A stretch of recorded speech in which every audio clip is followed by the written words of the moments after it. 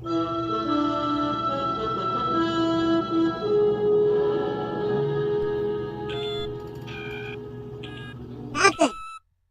Picking up a strange, very strange signal.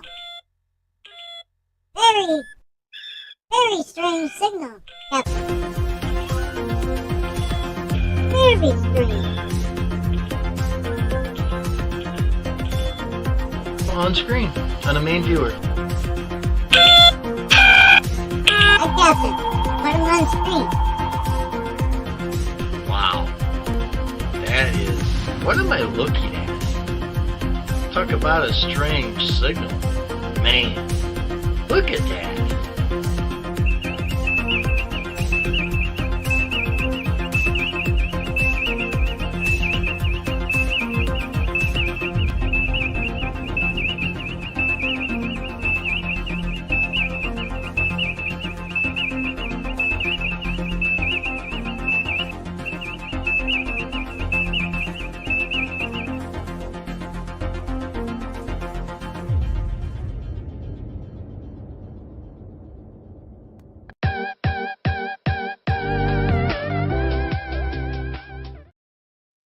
Hello, everybody, and happy Saturday to you. I hope your weekend is going great. Been a quiet one around here, but yeah, that's okay. We like them quiet sometimes. I hope you're all having a wonderful evening. Not sure how many people will get tonight, but it is one of my normal streaming nights. Tuesdays, Thursdays, and Saturdays. So here I am, as promised, on Saturday night.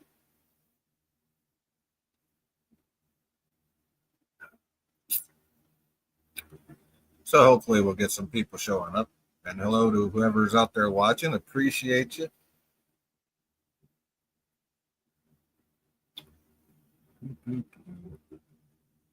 Oh, yes. Also, we lost the actress Diane Keaton, apparently. So, rest in peace, Diane Keaton, and, prayers out to her family and friends.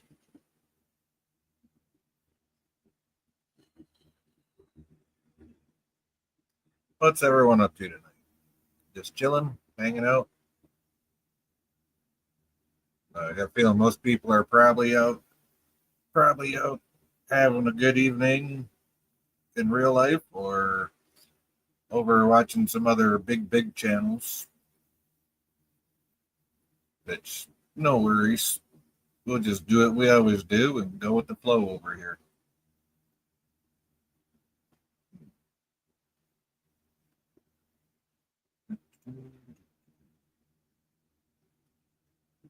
Well, pretty quiet up here so far. That's okay. That's all right.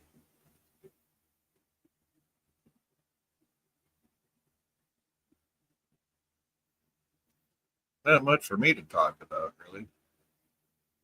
I was up all last night with Nikki and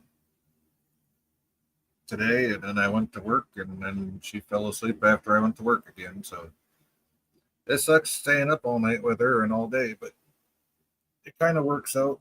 She's in bed, laying down sleeping while I'm trying to stream, so it works out that way.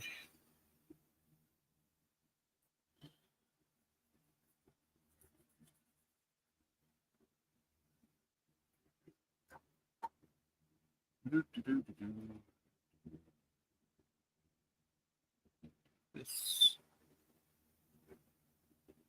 other than that, it's just a nice, quiet Saturday here, and hopefully we'll have a. Oh, there's Viv. Hey, Viv. Says Nookwe Esh Roll. Oh, Ome. Edgewell Hig Vigos Sci-Fi. Everything. So I'm doing good, Viv. How are you? Good to see you. Hope you and Valor are doing well. Man, I really need to brush up on my Klingons.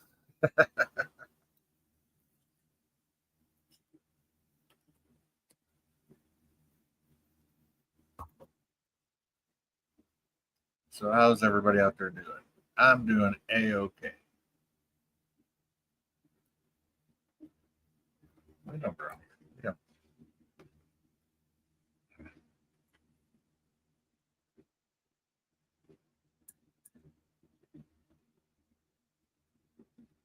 Well, 'tis October, so I'm trying to figure out.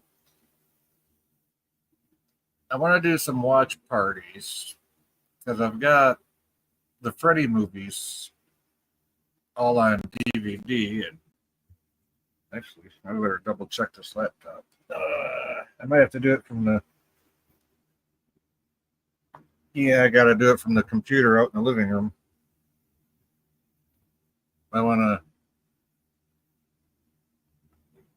to do watch parties with the Freddy movies because the Nightmare on Elm Street movies, I've got them all on DVD in a special like collector's set or whatever. But this laptop doesn't have a disk drive in it, so I'm gonna have to do it from the computer out in the living room, which is fine. I can do that. But I gotta figure out when I want to do it though. That's the problem. Viv says, yeah, Valor has been in the mood lately, and I'm freaking exhausted. Yeah, see, it's kind of funny, he goes and gets, kind of hurts himself, and then after that, he's been in the mood, as you say. I think that's kind of funny, actually. Makes him want to appreciate life in the fullest, if you know what I mean.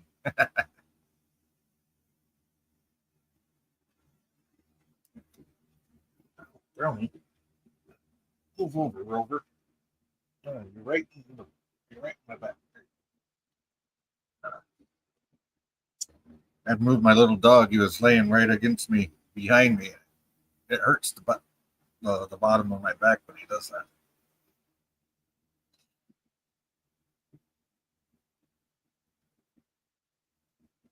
But that's okay. I got him scooched over. We're all good.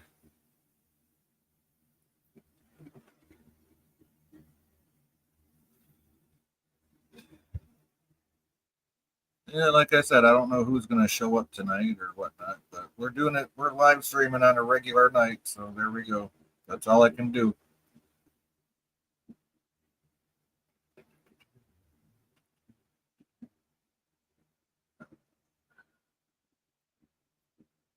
So actually, let me check something.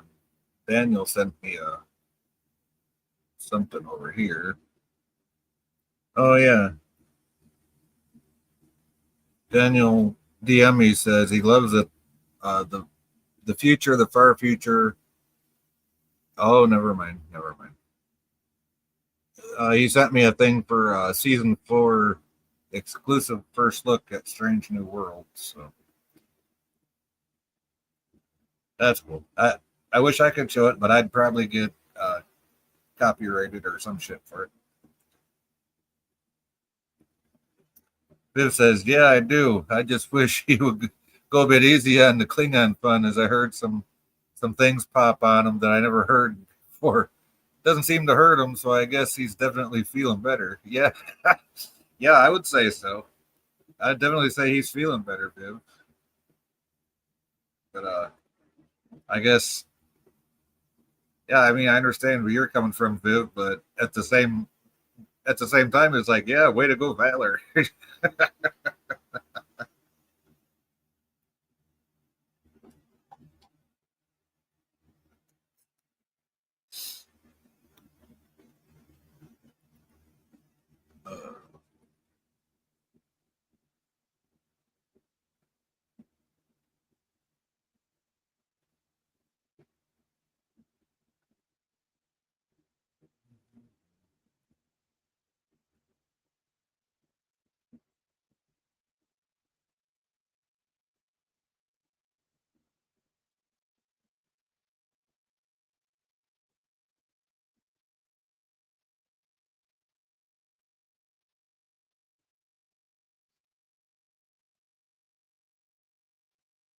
Viv says, I heard Nightmare on Elm Street has practical effects that still look good to this day. Oh yeah, everything they didn't use CGI, I don't think, and if they did, it was very little. So yeah, but almost everything in Nightmare on Elm Street was practical effects, which I me to this day, I know it's like 10 times, 100 times cheaper to do CGI now, but compared to practical. But to me, just practical effects, just they stand the test of time, right? You can tell they're like actual effects. People put the work into it. I watch some of that CGI stuff, and it's just like, really? Come on, man. You'd be better off spending the money on practical effects, making the movie look that much better. But you got back in the '80s, practical effects were the norm, and CGI was barely just getting started. Um,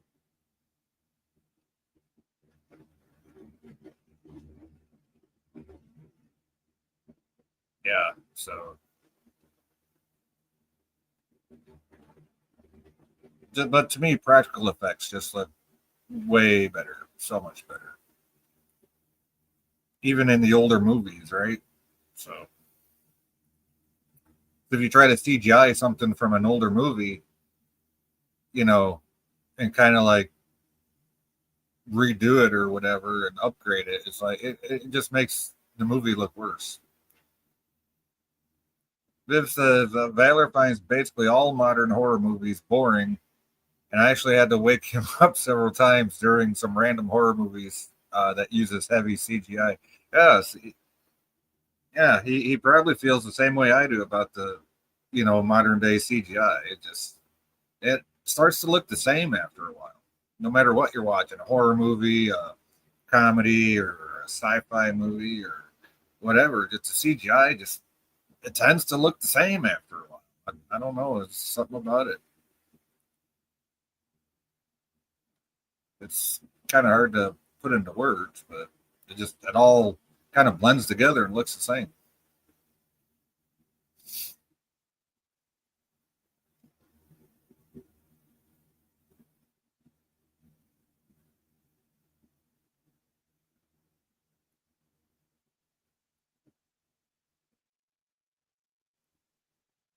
Liv says he really hated the Nightmare on Elm Street remake.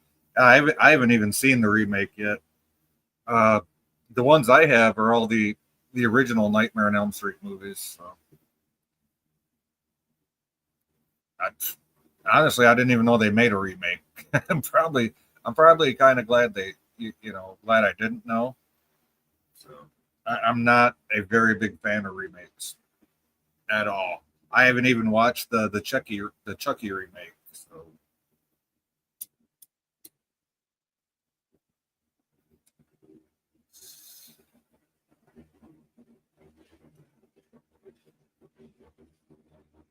Viv says it's not worth looking it up. Well, then it's settled. I won't look it up. Not gonna do it. Wouldn't be prudent. 1,000 points away. All that good stuff.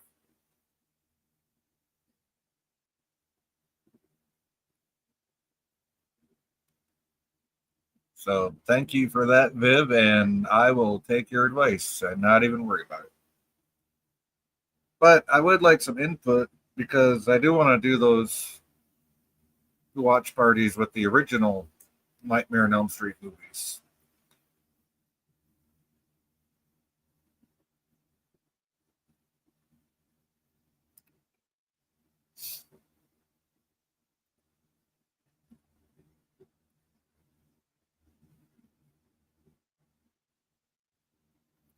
Just we're already 11 days into October, so I can't remember how many movies there are. Is there like five movies? I think Nightmare on Elm Streets. I don't have the DVD set in front of me, so I can't really look. And I haven't watched them in forever either, so it'll be not like the first time watching it, but just it'll be definitely a good recap experience for me because I haven't seen them in so long.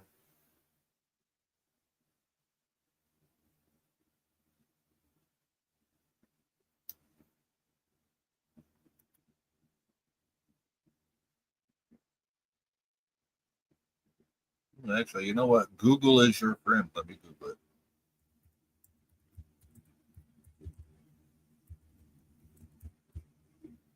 Yeah, there we go. See, it already knew what I wanted to look up. 1, 2, 3, 4, 5, 6. Well, there's okay. There's 6 of them. 7 if you count Wes Craven's New Nightmare, which came out in '94. I'm not sure I have the New Nightmare in my set though. I know I've got 1 through 5 for sure in that set. I'm not sure if I have Freddy's Dead: The Final Nightmare or not. Viv says I'm not sure. Only watched them once as well. Yeah. So yeah, there are 6 of them. Like I said, 1, 2, 1, 2, 3, 4, and 5, and then the 6th one is Freddy's Dead: The Final Nightmare. I'm not sure if that's in the set that I have. And then there's also Wes Craven's New Nightmare that came out in '94. And I'm pretty sure that one's not in there. I know the first 5 are for sure. I might have Freddy's Dead and I might have New Nightmare, but I'm not for certain. But I am pretty damn sure the first 5 are in there. And it's over in one of my boxes with all my Xbox 360 games. I have a few DVDs in there too. I think it's over there, along with my Back to the Future trilogy. Hey, Mikey. Oh, hey, how's it going, Jay? Doing good. How are you doing? Oh, doing all right. Is it Viv there tonight or Valor? No, that's Viv. Yep. That is Viv. Okay. Hey, Viv. Good to see you. What's Mikey up to? Well, I just watched a little bit. Today's my sports day, so I was just kind of watching a little bit of ASU, my alma mater, going up against Utah on the road. One of our major quarterbacks is out, so they have a replacement guy that came over a few years ago from Georgia Tech. So, okay. Yeah, we're down 7-3, so it's not so bad. It's just like still early in the first quarter, whatever. But what it says under there is also correct. The ALCS and the NLCS matchups are all set in baseball. So tomorrow is game 1. The Seattle Mariners, which is Resolute Germs team, against my team, adopted team, the Toronto Blue Jays. And it's at home in Toronto, so that's going to be fun. Yeah, the Tigers lost Game 5 last night in the 15th. Yeah, 15 innings. 15th inning, yeah. I know, and believe me, I bet Germ was on pins and needles, probably drinking heavily, probably watching. Probably he was on. He must have been on his final nerve, but yeah, Polanco getting the winning single. So yeah, and the Tigers could have had it. There's a couple innings they could have had it, and they had it to where they had second and third base, and no outs, but they just couldn't score. They just couldn't get the score in their top of the inning, and I thought, wow, this is one of the longest games I've ever seen. And I've never heard of a 15 inning game before. That was the first time, but the longest game, it's actually happened 4 different times in the playoffs as an 18 inning game.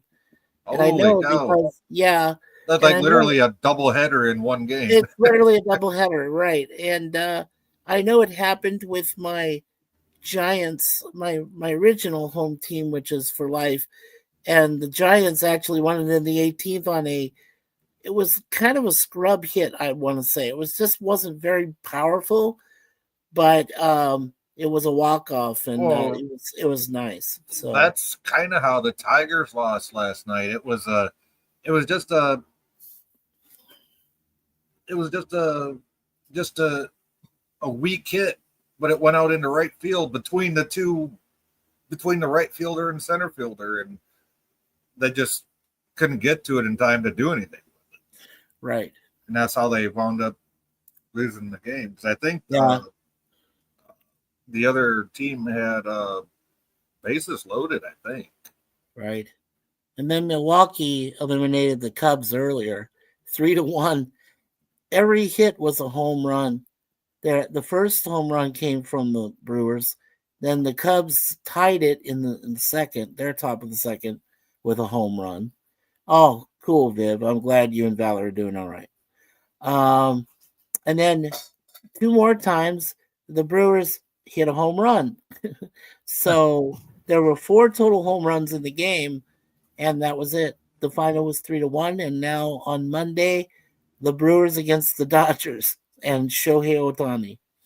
Oh man, that's going to be an interesting series. Oh yeah. Yeah. Viv says, I don't remember much about the last live stream. Oh yeah, yep. We heard it. Woke up with a headache, but Valor was smiling in his sleep. And I'm all out of blood wine, but Valor's making me more at the moment. Oh, okay, good, Yeah. good on Valor for taking care of you. Yeah.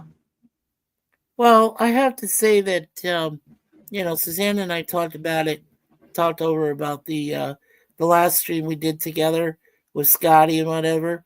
Yeah. And I think we made some progress, though despite what our friend and brother PvP said about him. But I think you and I were the better men that night. I think we, that's all we Right. wanted was an apology. That was it. Right. That's honestly what I wanted. I wanted him to come up here and, say his piece, about everything. And he did. And then he apologized. And of course, we apologized to him for. Let me ask you a tough question, Jay. And you might have, I'm sure you've dealt with this in your experience.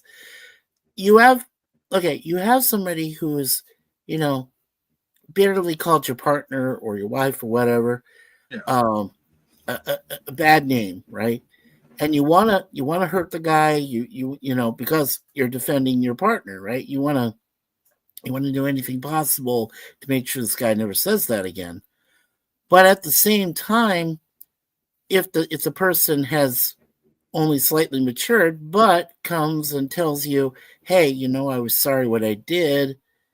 And do you actually, like, if you hear something like that, even if in the past somebody has said this person is insincere about anything, would you believe the person or would you just take it at face value? I give everybody one chance. Everybody gets, the first chance is free, right? Right. So, with that being said,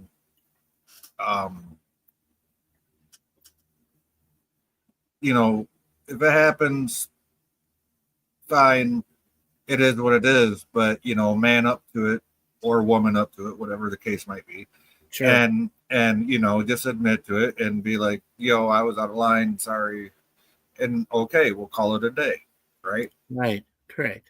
Now, if it happens again or keeps happening, then I got to step back and say to myself, okay, is this because they were just joking out of hand and got carried away? Were they too drunk, or is this person seriously not giving 2 shits and a fuck about what they say? So, I kind of got to weigh all of that if it happens again. So, yeah.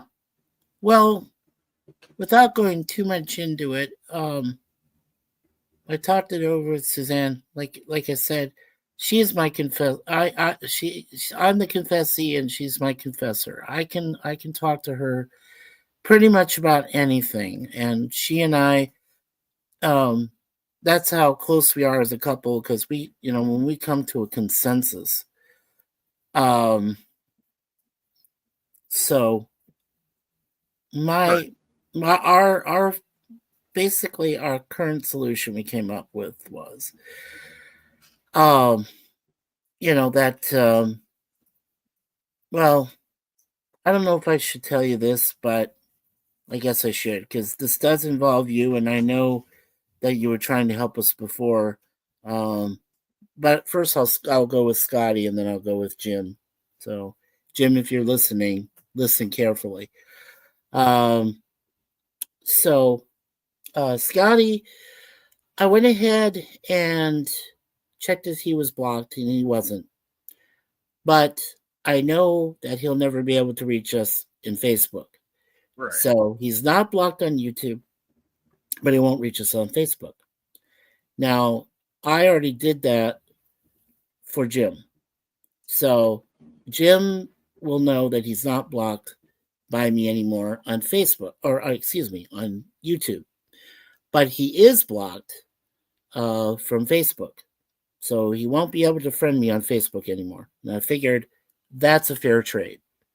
And I can ignore what he says to me because, like I said, like Scotty, which is really unique, those two guys live in denial. They do.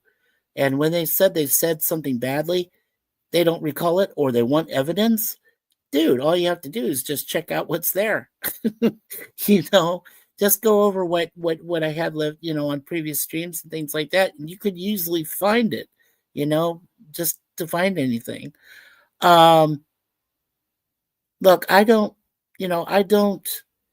bitterly hate them. And if I said things that seemed really offensive and terrible, I sincerely apologize on my end of it. But I feel, but both, like I said, Susan and I feel that it's better this way. I can keep them from being unblocked, but unless they give me a real good reason to block them again permanently, but I can leave them blocked from Facebook interaction, which to me is probably more vital because, because I could reach you, through Facebook Messenger and say, hey, Jay, I need your help on a stream, and would you come on board? Because I'm more than willing to have you come, definitely. Because you yourself have made so much improvement, almost a whole. No, actually, you have made like a 180-degree turn, and I'm proud of you, dude. Seriously, I actually am. I gotta, like I said before, the main person with that was Pastry, and obviously, you and Susan and Jim and Matt and. I'm not afraid, to say I was being a real dick back then. So right. thank you everybody for giving me the kick in the ass that I needed to turn it around. So. Absolutely. Yeah. And do you think I made the right decision? I mean, I'm not blocking Jim at all, as in regards to YouTube. So that really doesn't matter. I do think that's fair, right? So yeah. You two can interact on YouTube, right. Because at least with YouTube, there is the sense that okay, it's a public forum, so anything that's gonna right, and you can't avoid that, right? And you can't avoid that. So I'm just saying it was pointless. I can't believe I was discussing this, but I'm glad I did with my beautiful wife. I felt like it was pointless. And in a way, like I said, Christ-like. I want to be at least a little bit Christ-like, right? And I felt like, a public forum, like you just said, it's better that way. But when it comes to more private matters, more personal matters, you don't have to be friends with them on Facebook, however you do it. No, so, because especially, because Facebook is different even than like Twitter or sure. Discord in the sense that it is more inherently more private, right? Because I've been using Facebook forever, and that's mainly only because of my family and stuff. It's only in the last few years I started using it to keep in contact with people off of YouTube. Yeah, that's how I started. I told Susan, she remembers this well. When I first started, Facebook was March 1st of 2010. I even remember it to the very day, Jay. And that's how Suzanne and I first met, was online. And we've been together as a couple ever since. That's now going on 15 years. And we took our time. We took our time because in the relationship, because going in, I had already mentioned it before that she went through 4 terrible marriages of her own. I went through 2 of my own. So, I mean, between the 2 of us, we had 6 people that failed us. And thankfully, in God's hands, we were able to meet one another first off, through Facebook and through YouTube. And then, over time, we withstood other challenges that came upon us. I probably don't want to go into those. That's a bit more private. But Yeah, anyway, don't dox your private life. yeah, exactly. But hey, Kevin. Hey, good to see you, sir. Kevin's theme park. Very good to see you. Kevin's theme park. Good to see you, buddy.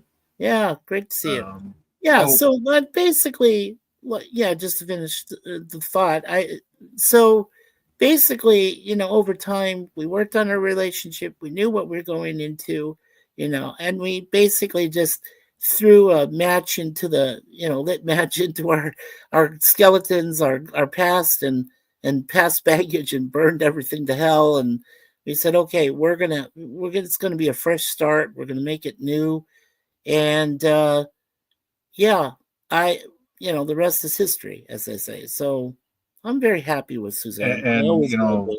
honestly, that's probably the best thing that you could have done, because if you try to bring all that baggage in, Yeah, all it does is just weighs everything down. That should be a fresh start. So, absolutely. Viv says, I take it Scotty apologized. Yes, he did. And to be fair, me and Mikey apologized to him for some of the stuff we were saying Right. in Behind the his me- back. I wouldn't say it was what was behind his back, because everything I said was Well, on here. yeah, okay. It but was let's it was say- just it was just that he wasn't here, or I didn't know if he was here when I was or saying. he was getting it by word of mouth. It was kind of Yeah, blatant. now he I mean, did it say was that. out there. Yeah, he did say it was by word of mouth. Yeah, 'Cause so he did did hear it say from other sources. yeah. Which at this point, I don't give a shit who it was. Just Now let's hope it's buried and over with. Well, according to Scotty, it is. He made a comment on the last live stream. So yeah. never good to dwell on the negative. It's life's too short for that. Oh, absolutely. Oh, absolutely. Viv, you said it perfect. Yeah, absolutely. Now I'm not going to say, I did talk to PvP slightly after we were done that night, and I can tell how bitter PvP is to Scotty. It's the vitriol alone that I heard, without going into the discussion because it was private. Right. But suffice it to say that the vitriol is real, and Scotty, for whatever reason, just watch yourself, Scotty. Just don't, if you see PvP, and it'll be better off you don't talk to him in any way. I would just kind of avoid him, or at least just ignore him, calmly, peacefully. You don't have to be real mean about it, but just kind of like hang back. I mean, it's going to be the same attitude I have with Jim. It's, Jim, just like I said, I unblocked you on YouTube, but I can't unblock you from Facebook. Okay. That's a permanent thing, but it's a personal thing that deeply affected me and Suzanne on that level, because even though you're asking for evidence or whatever thing, what you did say, and the 3 times I tried my best to, keep patience and try to help you out, and you just didn't mature. So, that's all that's about. So anyway. Hey, Susie, how are you, girl? Oh, hey, Susie. It's good to see you, sweetie. Suzanne. I'm sorry. Say that again, hun. I said, hi, Mikey. Hi, Suzanne. Hi, Jay. Suzanne says hello to you, and the cats are meowing, so they know I your always voice. say hello to your girl, too. Yeah, thank you. Hi, Kevin. Hey, Kevin. I'm doing good, Kevin. Kevin Yeah, said his Instagram account got suspended again for no reason. Well, Oh, what happened? Yeah, that's not. Yeah, that is nuts. What happened, dude? Can you let us know, or is it kind of a personal issue? Yeah, let us know, Kevin, if you want. It's up to you. Yeah, feel free, bud. If you want to, you can. If not, no worries. Yeah. So if you heard Susie, you did help a lot out, and I really appreciate you and Jay, um, for helping us get through the decisions we've made. And like I said, I believe it's a balanced decision. Keeping the public thing going with Jim, and however I go about it moving forward in YouTube wise. But when it came to Facebook, you know, um, it came from Suzanne mostly, and then I agreed with her that we just keep that privacy, from Jim away. Because he kept pestering her even on Facebook, and I said, no, no, no, we don't want that. Come on, if you're gonna say anything, say it in the public eye. Say what's on your mind, right out here, right on the front. But yeah, Facebook is a bit more private for us, So we have our own family there, other family we care about, and especially Larry. We don't know if he's going to make it from one day to the next, Jesus. and it's just hard. It's hard on a lot of us because he is family. I mean, he truly is. Everybody in my extended family all adopted him. So yeah, it's tough. We're It's tough. talking Larry's Adventures? Yes, be yourself adventures. Yes, ma'am. Yeah. Yeah. So I try to follow as much as I can with that guy. He's not doing so good. no, he's not doing good at all, really. Yeah. I'm not happy right now about that. So Kevin oh yeah, go ahead, Jay. Sorry. yeah, apparently they said he wasn't following their community guidelines, even though he wasn't posting anything inappropriate. It sounds like you got a hater out there trying To bring flag. your Instagram down. Yeah. Yeah, I would find out about that, Kevin. I seriously would. Because you know yourself, right? You know that you're a good person. And you would never say anything derogatory or so forth. Yeah, that does sound like a personal affront, doesn't it? An attack of some kind. it does. Yeah.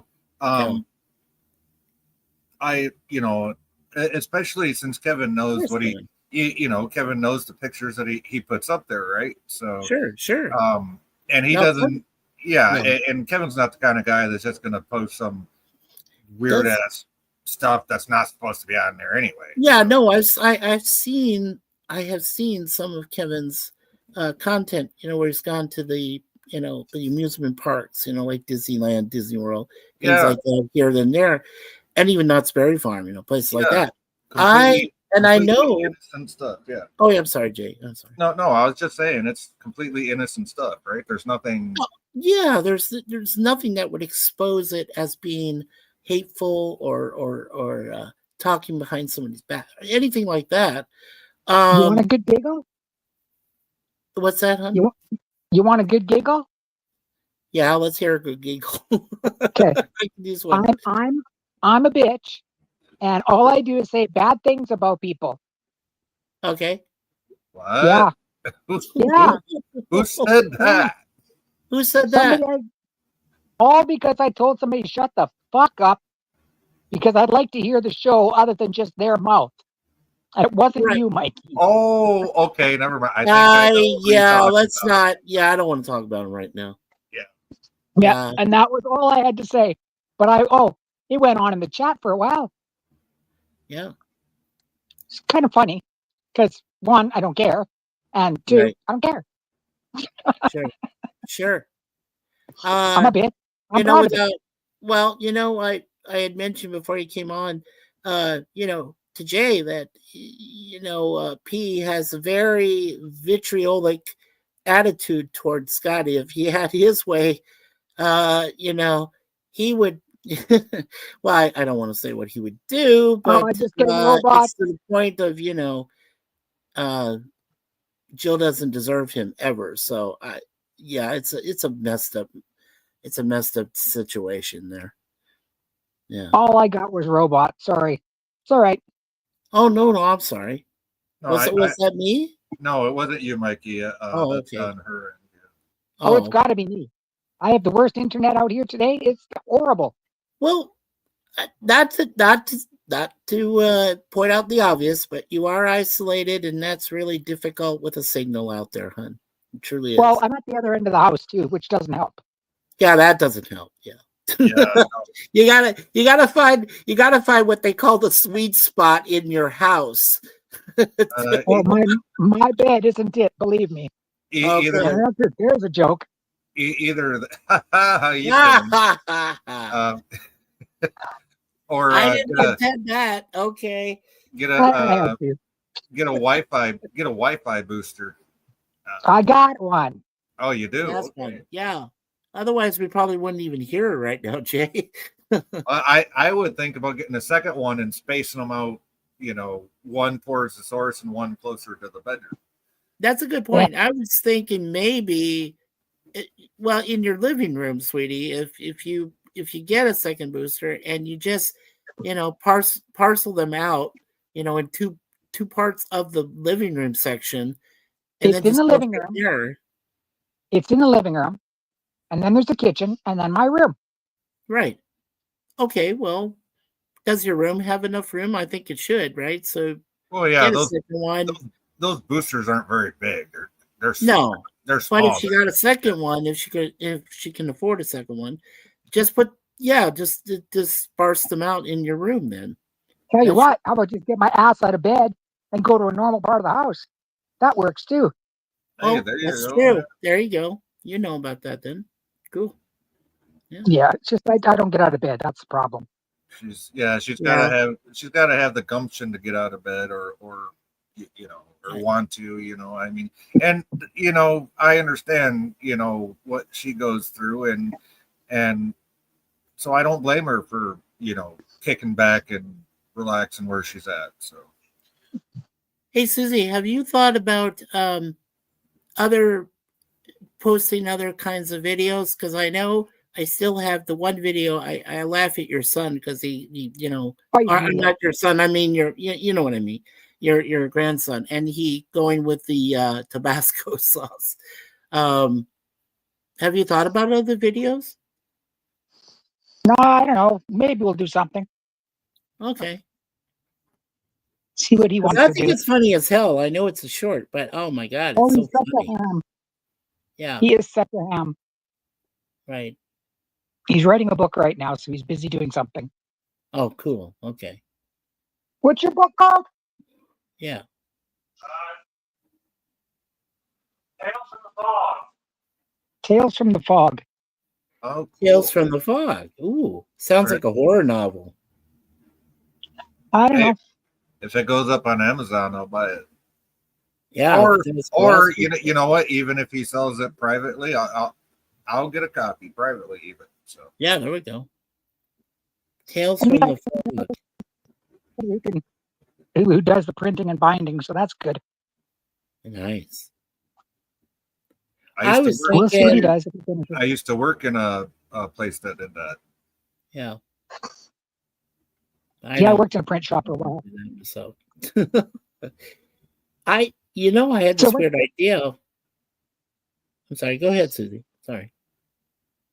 Yeah, I'm gonna have to bounce. I'm just getting robots, guys. Oh, I'm so sorry. Yeah, I'm sorry. Oh, there we go. Oh, now you can hear. Okay, good. Oh, now good. I got you. Oh, cool. Yeah. I had this weird idea. Now he's calling it Tales from the Fog, right? So yeah, I'm thinking that the franchise Tales from the Crypt hasn't done anything recent. I think the last thing they did was Tales from the Hood, which is actually a great movie. Some people don't think so, but I thought it was awesome. And I think searched it out, and nobody's ever done Tales from the Fog. That's what I'm saying. Would Harlan be open to the idea of contacting the people that worked on the Tales from the Crypt franchise and see if he can insert, have them read his book and see if they can make it either a TV movie or they could have it as an actual Hollywood film and continue the legacy of Tales from the Crypt and the Crypt Keeper. Well, Was let's it see how something- far we get to it first. Okay. I know. I'm kind of expanding the envelope too far forward, right? Okay, I understand, but Dude, it is a autism good runs this possibility. house. I like it. Yeah. Autism and super brains run this house. So Awesome. That is awesome. he's definitely way the fuck up there on that Well, spectrum. I believe it. I believe it. And I know I share this with all of you in saying, with our other friend Daniel's Hot Topics. Daniel, please get out of there. Just get out of that house, please. I know I'm you're working on it. autistic. I get it, but please, you should be smart enough. I know he's smart enough. He's an intelligent man. Oh, a young man. he He's is. trying, but he needs some more supports to do it. I'm working on it. Okay, thank you. Oh, yeah, you- you don't even I have to go told- into how you're doing that. Thank you, Susie. I Yeah. pulled Harlem out of school, I think grade 7, Wow. grade 6, grade 7. That's Oh, when they fuck, threw him out forget of it. school? Wow. It wasn't teaching him fuck all. Yeah. The fucking kid was smarter than the teacher. Yeah. No, he just does his own thing here now and learns, and he can graduate anytime he wants to write a test. Oh. I'm glad to know that Daniel's got you in his corner. So Yes. Oh yes, I would back Daniel all the way every day. Thankful. Thank you. If Anybody there's picks on Daniel, anybody, fucking well, you know the situation, Susie. I've tried to reach him. I know Jay has tried to reach him. I know PvP has tried to reach him, but maybe, just maybe, he doesn't have the right kind of motivation. And I know, Susie, you are one of the best at He being has- able to motivate people. he has So the I really motivation. do that. Right. He has the motivation. He just does not have all the right connections. There's a Yeah. difference. Okay? True. He needs True. the supports and the connections, not the motivation. That he's got. He's not a Right. 60-year-old man sitting there twiddling his dinky by himself because nobody will look at him or give him the time of day. Right. PvP. Name drop. shots fired! Shots fired! Shots Oh, no, fired no across shots that fired. town, babe. No Yeah. shots fired. I just had a cough. Oh, a cough. Okay. So he doesn't need advice from those who can't function on their own. Right. So how do we? Okay, without maybe revealing too much of the conversations you've had between one another, how are we going to persuade? Or I should say, you definitely. It's all about you, Susie. How are you going to persuade him to leave? And I want him to take Coco. Well, Don't leave Coco behind. Well, hold on. I can answer that. He already has the mindset that he wants to. Yep. Right. So what's holding him back? That's my whole thing. Resources now. Okay. Got to line Because things up. obviously this crazy ass mom is not going to just give him $1,000 and say, "Okay, get out of the house and leave." No, it's a matter of Yeah. finding resources. Yeah. Right place to move to and those to help him get in there. Yeah. There are programs. Yeah, I know there is. I'm I know sorry. it. Yeah, I know it well. Yeah.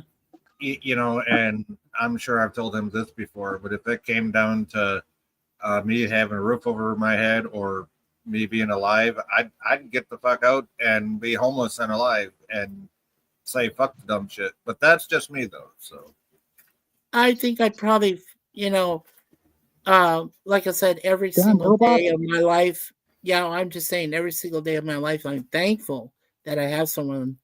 Yeah, I'm not as, hearing you. as wonderful as Suzanne to help me through my hardest times. If I get depressed. Oh, gosh. we yeah, lost Suzanne. she said she couldn't hear us again. So Whoops. Okay. I did hear her say that. No, it's nothing you did, Mikey. She's just All right. Yeah. her- So yeah. if her you can, internet's acting yeah, up. if you can, darling, just refresh. I had issues like that, of course. I do remember, but Oh, you remember? Yes, you do. I But hope you do. that was Those are crazy as shit. It's things like I That still was- have that personal stuff. that was more your old computer than it was your internet. It was. Yeah, it was. And you know what's funny though is, oh, Can't you hear can't you. hear Oh, us? Okay. can you still not hear us, Susie? Keep trying there, Suze. We, Yeah. you know, you've got a lot of patience. I know, Suze, you do. Susie, let me see. What was I saying again? Okay.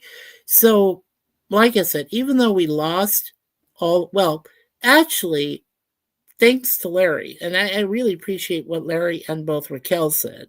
I went ahead and got rid of all my playlists because they were useless. And I did. I mean, I worked hard, but I did eventually get rid of them all. But thankfully, even after I lost our previous channel, it has come back to YouTube, and I was able to retain all of those past problems of how it started with my older computer, and then onward to where Suzanne gave me this brand new one, barely used, and in fact not even used, and thankfully now, without saying when we did it, but this thing is paid off. So now it's a wonderful gift that I get to keep forever, or for as long as it wants to work. As long as it lives, and you know what, it'll live almost forever as long as you take care of it. So. Oh, of course. No, I do. I did best I can. Which I want you there. You got pets just like I have pets, right? So that's one thing. That's number one. Okay, got to make sure you keep the dust out of it, and definitely the animal fur, because that'll get caught up in the dust and get in that system. Sure. So every 2-3 months, whatever, just pop the lid off, blow the dust out, good to go, right? Because that's number one killer right there is dust. Is that dust problems? Yeah. No, I always, I think I'm kind of anal, but I always, you know what I mean, anal retentive. He admits it. He finally admits it. Oh, never mind. Yeah. So I do. Anyway, so yeah, I mean, I dust this thing every single day. I have it in a nice place, where dust won't settle. And if any does, it's very minute, very just small. And I clean this keyboard, I clean my screen, everything, like every single day. As I said, I do it as a second thing. Whenever I wake up and I hook it all up and everything, I make sure this thing is clean every time. So, call me, like I said, call me anal retentive or whatever I am in life, but believe me, this is the best way to maintain its cleanliness and its working efficiency and so on. So, Well, absolutely. If you get something that you care about, you always take care of it. So. Absolutely. Susie says she can hear us when she's in the chat. So it was definitely the StreamYard was eating up her bandwidth. So. Sure. Definitely. She says for Daniel, they're working on a plan moving forward. Good. Awesome. Okay, good. Then I won't inquire anymore for Daniel's sake. I'll just, I'm definitely counting on you there, Susie, to, implement the plan moving forward, getting him out of there, saving Coco. I want both of them out of there. Absolutely. Oh, absolutely. Yes, absolutely. Yeah. Because I don't know what, if you think about it, if they're going to treat a human being like that, what the hell? How do they treat an animal? So I don't even think Coco would survive. To be honest, no, got Daniel out of there and left Coco behind. Yeah, Coco would know Daniel's gone, and she'd probably die of broken heart, or or something. Yeah, something close to that. Yeah, Susie, no, they're bonded. They're close. Oh, thank you, Sue. Thank you, that Susie. like button. Thank you. Yes, please, everybody, hit that thumbs up. Or if you don't like it, hit the thumbs down and put in the comments what I did wrong. And tell us why you don't like it. Yeah, tell me why you don't like it. Okay. It's called feedback. I don't get mad about feedback. Oh. It helps me, helps the channel. So there you go. Yeah. Yeah, this is not good news. ASU's down 14-3, and their kicker had a 29-yard field goal. Susie says she'd take them. So there you go. Absolutely. There you go. That's great on you, Susie. Yep, take him in and take wonderful Coco with him too. Yeah, that'd be awesome. I hope we can get him home safely to where he belongs. And I know Susie is a great place that he'd be able to flourish and thrive. Definitely. You know, I think once Daniel got over the size shock of Harlem, I think those two would get along good. Oh no, I think those two would gel perfectly. I don't think the size would intimidate him. I think if anything, their intelligences between the two of them alone would it'd be like two nerds, just cohabitating and saying, yeah, damn, we're we're both smart. Let's get to creating something. That'd be cool. Yeah, I was gonna say Susie better watch it because she's gonna have a whole house full of nerds. It'll be like Revenge of the Nerds, Canada style, so. Saskatchewan style. Saskatchewan style. And Susie asked you if you've heard the bitch song by. Have I heard the bitch song? No. Susie, I posted some songs. There's actually a band out there called Psycho Stick. And it's nothing, they're not like dirty or nothing. It's just the name of the band, Psycho Stick. And they just have weird songs like they have one called The Dumb Song and stuff like that. So that must be new because Psycho Stick's been out forever since before I mean Psycho Stick, but to me it's new because I never heard of Psycho Stick before. You just said it's literally PSYOSTIK Psycho Stick. I don't doubt that at all. Or however you never mind. I think I misspelled it with my words. There I go. You're okay. No, I don't doubt that at all, Susie. No. It goes like this. I ain't a bitch till you make me one. Oh, okay. Mikey, this boy's a brainiac. Yeah, we know Harlem's a brainiac. Absolutely. Yeah, I mean, you tell us all the time. Plus, I've heard him in the background, so. Oh, totally. I also want to mention, though, I remember the name of the lady that sang the original song called "Bitch," and that was Meredith Brooks. And I was like, "Yep, I think that was the one." I'm not a liar. I'm a cheat and all this. Yeah, and I was like, that must have been that's obviously an anthem for like lots of women. Oh yeah, that was mid '90s that came out. So absolutely, absolutely. Because that's totally a Gen X song right singing.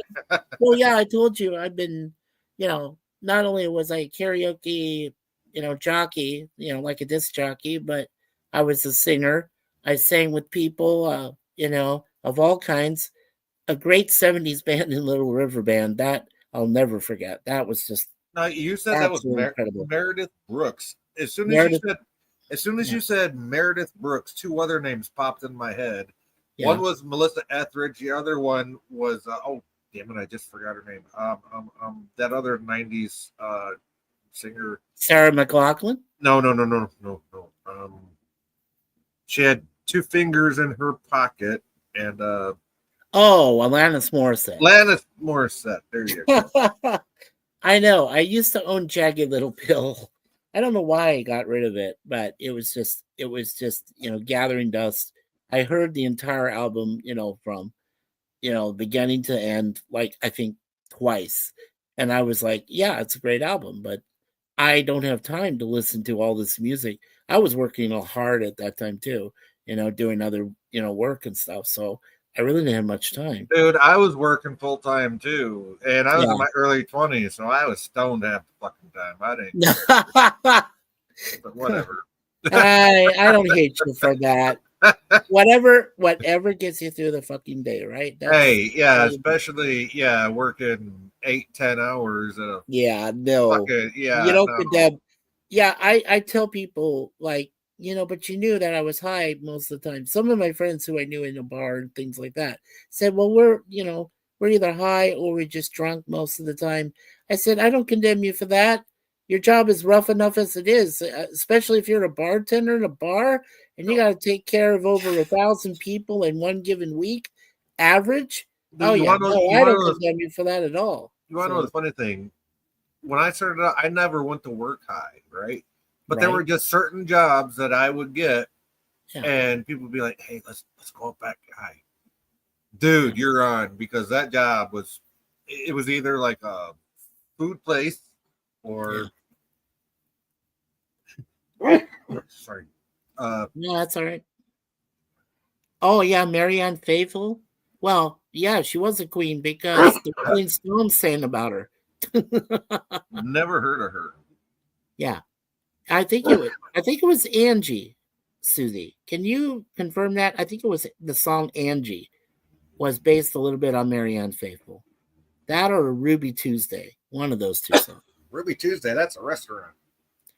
Yeah, but it was also a song title by the Rolling Stones Oh, before they became a restaurant. Yeah, Ruby Tuesday. Yeah, dude, I took my air conditioner out 2 days ago, yeah, so I got full double pane glass windows back in my window. of course. The only thing going is my ceiling fan, and I got my box fan sitting down in a corner, and I'm getting chilly already. Yeah, we have. I Catching the found show for no out reason. My Suzanne was able to, school me. Thankfully, we have a box fan too.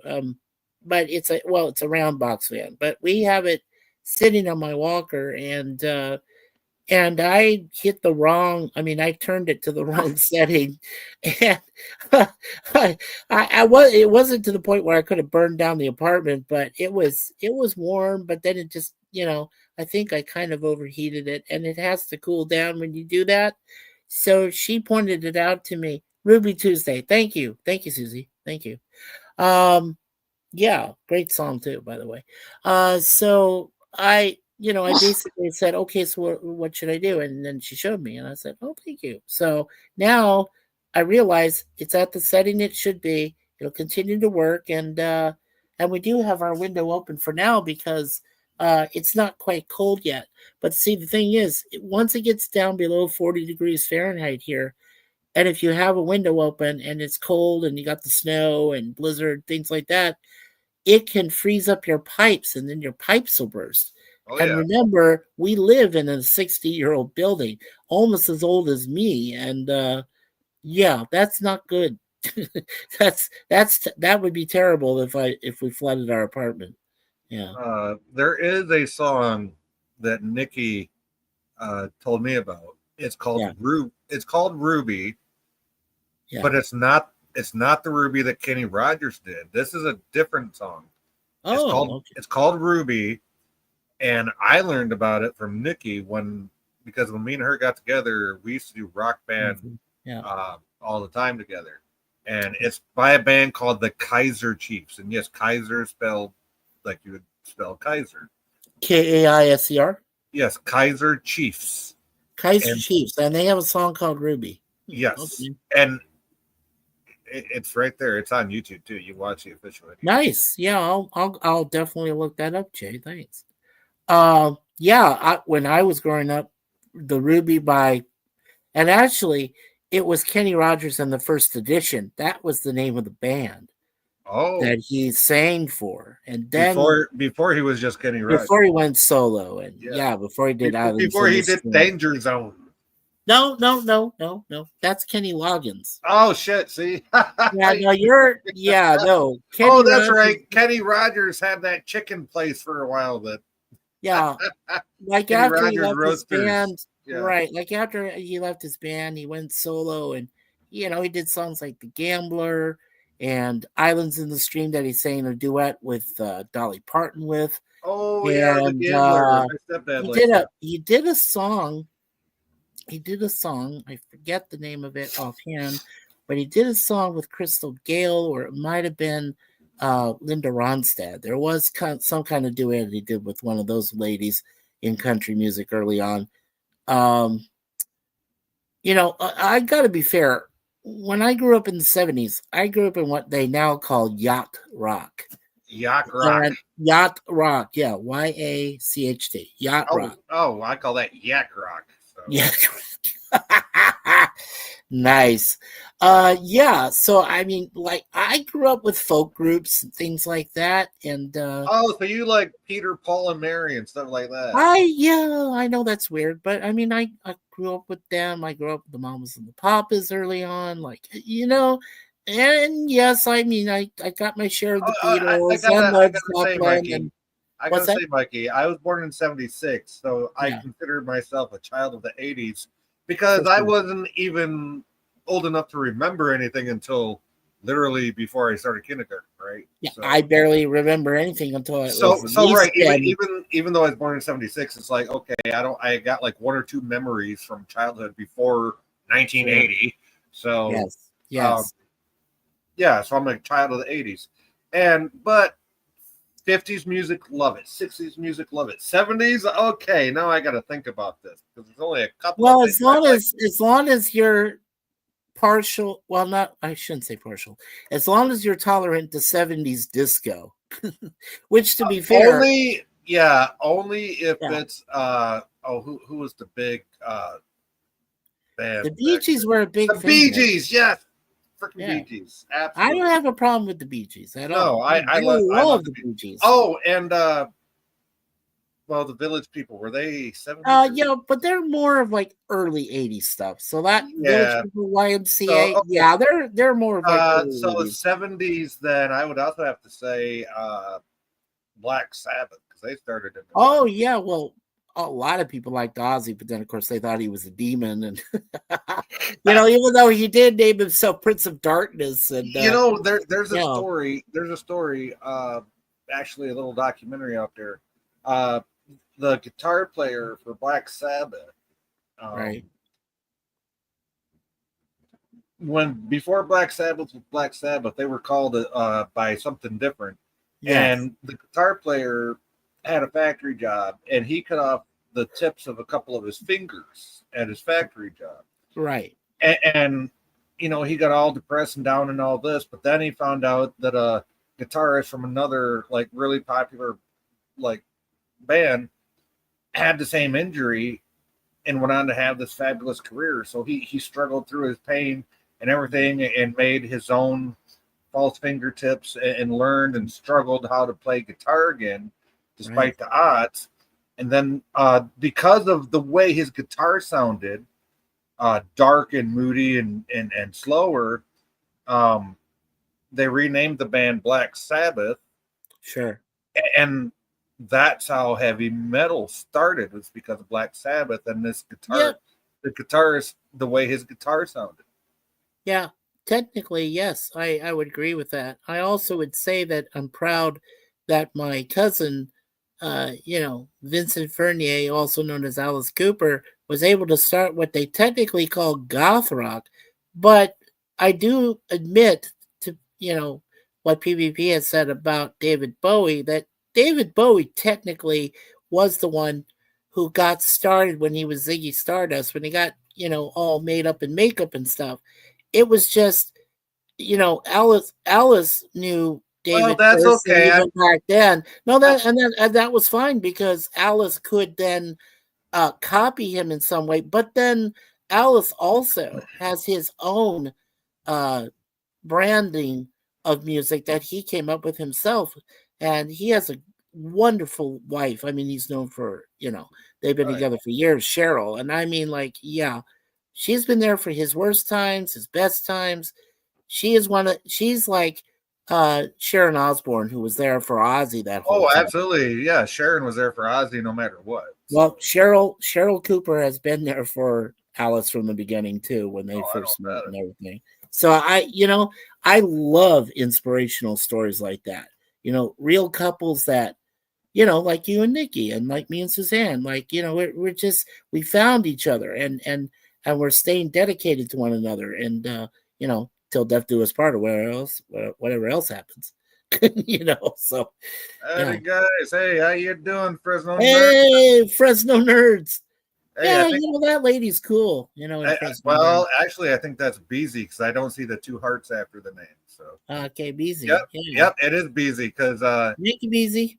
yep, It's busy because Barbie has the blue and the yellow heart after her name. So, Barbie does. Okay. So this Yep. is Beezy. All right. Yep. Growers love. Girls Cool. love. Hell yeah. How you doing, Yeah. Beezy? Hey, Yeah. bro. So Bro, I yeah. got the link up in the chat if you want to hop on. You Yeah. let me up there, in your Discord. If you want to hop on here, my computer will handle it if you want to come up on panel, bro. Trust me. So Yeah, sure. And I just wanted to catch up there for you, bro. Just a couple of them. Suzanne said I have a box fan on one side of my bed. It helps me breathe.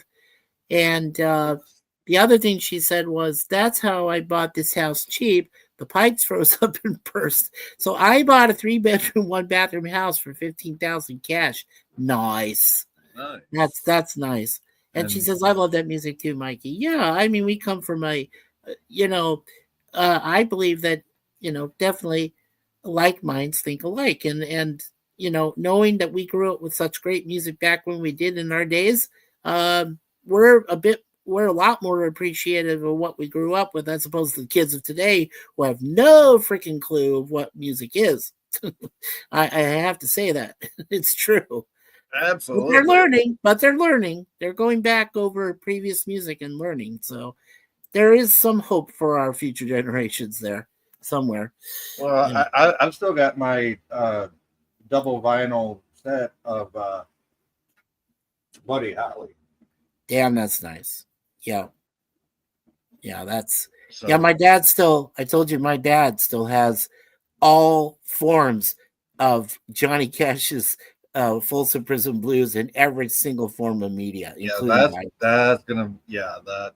awesome right there. Yeah, it is awesome. It's going to be worth something too. I told my dad, look, save all of it, and then when you do pass away, there you go, Beezy. Beezy says, can't forget to mention Kiss was very influential. Yes, they were. Absolutely. Oh, yes, they were. And even though my mother said she heard it stood for Knights in Satan's Service, I said, no. Oh, my mom said the same thing. I'm like, oh, my God. I was like, oh, please, no, please.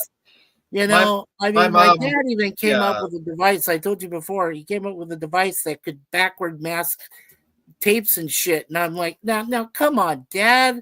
I understand. All right. Turn Me On, Dead Man is number 9. I get that from the Beatles. I understand. And I heard it myself. Yeah, there's a few phrases that Led Zeppelin sings in Stairway to Heaven that could surmise that you are in love with the devil. But, I mean, come on. You really, people like that really just push the envelope. And I hate that. I can't stand that. I love it just for the music. I don't give a shit what's behind it. Doesn't bother me anymore at all. Hey, PvP. PvP, how you doing? Oh, not bad. Actually, I had a good day. I got a lot of important stuff done today. So that is awesome. Fresno. It was one of my best Saturdays in quite a while. So yeah, I'm in a good mood tonight. Just relaxing. I was just watching some Firefly. I'm such a big fan of Firefly. I love to watch young people. Oh, I love that show. That's one of my favorite sci-fi shows. Oh, and it only got 14 episodes when Fox killed it. Like, I'm still angry about that. I'm not. I told you, I'm not yet. Right. So. I'm right there with you, PvP. But at least we got Serenity, right? We got the 2 we got Serenity to complete at least some kind of closure. I'm glad they wrapped up some of the plot lines. Although we never storylines too, so yeah. But we never got to find out about a book's past secret working for the Alliance, and I think he did. Yeah. But we got no details ever on that. Yeah, that never got wrapped up. And Mel and the companion lady, they never got together, and we all know they. Well, no, the companion lady. Okay, yeah. They should have got together. They should have. Beezy, real quick from the Fresno Nerd says, his pop still has all those Ozzy records. That's awesome, Beezy. That is awesome. Embracing a past legend for sure. Yeah, that's cool. Well, I used to have 1,100 vinyl records in my collection. And then really? Everybody. Oh my Lord! Wow. Well, I collected through the 60s and 70s and 80s, Mikey. So, Well, you were definitely a better collector years. than me because I had a lot of cassette tapes I gathered over the years. But see, PvP saw 8-tracks coming on. He said, "Oh, that shit will never last," and he was right. It didn't. I remember. I remember listening to 8 tracks. Actually, I think I had it. Probably had an 8-track player at one point. My parents had one in their Chevy Nova, so trust me, I remember 8 tracks too. And I looked at my dad and said, my "You dad mean had one this built in only his. has 8 songs on it? What the?" Well, My dad had an 8-track built into his Volkswagen van, his red Volkswagen van. I'm like, oh my god, really? Your 8-track? Your dad had a beach surfer, huh? Nice. Oh yes, yes. Well, the problem I had with 8 tracks is you'd start listening to a song, right, guys? And halfway through the song, it would click onto the next track and interrupt the song halfway through it. Yeah, that's true. No. See, the one GM must have had a good 8-track player because that never happened, even going down the nasty dirt roads. So Nice. that happened on all my 8 tracks. I had maybe a dozen of them, and so many times halfway through a song, it would go click to the next track, and it's like, oh, great. Vinyl, You gotta wait 3 seconds to hear the rest of the damn song, right? So, Beezy from Fresno says vinyls are like gold. Yes, they are, brother. And I'm gonna send you a picture of some of the vinyls I got. I'll send you pictures of the covers with the record hanging out the side. So, but vinyls are making a huge comeback now too. That's the thing. So yeah, and the tragic thing is, I sold probably about 900 of them off when the CDs were. Vinyl was dead and CDs were taken over like what 10, 15 years ago. Oh, that's just like me and my Magic card collection. I had probably over 5,000 Magic cards, and like that lull where they weren't popular like 10 years ago or whatever, I sold them all off except for a few of the rare ones. Now it's like they're making a comeback. It's like, son of a bitch, I wish I'd have kept them. They'd be worth twice as much. Well, I remember I sold off my records for like $2 a piece, right? To a dealer. $2 for a fucking vinyl record. And if I had the same records today, I'm sure some of those I could probably get $10, $15, $20, $30 a piece for them. But easy, yeah. But everybody especially if they're originals. Everybody, they were all originals because I bought them. I bought most of them the week or two when they came out, right? So some of them would be worth more than that. They'd be worth fucking thousands, especially with all the remakes that are out there, right? I don't think any of mine were quite that rare, but they probably would have been worth a decent penny for sure. Yeah. Yeah. I just had a question for you guys and for the chat too, if they may. When vinyls did start making a comeback, first of all, like how many years ago did they start making? Was it like 5 or 10 years ago? Oh, well, technically they started coming back in the 90s. In the late 90s, right? Yeah, but CDs were like the thing at that time, right? They were the thing. So, but they were slowly making a comeback, and now that the Gen Xers finally have the money to spend on decent vinyl, right? The record, the sales have picked up, and now the younger generations are picking up on vinyl. So so would you guys know this? Who was the very first artist when vinyls came back? Who was the first one to have a vinyl record come out? Oh, I don't know. You're the man of wisdoms on that. Yeah, I could. Well, I got wisdom, not on that score. That's the one thing I don't quite know yet. Yeah, that's like one of those obscure facts. That I'm going to take a crazy shot in the dark. A Pink Floyd album, maybe. Possibly. That sounds. It very well could be Pink Floyd because because if you don't eat your meat, you can't have the pudding. If you don't eat your meat, you can't have any pudding. That's right. Damn it. How can you have any pudding if you don't eat your meat? Hey, yeah, behind the grandstand. Stand still, Willie. Hey, it's just another brick in the wall, man. Yeah. The one problem I have with vinyl records now is there's a couple outlets around the local community here. I used to go in the 70s and I could buy the top 30 hits for like $3.99 on sale, right? Oh, you mean like those old K-Tel records that had every... No. I'm talking the full albums, the whole band. Okay. All right. I'm talking about all the Cars albums. I'm talking about, Pink Floyd album, and David Bowie's albums. I bought them all for like, $4 or $5, $6. Like they were cheap. Right? Oh, you mean like go to a Walmart bin and find all the old DVDs? No. We had my little city, 25,000 people. We had Freddie's Records on one side of the street, and Freddie was like a hot 30-something that I was totally in love with. And she stocked all kinds of weird stuff in her store, which was great because I love that, right? Because I could find obscure bands and albums. Yeah, it's like Right the across.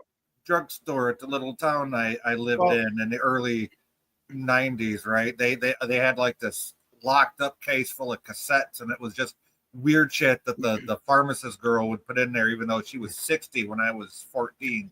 the And she'd be thing like, is, I bet he'd like that. And yeah, I bought the Okay. shit. no, but the thing Hey, is, guys? Freddie, I'm sorry. I just want to finish my thought, if you guys don't mind. Freddie had like 4 or 5 rows of records. Like we're talking hundreds and hundreds and hundreds, and you could just flip through them. They were all right on the shelf, right? Oh yeah. And then right across the street, there was a major company called I think it was A&A Records, and they were doing a lot of the same stuff, and they were specializing in the top 30 albums, right? So I could go over there and buy the new Cars album for like $4, $4 or $5. Whatever was the top, ELO, whatever's the top band that did Boston, whatever's the top record album of that week, I could go and buy it for like $5. And, and then right down the street, there was Woolworths. We had Woolworths here about 4 blocks down the street.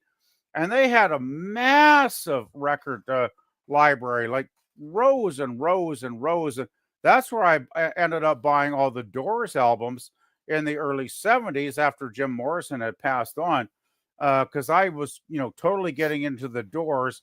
So I ended up buying all their albums from Woolworths, and they were dirt cheap too when I think about it now.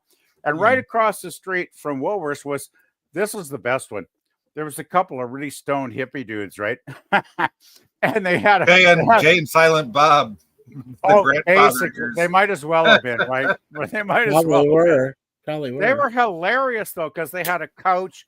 They even had a sign on the wall. It's like, if you want to come and sit on the couch and crash, please do. These were like really laid back dudes, to put it mildly.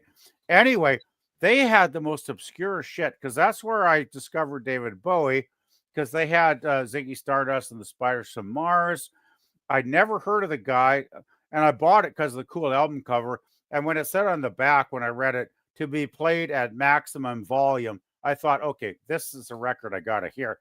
And the same day, I bought the Velvet Underground's album. The last album for the Velvet Undergrounds, which was fabulous as well. So these dudes were weird, but man, they had some great albums in their store.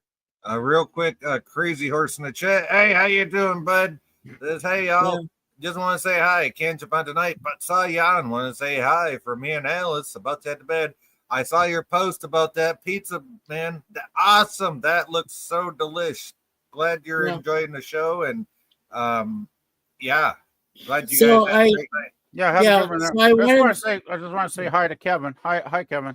Yep, Kevin, theme park. Yes, says hi to you, PvP. Absolutely. So I wanted to mention to you guys that vinyl records. It says vinyl records began their resurgence around 2006, with sales rising annually since then, driven by nostalgia, the desire for a tangible music experience, and the unique sound quality of the format. Now, the very first artist to premiere a vinyl album ever was Nathan Milstein, who recorded of Mendelssohn's Violin Concerto in E minor, which was performed by the New York Philharmonic, conducted by Bruno Walter, was released as the first 12-inch LP by Columbia Records in 1948. So that was the very first one. That's early. That's quite early, actually. 48? What? 48. Are you sure? Because they had vinyl records in World War II. Maybe, but that could have been, but not. They had records in the 20s, man. But I'm not. But not vinyl. But this was like a really first vinyl record. No. You're probably thinking of 78 RPMs, which were on. They were like acetate. Acetate records, yes. They were. My dad had a number like 20 or 30 of those in the record, and those things were fragile. I mean, if you dropped one of those suckers on the floor, it would shatter into a dozen Well, pieces. I mean, I don't know. They used to carry them on fleet submarines It during wasn't World War vinyl. II, so It was not like the vinyl we're familiar with. It was a different format, really, completely. Jay. Crazy Horse says, thanks, Jay. Alice is very proud of that pizza. As well she should be. That looked amazing, bro. I would have ate that all day long. That was, yeah, that looked awesome. Mm. She did a great job on that. You know, the problem with vinyl now, though, guys, is I could buy a Pink Floyd album for $5 in 1975. If I want to buy the same album over at the couple of music stores we got here, I'd be paying $40 for the same damn album. Wow. Hey, Jim. And you know why? It's because even though vinyl has got a resurgence, they're not making millions of copies like they did back in the 70s. Oh, no. But it is making a definite resurgence, sales wise, or else we wouldn't be hearing about it, right? So, well, I mean, we're talking sales probably in the tens of thousands, right, guys? Instead of the tens of millions. Yeah, tens of thousands, maybe hundreds of thousands, depending on the album. Yeah, could be on certain albums for sure, Jay. Yeah. I hate to say it, but the one who was credited mostly with bringing vinyl sales back was Taylor Swift.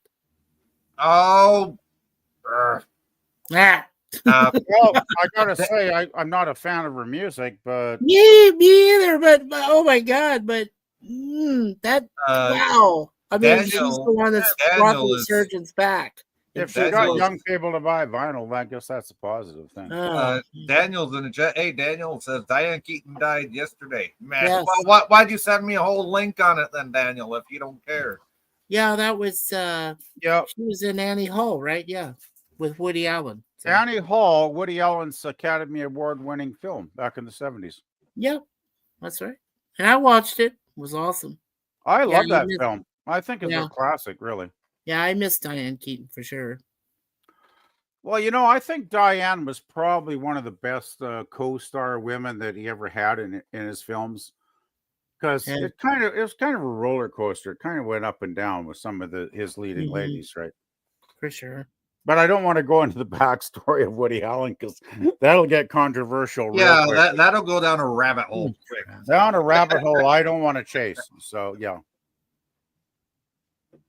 Well, I think that game's over with. Jeez. Oh, by the way, PvP, it's going to be the Dodgers versus the Brewers in the NLCS. Gosh, I just so much don't care.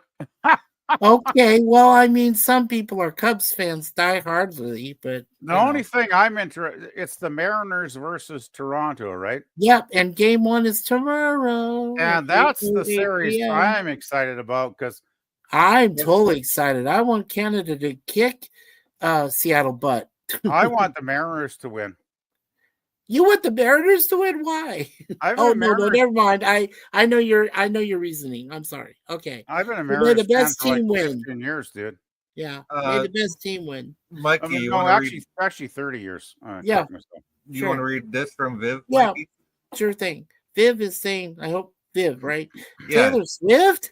Didn't she date guys only to break up with them so she could write songs? Yes, well, her and every other girl ever that got a good career out of music. So, well, even Ray Stevens said Taylor Swift is stalking me. It was a funny song of his that he came out with not too long ago. Dude, you want another great example of that? Gwen Stefani, when she was still with No Doubt, made a breakup song.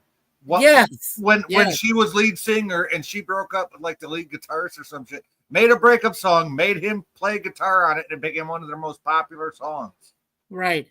Yeah. Well, I really like No Doubt a lot. I think they have. I love No Doubt. I love Gwen. Gwen is like Spiderwebs is a fantastic song, by the way. But I as much as I love No Doubt as a band, actually, the name of the song is called "Don't Speak." Yeah, Don't Speak. They had a lot of good albums, a lot of good songs, but. I tell you, when Gwen went solo and she started kind of going, she kind of got away from the rock and roll. Ain't no holler back girl. Ain't no holler back girl. Yeah. She went poppy, and I was like, okay, I'm done. I'm sorry, baby. I'm Yeah, done. except for some of her outfits in them videos, I was done with her too. So, What's Yeah, a yeah. hey, Daniel, what's up, buddy? what's a Hey, holla what's a holla back girl? I have no Explain idea. that. Okay, so Go ahead, Jay. let's seem to put know. this in like late 90s or early 2000s terms for you, then. Okay, Yeah, I heard the song. I never understood what a holla back girl is. I ain't no holler back. Okay, so you know the song, right? Yeah. Right. I have So an you- interesting. So Yeah, so you're out there and you're doing your thing and you're just having fun and you're with your bros or whatever, Mhm. and you meet a chick and whatever and you click and then you holler at her but she ain't gonna holler back at you. Mm. Oh, okay. Yeah, all right. Yeah. I'm I have an interesting fact, by the way, and this I looked this up so I know it's true. There is a unique thing that both Fleetwood Mac and Gwen Stefani, no doubt, share. Both of them used the USC marching band music in their background for their songs. Uh, Fleetwood Mac did it for Tusk, and Gwen used it for Hollaback Girl. Yep. If you listen real close, it's the same band. Yeah, it's the same drum beat in the background. Yes. Same drum beats and everything. Yeah, USC marching band. Isn't that cool? And I was like, wow. Yeah. Viv says, white socks and black socks. Are those clothes or sports teams? Well, actually, the Chicago White Sox were known as the Chicago Black Sox At one time. at one time because of a controversy. Right. And it had to do with the playoffs. Yeah, well, that was where they had involved with Boston, right? That was the scandal. The scandal because they threw the series against Boston. So yeah, Boston would win. 1918. Right. Yep. Yeah. That's why they got the name the Chicago Black Sox. Yeah. Which was not official, but that's what people were calling them because they threw the series. Even though it never officially got proven, still it was out there. Yeah. Whoops. And then she says, I don't know much about sports other than football. You have guys put their hands between another man's legs and play with their balls. Of course Viv would like that. Yeah. Viv would get a turn on every time the quarterback comes up behind the center, puts his hands in there between his crotch area and says, hike, bring the football through. I mean, Viv gets off on seeing another guy back of his hands against another guy's inner thighs. I mean, just portal. Anyway, just saying, I don't get down like that, Viv. So yeah, you're not like the 70s where Cool in the Gang said, "Get down on it." Yeah, get down on it. I still get crazy when I hear that song. Yeah, no. Get down on it. Yeah, I know what it means. I know what the song means. Come on now. Woo! Yeah, crazy. Well, there's been so many naughty songs in pop music over the decades, right? Oh, you haven't heard the ones I've heard recently, PvP. There are some songs out there that were originally banned, and that now YouTube plays them. There's a bunch of them. Oh, wow. Songs I never heard before that mentioned pussy and other things. And I was no. YouTube has let 2 Live Crew on their platform for fucking years. Yeah, I know that. Pop That Coochie being one of them. Yeah, the 2 Live Crew guys. Yeah, exactly. Hey, yeah. Oh, yeah. Which I know one of them passed away. But yeah. So. Hi, and thank you for sending that, Daniel. The rainbow rainforest. Rainforest. It's really good. You should try that. It is. No, I've seen it. There's actually more than there's more than a few out there, buddy. That specific one, you should save that to your to the list. Okay, thank you. Yeah, it's really good. It really helps. Definitely. Yeah. Okay. Good night, Jim. Thanks for coming. Good night, Jim. Hey, Jim. Don't bite Jim. Right. He's dead, Jim. Oh boy, that'll never get old. He's dead, Jim. How many times did actually Dr. McCoy say that during the TOS series? I want to say there were 18 total red shirts during the original TOS, the original Star Trek series that died. So he said it 18 times. Actually, But- 40, How many? 47. 47. Okay. Why do you think 47 is a running joke? Oh, that's why. Okay. Shoot. You're right. That makes sense. Okay. 47 dead red shirts. Okay. I But get that does not mean that's how many times Bones said he's dead, Jim. it. Yeah. Don't forget though. Bones said he's dead, Jim. Not just for red shirts. Not just for red shirts. Yeah, he said that about Yeah, Alien. no, he said it for other people. But for other characters as well, right? So I've never barred to count it, but that would be kind of fun to do, actually. When I think But about when it came to Spock, he said, "Damn it, man, you flood the whole compartment." No, Scotty said that, and then You know Bones what? said, "He's already dead." Oh man, that was great. I saw that in the theater the night it came out. I tell you, when Spock died, I went to the 9 o'clock show because the 7 o'clock, all the tickets were gone, of course. And so I went with my cousin and my friends, and I'll tell you, man, when Spock died at the end of Wrath of Khan, everybody was sobbing in the Oh theater. fuck yeah, they all lost their shit in the theater. It saved the movie franchise though, because Fuck yeah, it did. No, Star Trek 2 was literally, I believe, the best grossing Star Trek movie of all time. I would not be surprised. Yeah, because the first one is as interesting as it was, and I did enjoy it, and I saw that opening night too. Actually, it was a good movie, but it's people call it the motionless picture. Okay. You know, You have to agree to a certain extent. It's very slow paced. oh, Yeah. you're talking about the motion picture? Yeah, but see, the thing about the motion picture is, and I touched on this earlier when I was talking to Viv about CGI in movies, because to this day, I would rather watch something made with practical effects rather than CGI. Yeah. But the motion picture was one of the first movies to ever use CGI in it. Yeah. Oh wow, I was not aware of that. I thought there were a lot of practical effects in it too. Oh, there were, but like There were, some of the V'ger scenes were CGI. Well, I mean, the V'ger Yeah. stuff was so enormous. Like, yeah, I wouldn't be surprised, right? But Well, my big problem with that movie is you're basically stealing an episode of TOS, the Changeling, right? Well, yeah, the Changeling. They also used the script that was supposed to be for Phase 2, and melded that into it, and a lot of the Phase 2 stuff went into the first season of TNG. So yeah, I mean, they literally redid the script for the motion picture like 10 fucking times before they came up with something. Yeah. And didn't they remaster the motion picture too? They did, because I have the original and I have the remastered.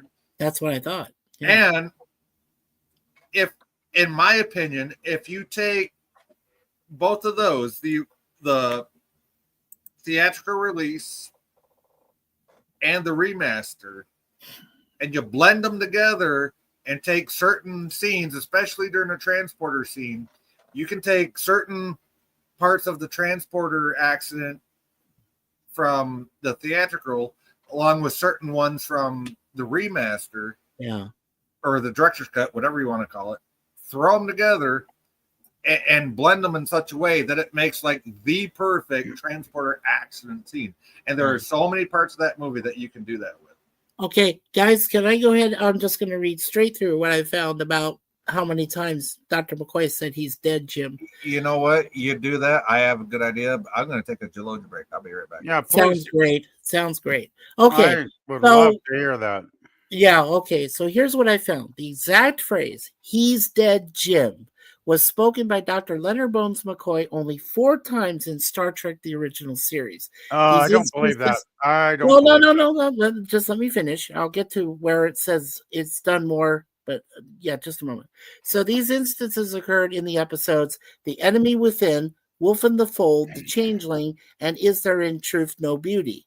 So despite the widespread belief that the line was used frequently, especially in connection with the deaths of crew members in red shirts or red uniforms, McCoy did not use this exact wording in those cases. Now, the phrase "he's dead, Jim" became iconic and was often associated with McCoy's character, but it was not used as frequently as popular myth suggest. The character's catchphrase, "He's dead, Jim," was used in a broader sense across the series, with variations of "He's dead" appearing more frequently. That's totaling approximately 20 instances across the original series.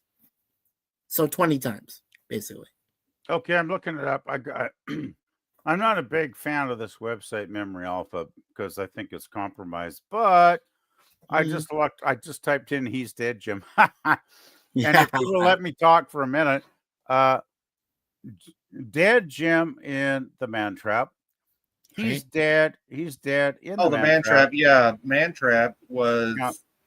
Yeah, that was season 1, episode. That was the first one that aired. It was by airtime. Yeah, that was the first one. Right. I just let PvP and Daniel know when you were on your Gelogia that there was an actual 4 different times in 4 different episodes where the actual full-on phrase of "He's dead, Jim" was used, but in 16 other times, in a broader sense, in 16 other episodes, he used the "He's dead, Jim" in various forms. He would either said "dead Jim" or "he's dead" without saying Jim's name. I was actually going to catalog the usage of the phrase. Go for it. Yeah, I know. I was just catching up. Okay, the enemy within was "He's dead, Jim." That was the first use of the actual phrase. That's what I said, right? The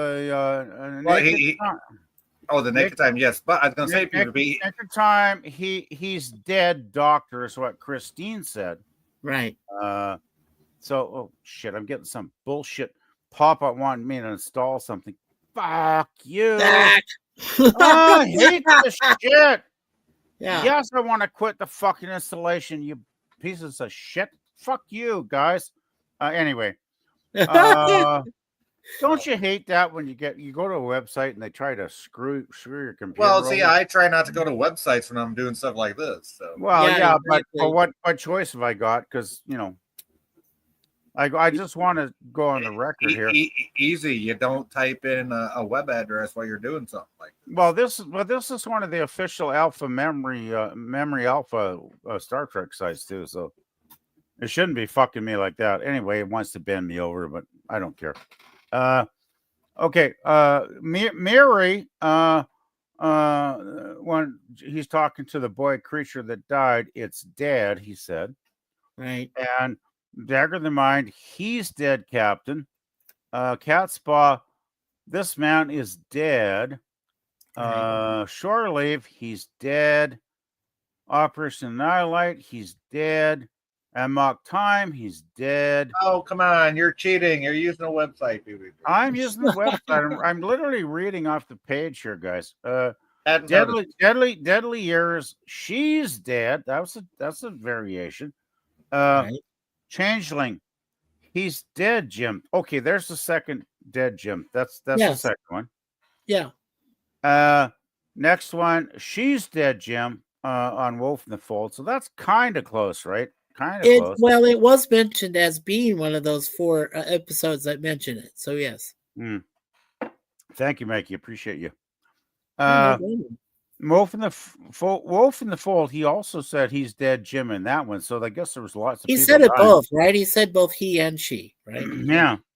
And then Obsessions, "He's dead, sir." Okay. Right. Interesting. That was a change. Private Little War, "She's dead." Spectre of the Gun, "I examined Chekhov." "He's dead." Okay, we're getting variations on the theme here. Yeah, that's what I said. I love it though. I mean, it's basically all the same shit, right? It basically is. Mud. It's like Scotty is dead. Okay, I'm not sure about that one. Trouble with Tribbles, "This Tribble is dead." Okay, that's getting weird. Right.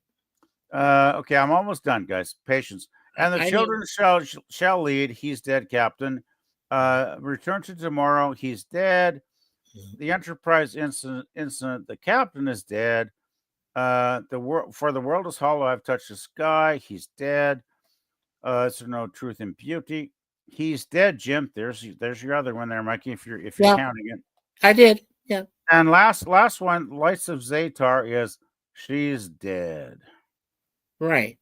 So, as I I said, have to say, I have to bow down to your incredible intellect and knowledge there, Mikey.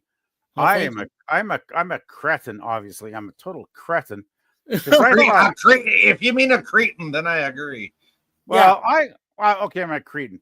I thought that, well, it's like, people think, beam me up was a thing. It never Oh, beat was, me up, right? Scotty actually was never said on screen. Never Yeah, said. and it wasn't even said. Well, okay, there was a variation of it, not quite said. Scotty, beam us up. Scotty, beam us up, right? I think there was one time he said it, and it wasn't beam me up, Scotty. It was said the other way. You got There's- it. You're right, there's- Jay. So, Yeah, there's a few variations, but but nothing that would have been exactly the phrasing that we were looking at. So, well, yeah. no, it's like we just went with McCoy. It's become cultural. Hey, no, you forgot. Uhura was a red shirt and she died. Yeah, Almost. she died too. Yes. Yeah. Oh no. She's talking No. about in the change. She's talking about in the changeling when Yes. the changeling wiped Uhura's mind. Uhura didn't die, but then No, she didn't die, but she lost her education. her education, everything. She started out from day one as a baby. From basically. day one as a child. Yes. Yep. Now, Scotty did die. She's correct. Scotty died and got brought back. So And Viv they got better. actually Yes. absolutely 100% correct on this. Yes. Yeah, that's true. So thank you, Viv. Thank you. And you know what's the worst way to die? Was the one where it was the one with those beings, the Kelvins, where they reduced them to that block of the little water. like the hexagon of salt or Yeah, whatever the the hell it was. hexagonal. Oh, you're talking about the hexagon of death, aren't you? Yes. Yeah, the Kelvins that they look like big What old was the name of fucking- that episode again with the Kelvins? Help me out, PvP. Yeah, they were from the Andromeda Galaxy. Yeah, they Yes. were from Andromeda. Yes, Daniel. Isn't Yes, that yes. season 3 somewhere in season 3? Yeah. Not a favorite episode. I really don't get into that one. But But I mean, that was one of the worst ways for a red shirt to die, in my Oh, wait a opinion. minute. I just thought of something that nobody that I know of has brought this up. Okay. They're the Kelvins from the Andromeda Galaxy. Right. And yet the next most popular iteration of Star Trek is from the Kelvinverse. Oh, the Kelvin universe, right? The alternate universe. Yep. Yeah. And anyway, I have no problem with that because at least JJ said it wasn't an alternate timeline. don't get me started on don't get me started on anything after Enterprise. The only please. and Jay, I laugh at this. Just don't do. I will just mute myself if you're going to talk about. You would just disown us then? I that's hate right. all the stuff after Enterprise in 2005, 2020, Right. whatever it was. It's crap. I mean, okay, that's my honest opinion. Okay, and that's fine. And all I'm saying, PvP, is at least JJ said from the get-go before it even released, it's in a different timeline. This ain't your parents' fucking Star Trek. At Right. least he said it's in a different timeline. Okay, so if I put Pearl Harbor in a different timeline and the Japanese win, is that cool? Yeah. Yeah, It's a different timeline, so why not? Yeah, Well, I wouldn't want to see it personally. Well, 'cause Okay, I've been to the memorial in Hawaii, and yeah, the Arizona Memorial, yes. yeah, Yeah, I went. I have I too. I've actually been walked there. on the Arizona Memorial when we took the tour for 15 minutes, and I read all the names of those Navy sailors that are still Close to 1,500. they're still Inside. entombed. It's a sacred burial site. It in my is. mind. It's a war grave, absolutely. A war grave, totally. And so I have great respect for the history of that. And when somebody starts jerking my chain about alternate timelines, it's like, yeah, have fun, Well, do your little stories, but I ain't here's- gonna watch them. Here's my question, PvP. How are you gonna take something that's totally fictional and equate a real life scenario to it? Yeah. I'm just saying, you have to have a certain respect for history, and if you just cop out doing alternative timelines, you can get away with anything. Well, guess what Kurtzman's been doing? Okay. Well, that's why I don't like we hold on. Let me finish. us, the fans, have told Kurtzman since day one, hey, just say it's alternate timeline, say it's part of the Kelvinverse, say whatever you want to say. Oh, no, but he doubled down and tried to say it's prime timeline. That's what split the fucking fandom. And you know what got lost in the middle of all that is the fact that JJ said this is a different timeline. Okay? So they automatically equate JJ to Kurtzman, which I think is bullshit because it's not. It's two totally different fucking things. And they're totally two different producers and, executive of that. So exactly. Yeah. But overall, the basic problem is, guys, Star Trek, Star Wars, Doctor Who, name your favorite franchise over the last decades. They're all kind of dead on the rocks right now, are they not? They're all kind of like in limbo. Yeah, I think that both Daniel and I know to an extent yourself, PvP, and Jay all agree that those franchises are either dead in the water, on life support, or just not there anymore. They just don't live. Well, the thing is, I would love to see all those franchises come back to life and be vibrant and fun and entertaining again. But I don't see it. I don't see any chance of that happening from what I've looked at the last year or so. It's like everything's falling apart, guys. Well, real quick, so Jay, if I may, yes, you may. Okay. Yes. So Viv says Valor to this day still says that Enterprise led into Discovery. Oh, shit! Hold on, let me. That was that was where we left off, and I don't know if that's true, but that's my opinion. Hold on. He said to this day, Enterprise led into. I'm not sure I agree with that at all. Yeah, I don't. Unless you think there was like a 20-something year gap where one show led into another one, I'm dubious about that statement. Sorry, I don't mean to offend. Actually, if you want to get technical, it was Star Trek First Contact that led to the Enterprise timeline. Because to me, up a little bit, yeah. Because to me, Enterprise is its own timeline thanks to Star Trek First Contact. So yes. Well, that's my one and only love of the Next Generation films is First Contact. Yeah. I love that fucking movie. I think it's great. It's the one time when we see Picard grow a pair of balls and actually go on the assault, right? He kicks ass in that fucking movie. And I love that movie. Yeah, because of his PTSD from the Borg. Yeah. Well, yeah, but it's also cutest. It's also the Borg is trying to destroy Earth, and he wants to get Cochrane in the fucking cockpit so he can invent fucking warp drive.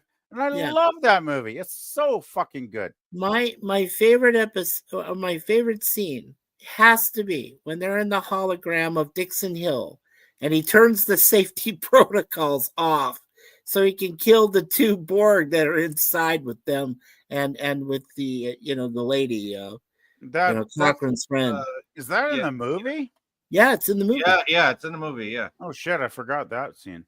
Yeah, it's awesome. I forgot, which is what I tell Little Sci-Fi every time he fucking forgets. Well, he used. It's funny because he knows. Obviously, he's had previous experience. He knows that the Borg are both not only electronic but they're organic. Yeah, and at the same time, Tommy gun. He uses the Tommy gun to shoot him. Yes, Mikey, but at the same time, he almost forgot his humanity. Yes. If it wasn't for the black chick that was Zephram Cochrane's little sidekick, and I keep forgetting her name, Lily, I think was her name. Lily. Lily. Yeah. Thank you, Daniel. Yeah, Lily. Actually, Well, you're welcome, but anyway. Thank you, Jay.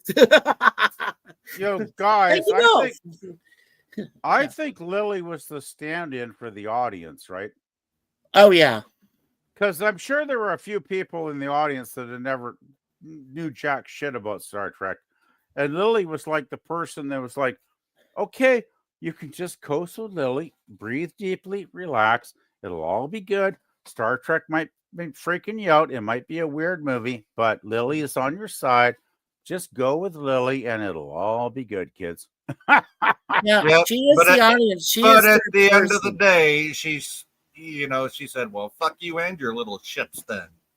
Mr. Master of his ship and fucking and quoting Moby Dick. Yeah. That was a great scene. Captain Ahab. Yeah, That was a great scene.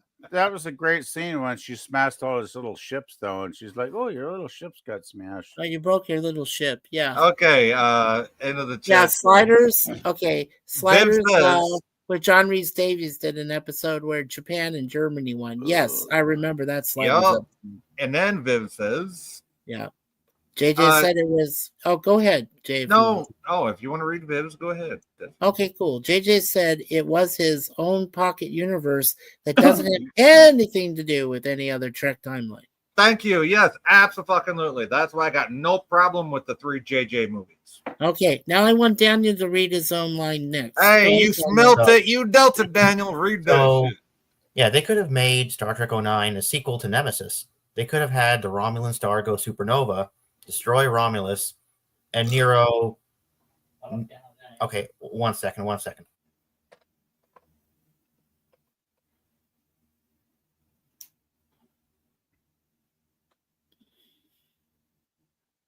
Okay, and Nero attacking the Federation. Yeah, Yeah, so Nero starts attacking the Federation for revenge. Then have a new Enterprise and a new Kirk.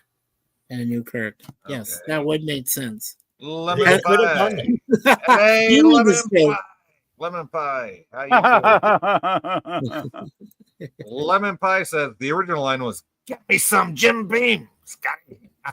Actually, I bought some today, and I'm enjoying it right now.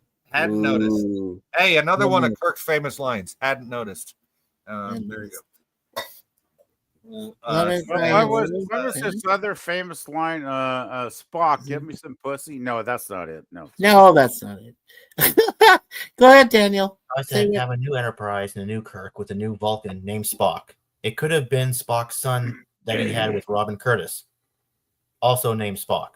You know that on the Genesis planet, Spock and that Romulan lady. Yeah. I think her name. I don't know what was her name. Was that Savick? That No. was another Vulcan. That wasn't a Romulan. And that no, was they did not have a son. They found the remains of Spock's body that got reanimated thanks to the Genesis device. What no. then? Spock and Savick actually did have a son. Yeah, they did. Wait. No. Now you're talking stuff in the books. They did because they put a video. What was it? Back me up here, Mikey. About a year ago, they put that short 15-minute video out with Kirk. That was one of those fan films where they did postulate that But Spock they and Savick did had a it. relationship. They did it so well, though. Okay, But okay, they had now- they got Robin Curtis starring in that film. So don't tell me that's not canon. You know what? It's not canon because it wasn't official Star Trek. No, but Robin Curtis starred in that movie. Good for her. You know what? Tim Russ starred in fan films. So did a whole bunch of other Star Trek actors. JJ You need to Hertzler. watch. You really need to watch that film because I think if you did, you'd actually agree with me. Well, you know what? It's I love fan films. You know, I do fan films with Jim. Well, You when we gotta actually like do them. anybody. But come gotta- on, man. Come on. No, this is a conversation we had, last week, I think it was, about fan films being canon or not canon. The same as the books. I mean, I have a problem with this because Star Wars did this years ago where they made all the books canon all of a sudden, all the comics canon all of a sudden. Not so much the fan stuff, but if you watch, but Star Trek doesn't. Star Trek has a strict rule where by the way, Shatner was involved in the project too. Okay, good for him. That doesn't make it canon. Well, if Shatner involved, don't make it canon. I guess you know. Well, you know what? I guess hell's gonna freeze over. We had Sulu and Nichelle Nichols and Tuvok and Chekhov. We're all in, and John Harriman, the captain of the Enterprise B. We're all in one certain fan film that never became canon. So Of Gods and Men. Of Gods and Men, exactly. So Mikey, can you find? Oh, also it had Admiral Saval in it, but he wasn't playing Saval. So. Right. Can you find that for me, Mikey? Because it's hard to find.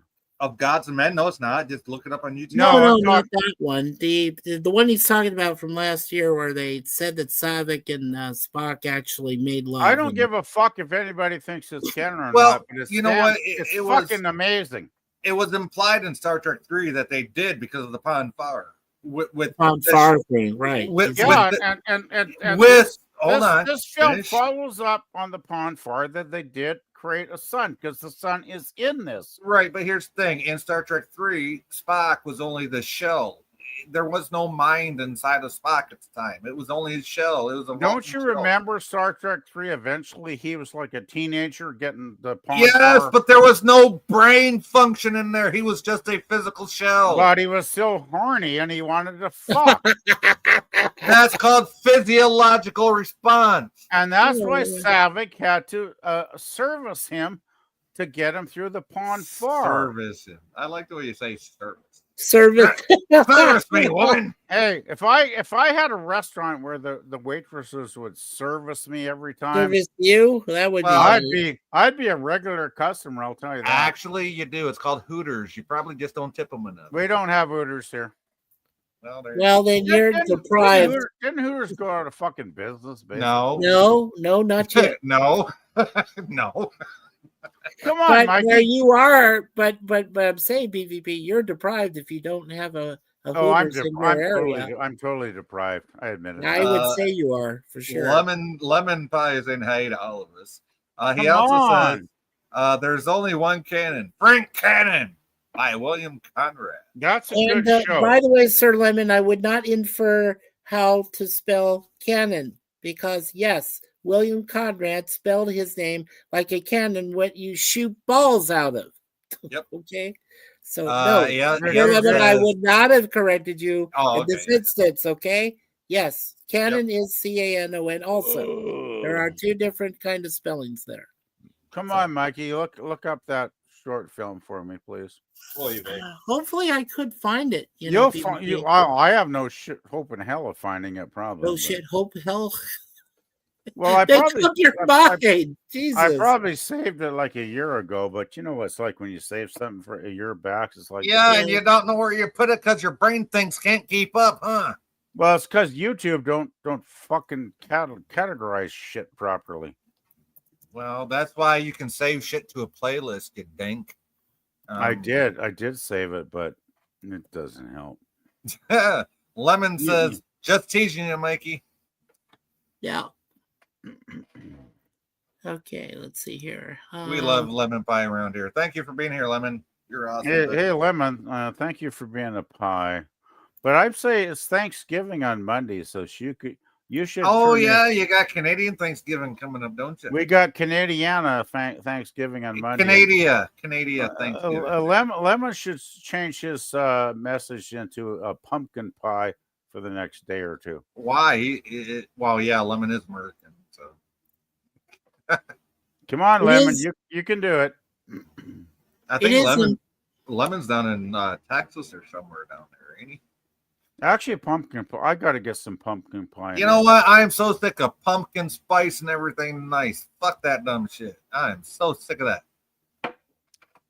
Just saying. Well, I'm done with what was their name? The girls, the pumpkin girls. The Spice Girls, you mean? Spice Girls. That's it. Yeah. Fuck them.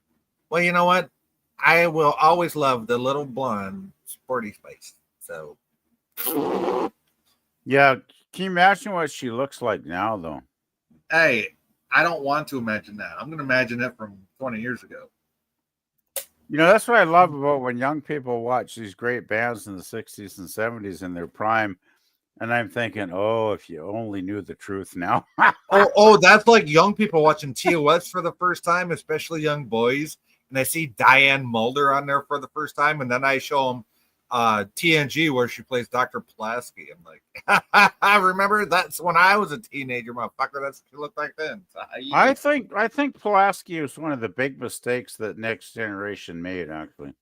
Well, they did that because Gates McFadden was having a contract. So the closest I've come to so far is that scene in Star Trek 3, the Pon farr scene, where it's hardest on Spock. Soon he will feel the burning of his Vulcan blood. Yeah, that's the Pon farr. That's where Savick, Robin Curtis, and young Spock go and do the hibbity dibbity that we don't see on scene, obviously. That we don't see on screen, right? Yeah. Yeah, but what I was trying to tell PvP is that was only young Spock's physical body. There was no mental Spock inside. So the Ponfar is literally only a physical manifestation of the Vulcan physiology. It has nothing to do with the brain things of a Vulcan. You get what I'm saying? I'm gonna have a hard time finding this because it's so long ago. That's the trouble. You save shit and it goes on for hundreds and hundreds and hundreds and hundreds. Suzanne or Susie says, I'm making lemon meringue pie tomorrow and Nice. pumpkin pie for Harlem. Well, there you go. You're a good grandma. You're a badass grandma. Lemon pie says, there's often much societal pressure to convert into a more popular pie. Did you guys ever see the fan film Star Trek First Frontier back in 2020? That was the first time that it relived the iconic Enterprise's maiden voyage under Captain Robert April.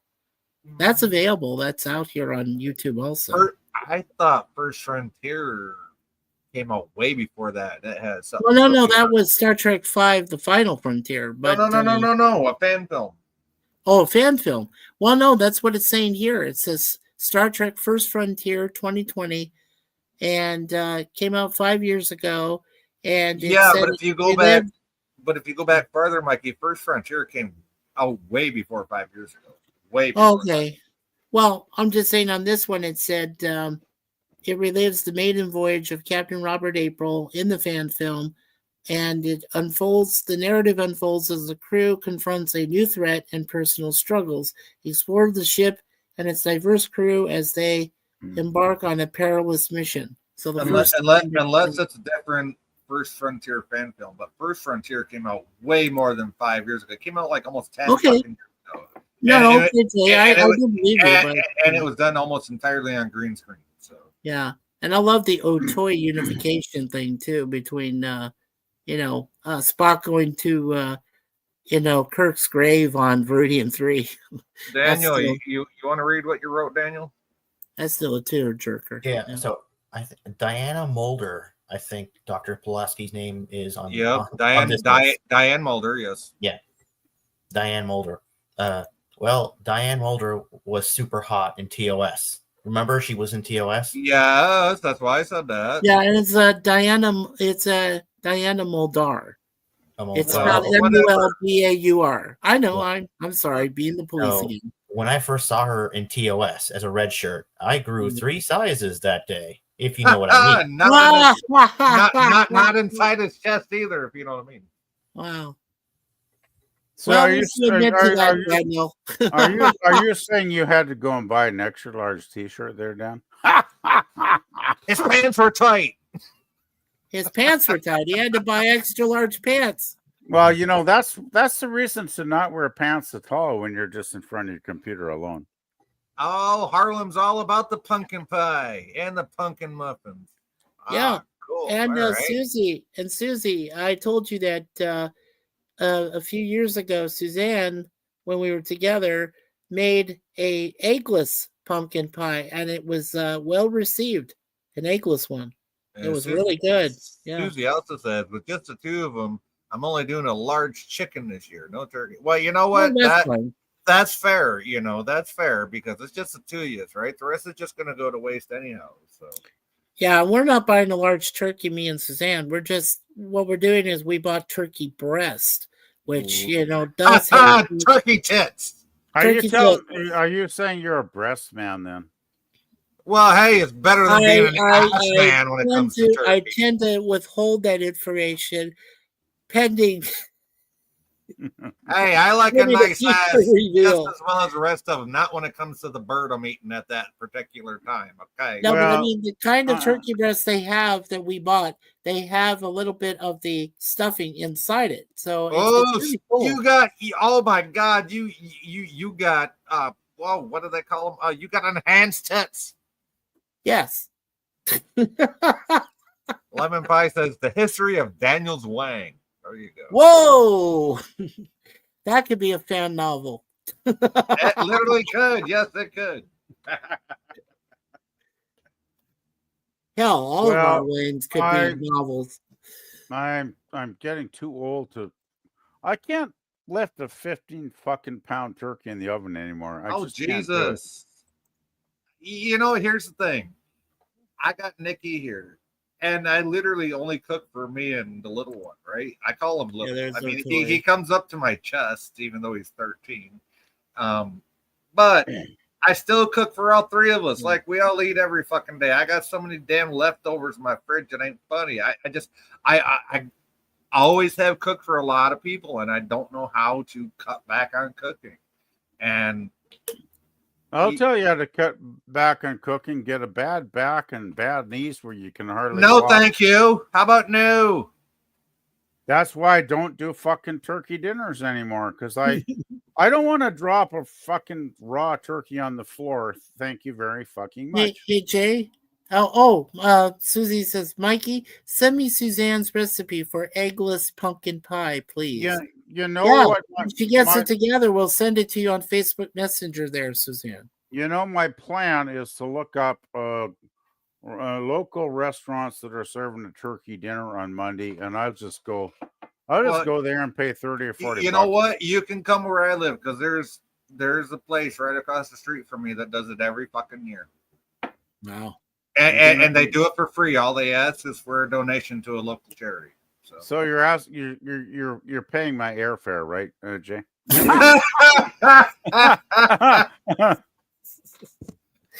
Yeah, he's got to fly you from Vancouver to Michigan. I'm sure there's got to be a few restaurants in this 170,000 town where I live. You know, I gotta look it up. Sure to get to you, Suzanne. Yeah, Susie, I'll make sure it gets to you from Suzanne. You know, if worst comes to worst, I can go spend like $8 for fucking cooked chicken and just eat that sucker. So dude, I'm telling you, like this little bar across the street, it's been an establishment here for like half a century or more, and they do a Thanksgiving dinner every year, and I think this year is the first year I'm not actually gonna well, I don't know. It depends on, because I feel bad because Nikki's still here, and she taught me how to make her grandmother's homemade stuffing, which is really fucking awesome, by the way. Yeah. And there was a message to you there, Jay, from Susie. Oh, Susie says, Jay, I really don't eat much anymore. Like today, I had one pancake. Wow, holy fuck! You would not like me then. You would not like me because I just have a habit of making so much fucking food. Suzanne made us pancakes earlier this morning, and I had 4 of them. And then I had a 5th one. So I had 5 pancakes that she made. So yeah, I stuffed myself. Lemon Pie says, "Hey, Suze, do you mean Susie in the chat or Suzanne, Mikey's wife? I mean, either way." She's saying hi, Suze, to my Suzanne. So okay, yep. Because we now know that Suzanne is Susie when she comes up here, and we know her that way. And absolutely. Then Suze is still Mikey from the past Mikey Suze. Oh, okay. Suze is your wife then. Okay, absolutely. Yeah, my Suze. Yeah, that's my Suze. Lemon Pie, hi, yes, says Susan. Absolutely. Yeah.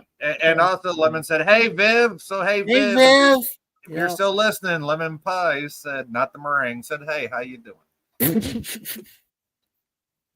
I like how you guys always say lemon meringue pie and kind of throw them in there. I affectionately tell Sir Lemon that he reminds me more of lemonade. Because he's so juicy, right?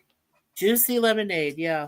There you go. There's that little song that goes, lemonade, that cool, refreshing drink. I don't know where the hell that came from, but that's been in my Warehouse 13 brain for years. I wish I knew where that phrase came from. I've been posting for years the Lemon song by Led Zeppelin. Yeah, yeah, that's right. But I don't think he's ever listened to it. Well, Lemon says he can be a meringue if that blows the wind up your skirt. No, I'm not Marilyn Monroe, and I don't stand. Yeah, and he's not standing over a subway. What do they call that back then? The subway. A grate. It's a grate. I literally just said that, a subway grate. No, I mean, and they still have those, and I'm not in New York City, so there you go. By the way, That is a great movie, by the way. Yeah. it Oh is yeah, great. the 7-year itch with Marilyn Monroe. Yeah, awesome. And- And also, gentlemen prefer blondes. But it's with Tom Ewell too as the lead Oh actor, yeah, right? yeah. Good stuff. Non quoi lemon pie, says Viv. No, You that's know- you know- look you know- there. That's look there. Well, You know, okay.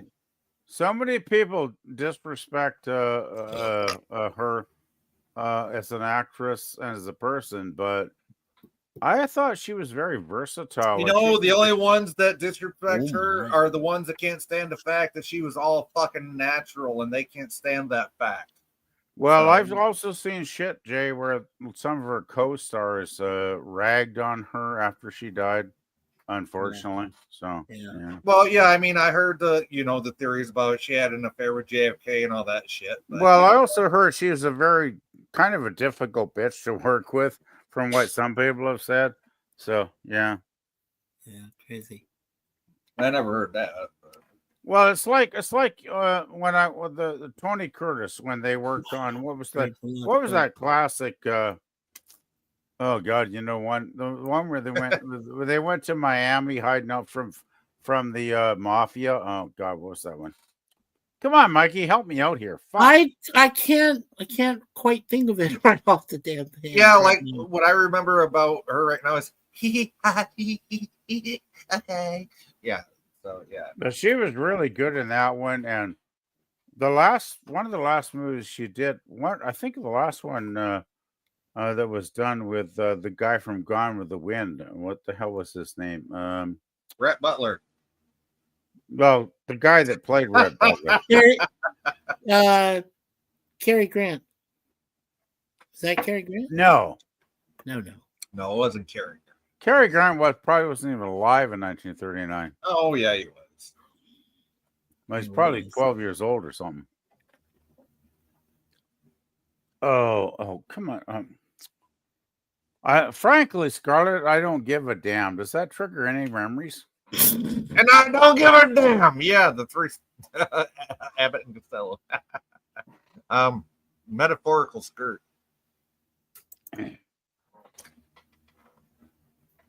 Oh, Third Jesus. base. Yeah. Anyway, And I don't don't matter. give a damn. Yeah. That's the only way I know that line. So frankly, my dear, I don't give a damn. Yeah. I know it's Rhett Butler and- was the character, but God, who is the actor? Shit. Okay, you got to spell the first name right. Rhett Butler. It who was played Rhett Butler. Butler in Gone with the Wind. Yeah, that's how you got to Google. Yeah, I'll Google it. But I bet you. I was lucky enough to see that then when they re-released it in the Clark 1970s. Gable. Clark Gable. Ah, I beat you That- there, Jay, that- by that- 2 that- seconds. Yeah, only because I had to swallow. That's Oh, swallow. Ooh. Yeah, I had to swallow my He beer. said swallow. You son of a bitch. Yeah, my beer. Fucker. well, that He said is the swallow. guy. Oh, And what was the woman he hooked up? Much younger woman he hooked up with. Oh, Uh, jeez. Bacall. It was Bacall. right? Lauren Bacall. Lauren Bacall, and they were like fuck buddies for decades after that. And I think it was like the 1950s. They were still making great movies together. And then, of course, Yeah, they were making mac and cheese noises together for sure. they were making some good movies into the 50s. And then, of course, he got the throat cancer and he croaked off this mortal coil, so to speak. Yeah. Right? metaphorical skirt. Metaphorical skirt. Yeah, absolutely. But damn, that guy was an excellent actor. Like, he could play good guys, bad guys, whatever you want him to play, right? Yeah. Hey, you know what? Lemon Pie. Lemon says, Suzanne, I'm that way. I get stuffed on small portions. I'm going to say something right now. I am the guy that prides myself on being able to go to the all-you-can-eat buffet and making them regret the fact that I walked through the door. But you want to know what? The older I get, I find the less I can actually do that. And it sucks. Because I want to break those bastards when I walk in there. So There, Well, PvP. Jim's landscape helped you out. That's the actual video. Hey, thank you, Jim. Yeah, PvP. Oh. Here's your video on Kirk died and sees Spock's son. Here's the link. Okay, so Okay. that's the fan film apparently. So there you go. So where the hell can I find it? Because Well, just go into the YouTube chat, click on the link that Jim just provided, oh shit. Yeah, what you can do is or I'll copy it and put it in a private chat for you. Please put it in the private because I'm got so many tabs. Yeah, open. I'll do that. I'll do that. I'll click on it and then I'll I'm put it in a okay. private chat. Okay, I'm happy, tired, confused, and drunk. So please help me out. Well, hey, at least you didn't say horny. No, I'm too drunk to be horny. Fuck, I'm too drunk. Wow, you are old, dude. I would never say that. Well, you know, if you have a certain number of drinks, your dick is just going to be limp, right? No, Unless if 7 and 9 walked in here right now and ripped her clothes I'm off. sorry. Said, I'm sorry. No, what you just said. The more you drink, the more. No. If anything, it fucking helps it out. Fucking 100,000, fucking 10,000. Not for me. Well, okay. I gotta let you know that I just clicked on the link. I went and looked at the link. It's the Otoy, the unification that lasts for 9 minutes and 51 seconds. But in the lawn area where Kirk is walking through, he does meet Spock and Savik's son briefly. Not for like a long time, but only briefly. But the point is he meets them. Yes. That's what I'm saying. Actually, that's the one we already talked about, PvP. That was the one we said should be canon, definitely, most definitely, the Otoy unification. I consider, well, I mean, Kirk at Spock's deathbed, I think that's canon, dude. That is canon. That should be. I don't know. It's somebody else's fan film. Hey, Jay, if you wanna play this, no, I'm not gonna do it on a live stream because I don't know whose fan film it is, and I don't have personal permission. So no, I'm not. Well, let's if you want to play it after the stream when we end. I really wish I don't think you've seen this, and it's fucking great. I can already tell you, no, I haven't seen it. I told you that beforehand. So. Okay, I think if you watch this, you may change your mind because it is fucking amazing, dude. It's really. I watched it like 5 times, dude, and I cried. I'm not saying it's all right. I'm not saying it's not awesome. The only thing I'm saying about it being canon is until Paramount/CBS changes their policy, unless it happens on screen, it is not technically canon. So you're gonna say disco STT? Unfortunately, okay. I don't agree with it, but yes. The thing is, I don't need to bow down to the authorities. You know what? Totally wrong. I am the last one to bow down to a fucking authority, especially the police. Yeah, but when the authorities want to fuck me up the ass, I'm going to say, bend over, and I'm going to fuck you up the ass, you cocksuckers. You know, okay. Yeah, sorry. And at the same time, I hear you complain about how they bend you over all the time. So. Yeah, I'm just saying, you know, it's like it does happen a lot. I was just trying to catch up with you there, Jay. Lemon pie. Well, Suzanne told Lemon, "I've lost so much weight, it's crazy." Then, of course, Susie and Lemon both say hi to Jim. Susie says, "Type in, did Spock have a son?" And that's what popped up was the unification video. Yep. And thank you for that, Susie. We appreciate it. And I posted in the private chat there for you, Jay, another address that you can reach it for the full 9 minutes and 51 seconds. Yep. I got the 9:51 one. Yeah. Awesome. Lemon and says, Suzanne, the body is funny. I lose weight when I missed one. Vice versa.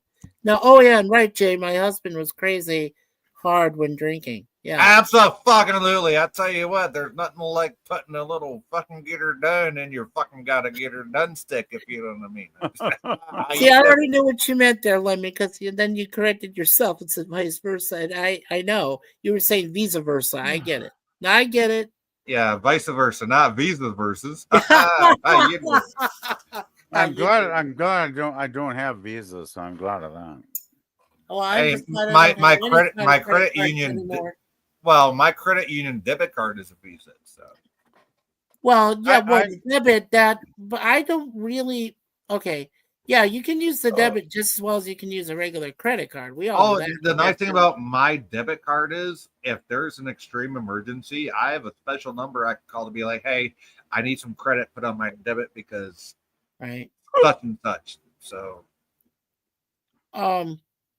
I want to say, Susie, that you're saying you're weighing in at maybe 110 pounds. Jesus, that's it. Oh, I don't think that's too You know, bad. But I would get it looked at. yay. Yeah. That's what my mom weighed soaking wet when I was a kid in the 80s. Well, you mean you knew what your mom weighed soaking wet? Yeah. How you doing? No, she told me. Oh, she told you. Okay. Well, That's I sad. was having images of him telling her down in the bathroom. oh, with I would think that that's just Daniel would have wrong, that baby. image first. Uh, I would think that Actually, Daniel would have that image first. my mother was never embarrassed, and I would help her in and out of the shower in her later years because she was afraid of. falling, don't right? say that. My mom's 70. Okay, I'll shut up now. Yeah, Okay. Lemon says, never leave home without your Visa Versa. you're vice versa. There you go. You There got to you be versatile to have a visa, man. Sure. And Well, I do have Susie, my card. Yippers, PvP drunk again. The language is gonna get you struck. What? I haven't heard. Hold on, I haven't heard nothing from PvP that's gonna be struck. no, I yet. haven't heard any derogatory remarks there yet, Susie. So No, I haven't I either. So got a question for Suzanne. Are you hating on me again for no good reason? well, let's just say this. I'll save everybody a fucking argument, and we already know that you two don't get along. So Well, I got along with her great until last Thursday, and then she turned crazy on me and got really nasty for no good reason. Because well, you I know have, what? I You know never what? did. I have never done nothing negative to this woman, and Can we just she just we- decided to go on the hate speech for me. PvP? Can we just not right now? Okay. I we didn't did that. want to, but you just read the fucking comment. Yeah, that's all I did. I didn't ask for a response. But do I not get to respond when somebody attacks me? Well, Jesus. Mikey, I don't want this to go this way. How do I deal with this? I would just say let's try to just keep the comments to either a dull roar or just completely don't say them. I was not going to say one damn thing to Suzanne tonight. Nothing. Yeah. Zero. Then that's all you got to stick with. Don't say a goddamn. And she started it. Oh, Put here we that- go. He said, she said, blah, blah, blah. Put It's on like the some rec- kindergarten put- bullshit. Put it on the record that she attacked me first. That's between you two. Okay. I have not. I don't know why. She wanted to bang me like a year ago. Then we were good friends. Then we weren't friends the last couple of months, and now she hates my guts for no reason because I've Dude. never done nothing to her. Dude, can you just. I can fucking leave if the. it's No, gonna I'm be a not problem. I'm not asking to leave. Can we just not go into this? I never wanted to. Okay, then don't. It's as simple as that. Don't. I didn't start it. I didn't start it, man. Good, you didn't start it. By the way, I really would think we should watch the unification video after you end the stream. I've already seen it. No, but I think Jade used to see it. Fine. 'Cause Yes, I will watch it. it is fucking awesome, After- man. After the stream. And I I'll know watch it. Daniel has seen it, right? Daniel, you've No, seen but the unification. I think anybody that gives a shit about classic Star Trek should watch this fucking thing. Yes, Well, I think will- it's a good one. Okay, here's it. How about this? I'll watch it after the stream. But for right now, can we just get the fuck past whatever the fuck this is? Yeah. Okay, next topic. Well, let's just catch if you want to, we can catch up there, Jay, on the chat. Just a few things. Jim was saying hello to Susie and Lemon Pie. Susie just said maybe, probably less. Harlem is pretty upset because he wants me to gain weight, and rightfully so. I mean, you might need to look at that, Susie, for somehow, you know. Well, Mikey, she just needs me to feed her. You know. Well, there you go. How you doing? Well, that will happen eventually. Yes, it will. Well, maybe when the time is right, they need to sit down too. Well, then you're not too far gone from saying that. You're not. Yeah, you're not far off, my friend. Yeah, not that far off. Susie says, "Back it up. You will hear it." Yeah. Whoa! Okay. And then, or Susie says, I'm sorry. I know you probably did, but StreamYard shows everything, so I'm sorry. Yeah, they show everything, unfortunately. Viv says, Valor got some nice plans for tonight. Stripper pole dance and a nice lap dance for Valor. Dress on my Oh my fuck. Are you going to wear the Grilka leathers? Oh my God. She is Grilka. Yeah, she's going to wear that. Please, Viv, can I have some pictures? DM them to me on Discord, please. I promise I will never share them with nobody. Just, oh my God. No. I know you wouldn't, Jay. My personal photos. Okay. Oh my fuck. There you go. Jesus. Yeah. You can't. Oh, Viv, please don't deny me that. Please don't deny me that. I do not want to see any personal photos from Jay. Well, no, I wouldn't want to share my personal photos with you. You will not want to see my personal photos. Unless you're going to. Let's not go into personal bodies. You're probably right, PvP. I won't want to see your white hairy ass either. So. Well, unless you want to be mentally disturbed for the rest of your life, I would say no. Oh my Lord.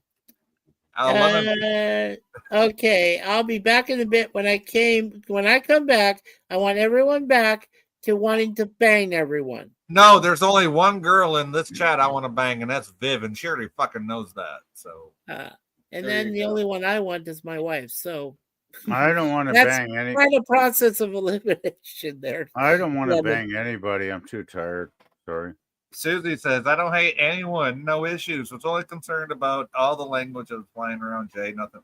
Oh, no, that's fine. I think guys had more fuck words and stuff about fuckwads than PvP ever did. So, yeah. No you're the king of F-bombs, I got to say. That's a personal compliment, not a derogatory term. But I try to I mean, personally, I think the whole thing got fucked there for a while. So I think so. Personally, I try to be respectful to everybody on the panel and in the chat. And if anybody misinterprets me being a cocksucking lunatic saying F-bombs, just say you're dank and get it over with. I'm very sorry though if anybody misinterprets me. Oh my fuck, you are Canadian. You said sorry. I am sorry. I tease Nikki about this all the time because she says that like 100 times. I'm sorry. I'm thinking, oh my God, you're from Pennsylvania, but you're a natural Canadian. She sounds like a Canadian.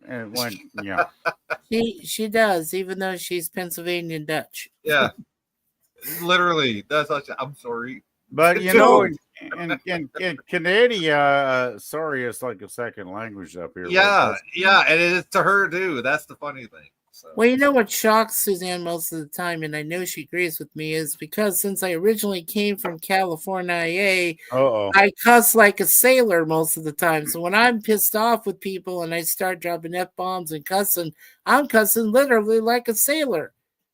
And I'm not ashamed. I had ancestors that traveled over on ships and stuff, and even a few of them that were pirates. I'm not ashamed of that. If I'm cussing like a sailor, then I'm cussing like a sailor. But I know it shocks her, and I don't want to offend, my own wife that way. And I'm just like, I just got to tone it down, Absolutely.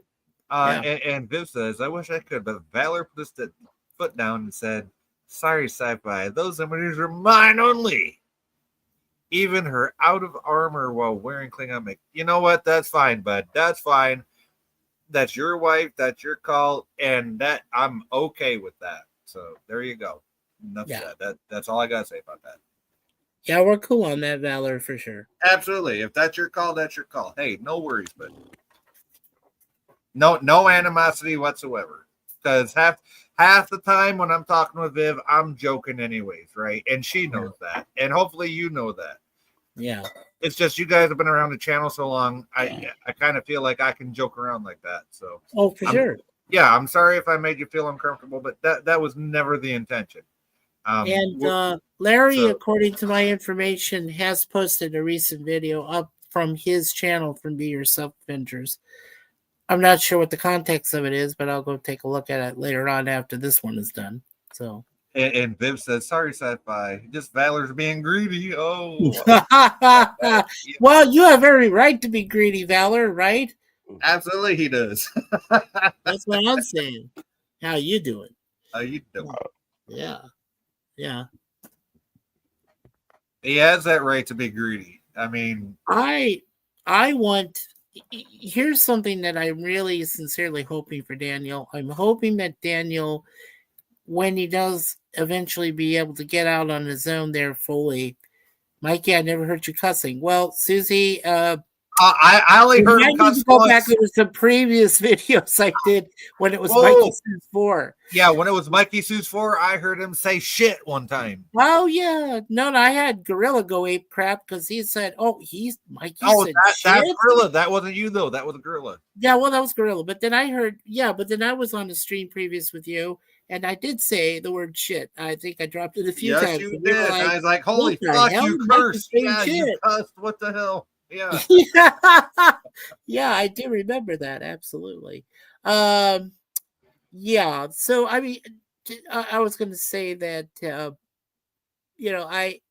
I really Daniel, I am praying for you, dude. I hope that when you are eventually able to get out, and I know that Susie is helping you. She won't say how, and that's fine because that stays private. Absolutely, let's keep that private. We don't want to. Yeah, we are keeping that private. We're not going to say how because she only knows and you know.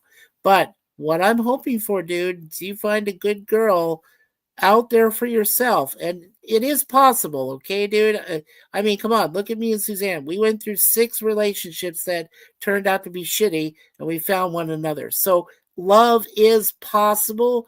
You just got to keep hoping and believing. It's like that local girl you had that always wants to check on you, but you keep blowing her off. Yeah, why do you do that, man? Go with that local girl. Go up to her and ask her what if she's sincere, and ask if she's honest about how she feels about you. You don't blow people off like that if they're sincere, Daniel. Do you think this is voluntary? You think I want to do that? I don't. Why? Well, you know it's what? It's kind of hard if I don't know where they are. Daniel, and I really don't want to call you out on this because I know you got a rough situation. But it's like I told these guys before you came on. If it meant me and my dog being homeless versus the bullshit that I'm dealing with, I'd rather be homeless. Fuck the dumb shit. I'd rather be homeless and hungry than dealing with that shit. Right. Yeah. Okay, so Suzanne, you did say yes, he did. Okay, so Suzanne has seen his recent Larry's video, and he looks rough, Mikey. Yeah, I'm sorry to hear that. I'm definitely going to go check it out myself.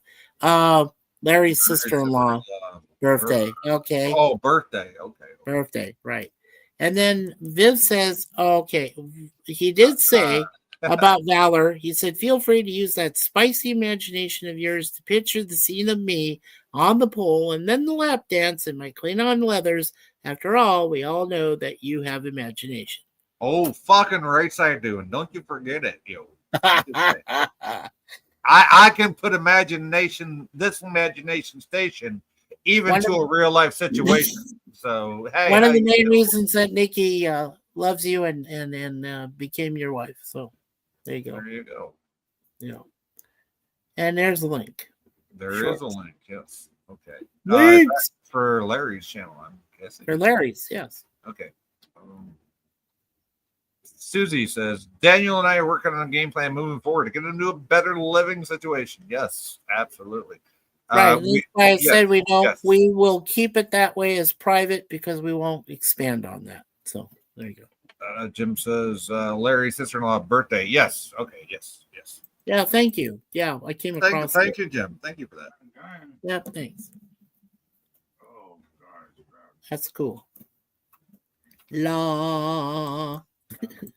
La is la it, la man? la la la. He said la. So, La did la you, la la la la. Hey, we did you keep see going. the trailer for Strange New World season 4? I dropped on your Discord link. No, because I haven't had a chance to look at it. I seen it right before I went live, bro. I looked at they have the trailer available, Daniel, for the one you mentioned before, the Wonder Man.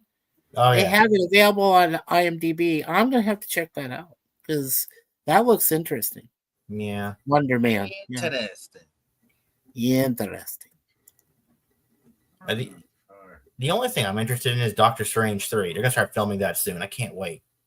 Now they're going back to the multiverse, obviously, right? Because Yeah, I heard it's they've gonna got be Charlize Theron. They got Charlize Theron who showed up in the second one and says, oh, I need you because you screwed up something, and then they disappeared together. But that's where Doctor Strange has that third eye in the middle of his freaking forehead. You know, I hate it when they say you screwed up. You know what you should have said? Mhm. And Nikki used to do this to me all the time before she Right. got sick. She used to look at me and say, you know what you should have said? And she would tell me what I should have said. Right. And in this case, you should have said, you fucked up. Yeah. Or they Yeah, fucked you up. fucked up. Yeah, you but of course- fucked up. Yeah, there you go. So, But of course, being that Doctor Strange is somewhat of a family friendly, that's probably why Charlize's character said that you screwed up. yeah. I just remember her saying that. Wait, Doctor Strange is family friendly? Slightly. Not all the way, just slightly. Maybe more nowadays than it used to be. Maybe. Yeah. Maybe. Well, it's like that's a capital tearing M the on the balls baby. off. Wouldn't you say, Daniel, that a lot of these movies, like you already said, what they're going to do with the posters, that they're already neutering James Bond by removing his Walther PPK. I mean, that's bullshit. Okay. So if we know that's already happening. Calvin Dyson, by the way, thank you for sending me that link. I actually watched the whole thing. Yeah, so I agree with Calvin. I think this is bullshit. And if they're going to start, starting to neuter future movies and shit involving James Bond, then I'm like, oh, fuck you people. Wait, Mikey. You said you like what the guy named Calvin says. Does this make you a Calvinist? No. He's not Kelvin. His name is Calvin. Calvinist. Like Calvin Klein. No, yeah, exactly. Does that make you a Calvinist? A Calvinist? No, not necessarily. No, you have no idea where that comes from. Go back and watch Ray, Ricky's dad from Trailer Park Boys. You'll get it. Okay, Calvinist. Okay. And I'm sorry, PvP. I know you get on my case every time I bring up a dumb show that nobody hardly watches, but I got rid of TV after 2017, so yeah. Well, I haven't used an actual antenna since 2015. So well, there you go. That works. Yeah. I just stopped, well, let's see. What was the very last thing? Yeah, that was it. The very last thing that Suzanne and I saw together was when HBO brought out Westworld and brought it back. And it had the remake of Westworld. The remake of Westworld, right. And they brought back Sir Anthony Hopkins. Sucked ass, by the way. Well, it sucked ass after season 2 started. The whole fucking thing sucked ass. They made it after a fucking movie. No, season 1 was decent. Okay, come on. It fucking blew. Oh, no. All right, my friend. Well, that blew was so your bad opinion. its balls were fucking beyond blue. Okay, well, no, I mean, seriously, that was your opinion. But No, actually, yeah. to be honest. And those are like assholes. Everybody's got one. I totally agree. But I'm just saying that it was the only last decent thing we saw together as a couple. After that, everything went to shit. How the fuck do you make a TV series off of a movie that automatically spawned another movie? That automatically spawned another movie called what was it? Sci-Fi World or whatever the fuck? No, Future World. Future World, yeah. Yeah. Both Yeah. from the fucking 70s, those movies were. Right. And don't forget the TV series that lasted for 6 episodes. Oh, 6 whole episodes, yeah. Yeah, don't forget that. So I mean, that's what they took from with all of that previous 2 movies and a 6 episodic TV series, and then they made it into HBO. And they still couldn't do any better. Yeah. Well, like I said, we stopped watching after season 1 and ended with that cliffhanger, and then Oh my god! I watched. I don't know. Well, then I watched recaps. No, I'm just explaining.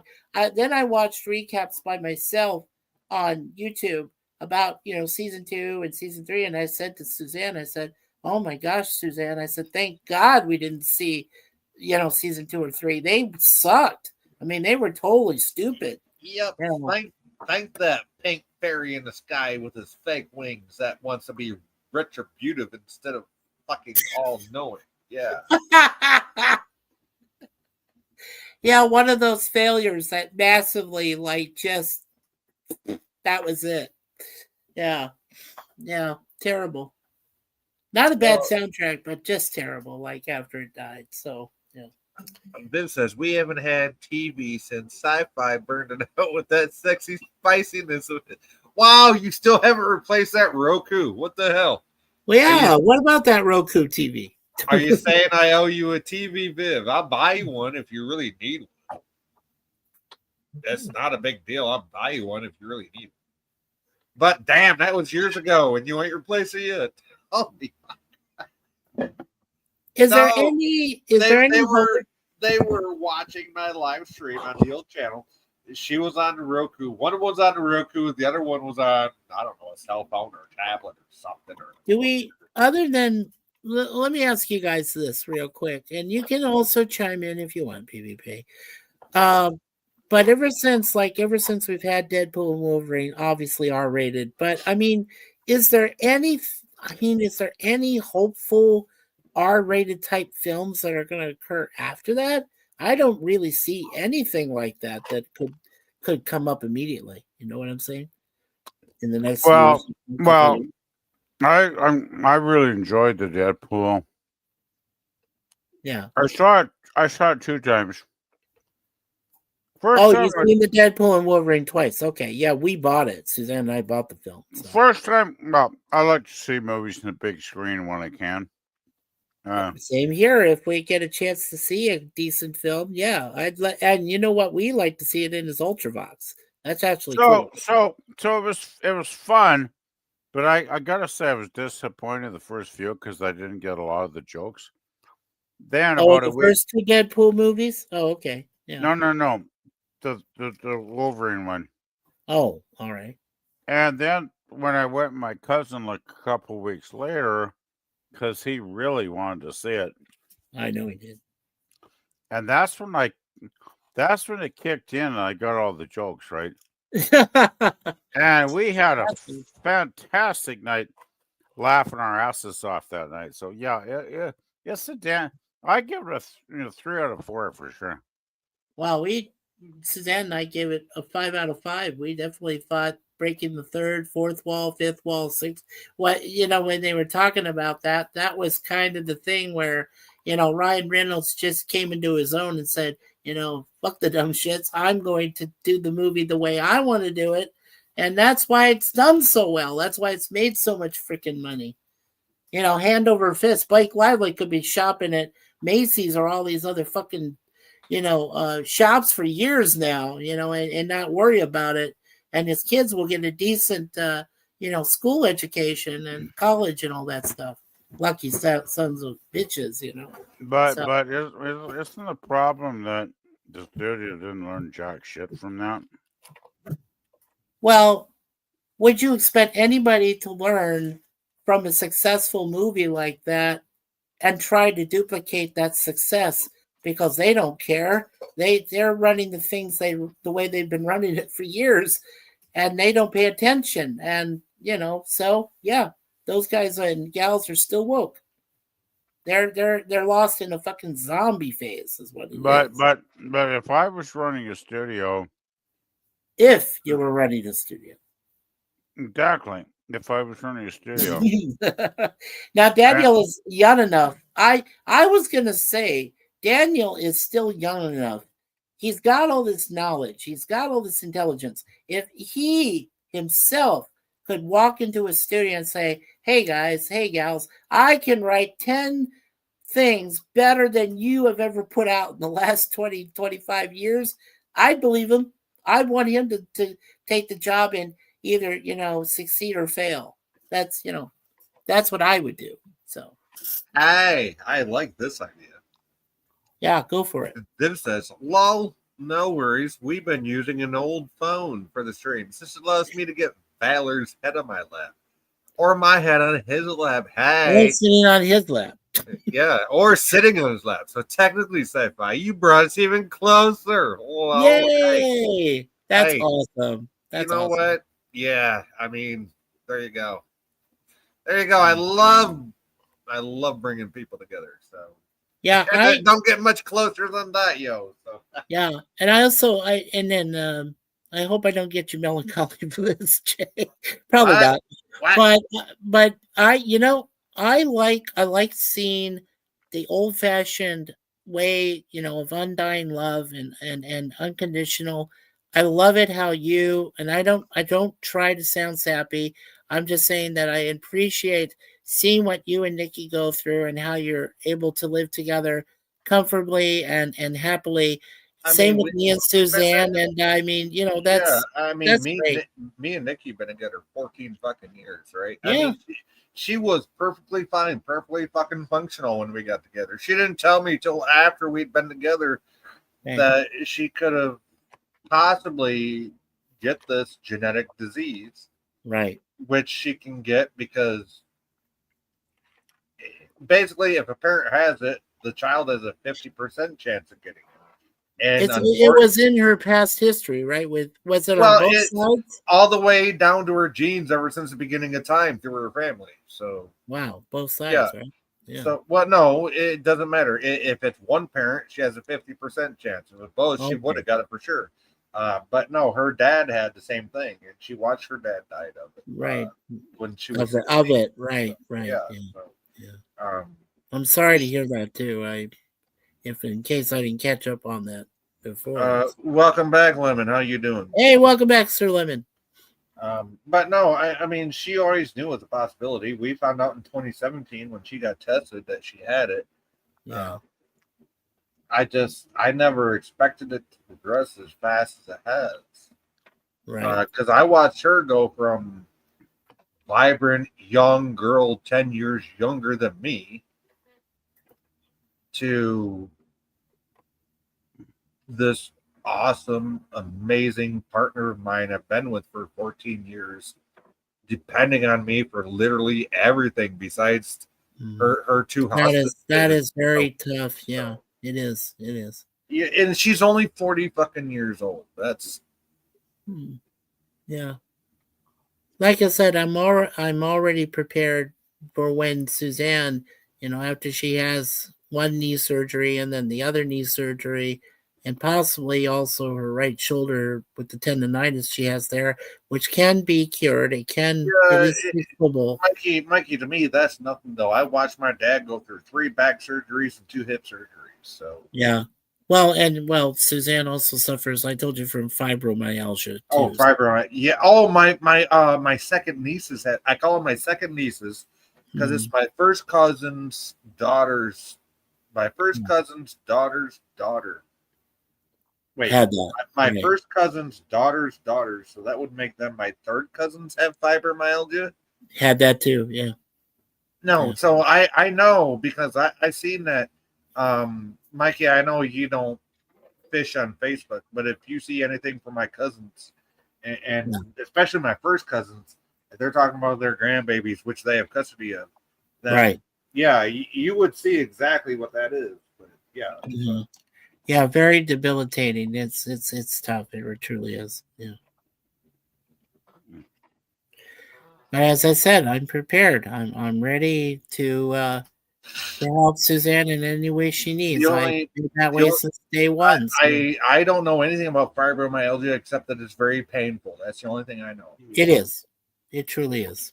I don't even think I could describe the type of pain she goes through. I can't.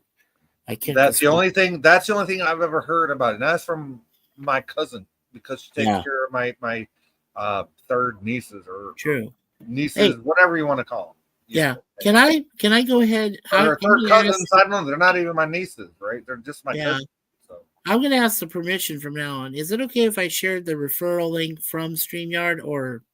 absolutely, yes, absolutely. I Okay. put my own down in the description every time. So. Yeah, there it is. Okay. So yeah, the new to streaming or looking to level. Yeah. So I There you did go. post that already. Okay. Okay, Cool. now I don't know if that's for yours or mine, but I don't really. No, it's the same. It's the same for you, me, anybody that has a StreamYard account. There you can go. actually promote StreamYard this way. And Well, actually, it does matter because yeah, it is contingent upon whose stream you click it on. correct. Whose stream you click it from. So, Correct. but I put it. It's automatic. Every time I start a stream, it's automatically down in the description. So Awesome. Awesome. It is for me too, but I just kind of once in a while, just put it out there and shared it. But I think from now on, I should probably ask permission. No, you're fine. And I have had one person click on it before. So Oh yeah, down in my description. You know, a lot of people, 99.9% of people don't even click on descriptions.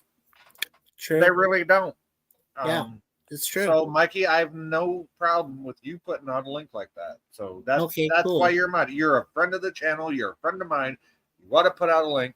There you go, my friend. Awesome. Okay. And I know you have no problem with anybody else doing the same. No, I don't have any problem at all. I've had no issues with that. So that's why, as I said, I trust you. I trust PvP.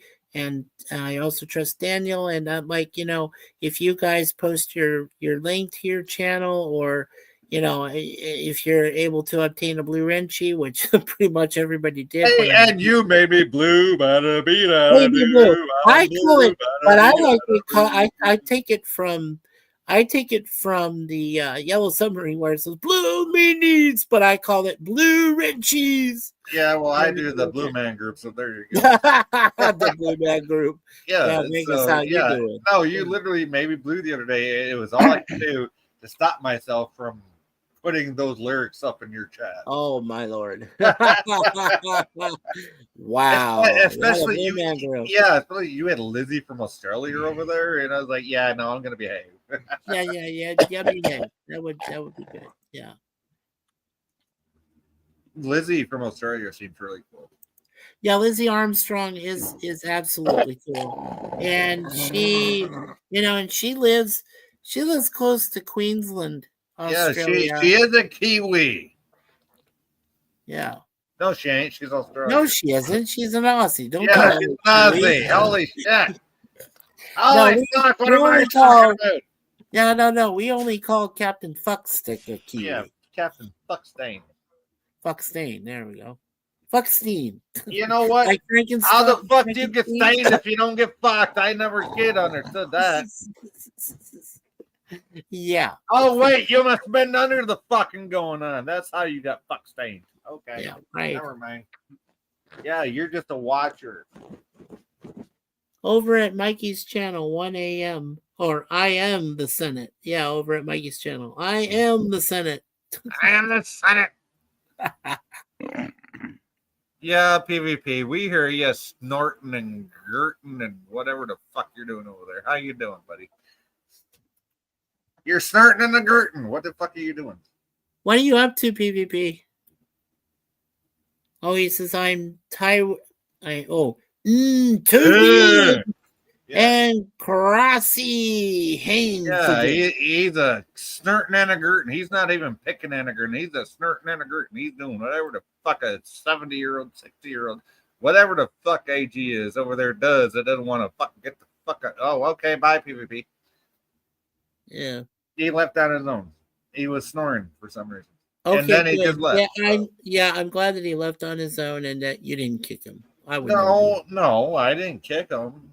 No, I just said that. You didn't kick him. I was glad you didn't because I'd rather these people leave on their own. So, Yeah. Especially if they're going to get too goddamn into themselves and can't fucking just have a good time. Now, you know we love you, Daniel, but fair warning, please don't ever fall asleep on a stream again, okay? Oh, he knows I'll kick his ass out if he does. I already told him that. Okay, Well, I well, never as long as he's aware of that, I'm just I never saying. fell Oh, asleep. yeah. No, you have not. No, not lately, so that's good. No, we never did.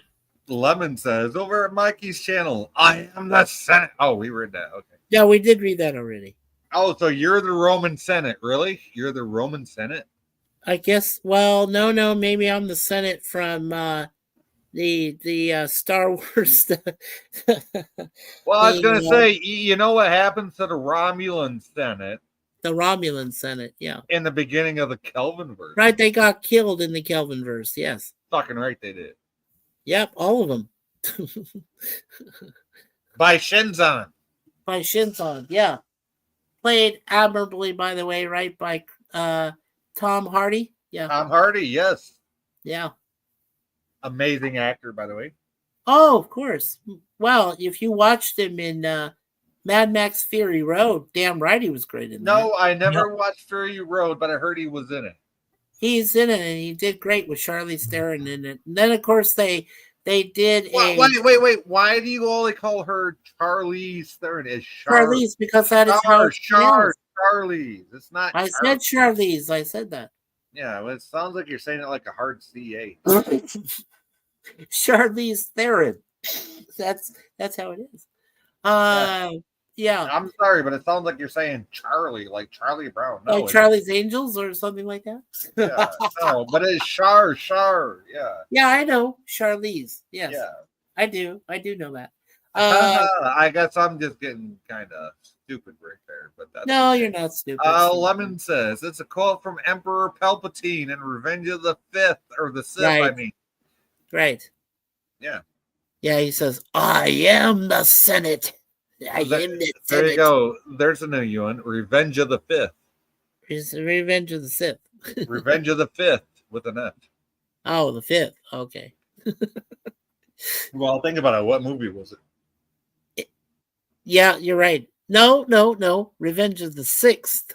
Oh the shit! sixth one. I fucked up. See, that's Ah, yeah, that's how we do it. Hi, I fucked it's up. Revenge See, of the Sixth. that's how Yes, we do it. It's the sixth film that came out. Yeah. The sixth smell. The Out sixth- of all the mother smells, it was the sixth one that came out that they recognized. You know what I wish? I wish that Dr. Evil would have shown up in one of the prequels or maybe the sequels of Star Wars and go, "I'm Dr. Evil. I come from Earth. I come Yeah. from Earth, and we're I here come to from take Earth. $1 million. $1 million. $1 million. Yeah. And then, of Say- course, I'm he sorry, says in that say- one, yeah. Say what you will about Michael Myers and all that fucking dumb shit he went through back in the day. Canadian Still a hell of a fucking actor. So and Canadian. yeah, and Canadian.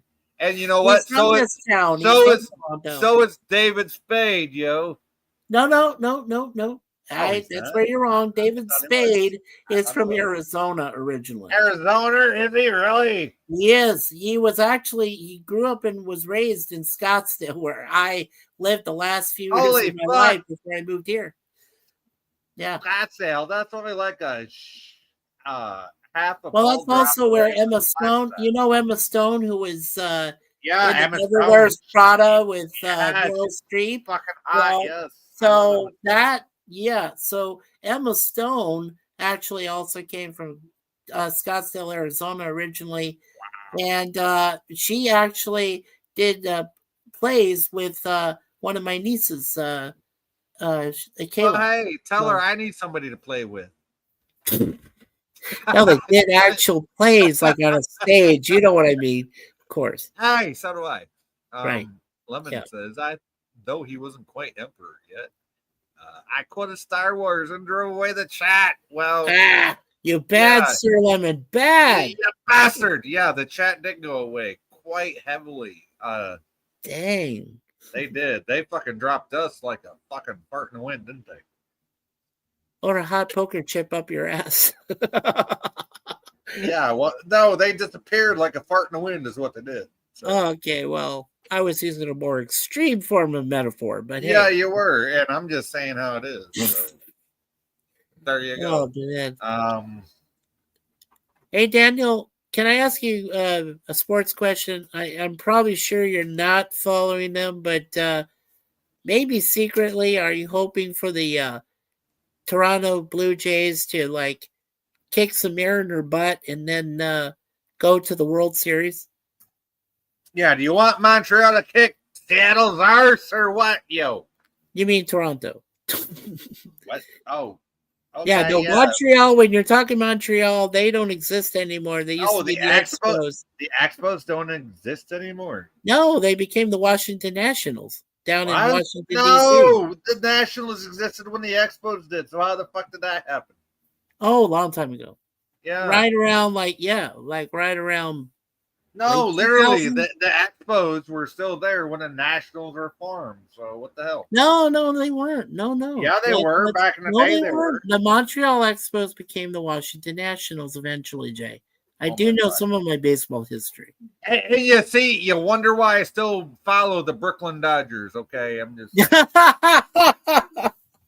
But then became the LA Dodgers eventually. I'm just saying.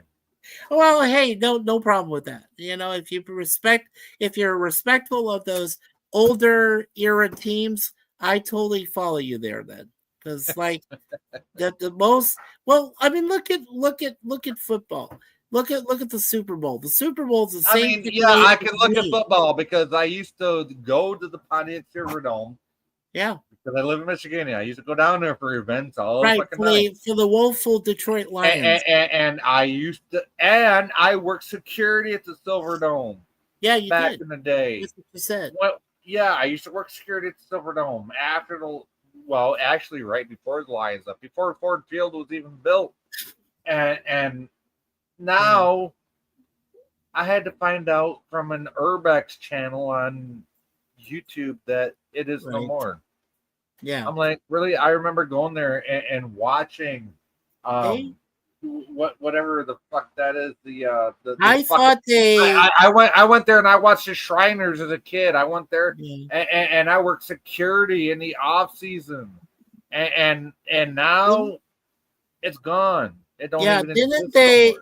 Isn't there a video on YouTube that showed the Pontiac Silverdome being imploded, like demolished? Yes, and you didn't even have to implode it. Here's the fucking thing. The Pontiac Silverdome roof used to be held up by the constant air pressure by the fucking internal ventilation system. Right. And as soon as the stadium shut down, it fell down inside itself. Wow. Because all it was made out of was fucking cloth. Right, which was the same kind of situation that happened to the Minnesota Vikings when you remember that collapse where all that snow blasted down into the. And that was during the game. At least Detroit never had that problem. Yeah, right. Well, it happened twice. Actually, it happened without anybody in there, and then it happened during a game. So yes, I remember that. That's insane, and I'm surprised Gorilla doesn't even mention it. So maybe it's a core subject. Fifth lightning, yeah, we know that. You're good. You're good, bro. You're good. You're good. Yeah. Yeah. And also, Lemon said, I quoted Star Wars. Oh yeah, we read that one. But no, bro, you didn't drive away the chat. I think, no, you didn't do that. I think that was more me just. I don't know. I don't know if I had a moment, but I just kind of said I'm sorry. You're sick and sad. Did you have a brain lapse? Yeah, I had a brain fart. Some bitch. Fart. Okay, it blew away with the box fan. It's gone. There it goes. Yeah. Yeah, there it went. How you doing? Yes. I was telling. Lemon. Oh, okay. Viv says, well, that's last minute. I got a text from my mother, and it appears we are having extended family coming over for Thanksgiving, and there is a request for tofu turkey. Oh, hell no. Hell no. No. Because there is a fucking episode that the missus watches right now. Nikki watches it, And it's called no, it's not. It is not How I Met Your Mother. It's the other one she watches right now. It's called what the fuck is that called? It's not Friends, is it? No. Shit, I could go out and check real quick. Yeah, go and check real quick. And then Lemon says, I'm up to date on baseball. Did you know the Athletics moved from Philadelphia to Kansas City? Yes, I did know that, Lemon, before they moved to Oakland. But now they're called the Sacramento A's. So they're closer to the capital city of California. They're in Sacramento now. And eventually, the plan is for the Sacramento A's to move to their final destination, which is Las Vegas. So then they become the Las Vegas A's eventually. But right now they're in Sacramento, California. So, yes, eventually they will be moving to Vegas, won't they? Yes, they will. Eventually. But they got to build the damn stadium first. They got to build the damn place first. You know how far behind they are in construction in Vegas? Oh, Jesus, dude. Seriously. Okay. So it's a comedy series called Just Shoot Me. And there's a whole episode, where this one hot model chick comes along and all she eats is tofu. So yeah. Anyway. We're caught up on Lemon where he was talking about where the A's have been previously and where I told him where they're going to eventually be moving to because they're in Sacramento right now, California. Okay. Eventually they're going to move to Las Vegas when they finish the stadium there. Yeah. Kevin says, hey, Lemon Pie. Howdy, Lemon howdy, Kevin. So Viv, Wow. Do you want to read it or you want me to read it? Yeah, Viv says, my parents have been raising free-range turkeys for Thanksgiving. And if the one asking for tofu, they can eat grass. Yeah. They can eat grass face first. Face first in the grass with their teeth slammed into it. How about that? Yeah, or just pull out some weeds and put some vinaigrette dressing on and say, here's your tofu. Yeah, you might as well just take a rosebush vine, which are made out of fucking thorns, and shove them in their fucking pie hole. And shove it in their face. Yeah, here you go. In their pie hole. Split their fucking lips open from corner to corner. There you go. What's that, honey? Pie hole mouth. Yeah, thank you. Yeah, Suzanne added that for you, my friend. She said pie hole mouth. Yeah, pie hole mouth. There you go. Yeah, absolutely. And Lemon says, I dated an A's fan. She was quite obnoxious about it. Are they all that way, Mikey? A majority, yes, but I won't say all of them are that way. I can't honestly say that because I know Giants fans can be pricks. I know that because I'm a diehard. You know what? Tigers fans are dicks. I know firsthand. Well, they can be pricks, sticks, and pricks, sticks, and dicks. And switch and. Oh, okay. He's back. Hey, PvP. Hey, PvP. Yeah, they could bring their own tofurkey. You know, they called it that too. They called it too. Yeah. In that episode. Yeah, tofurkey. Do you remember John Madden's turducken? That was where it was made up of a turkey, a duck, and a chicken. And he did that every American Thanksgiving NFL football game. And I can't say as I do because all I remember as a kid back in the 80s was the refrigerator Perry from the Bears going up against our Lions team. And yeah.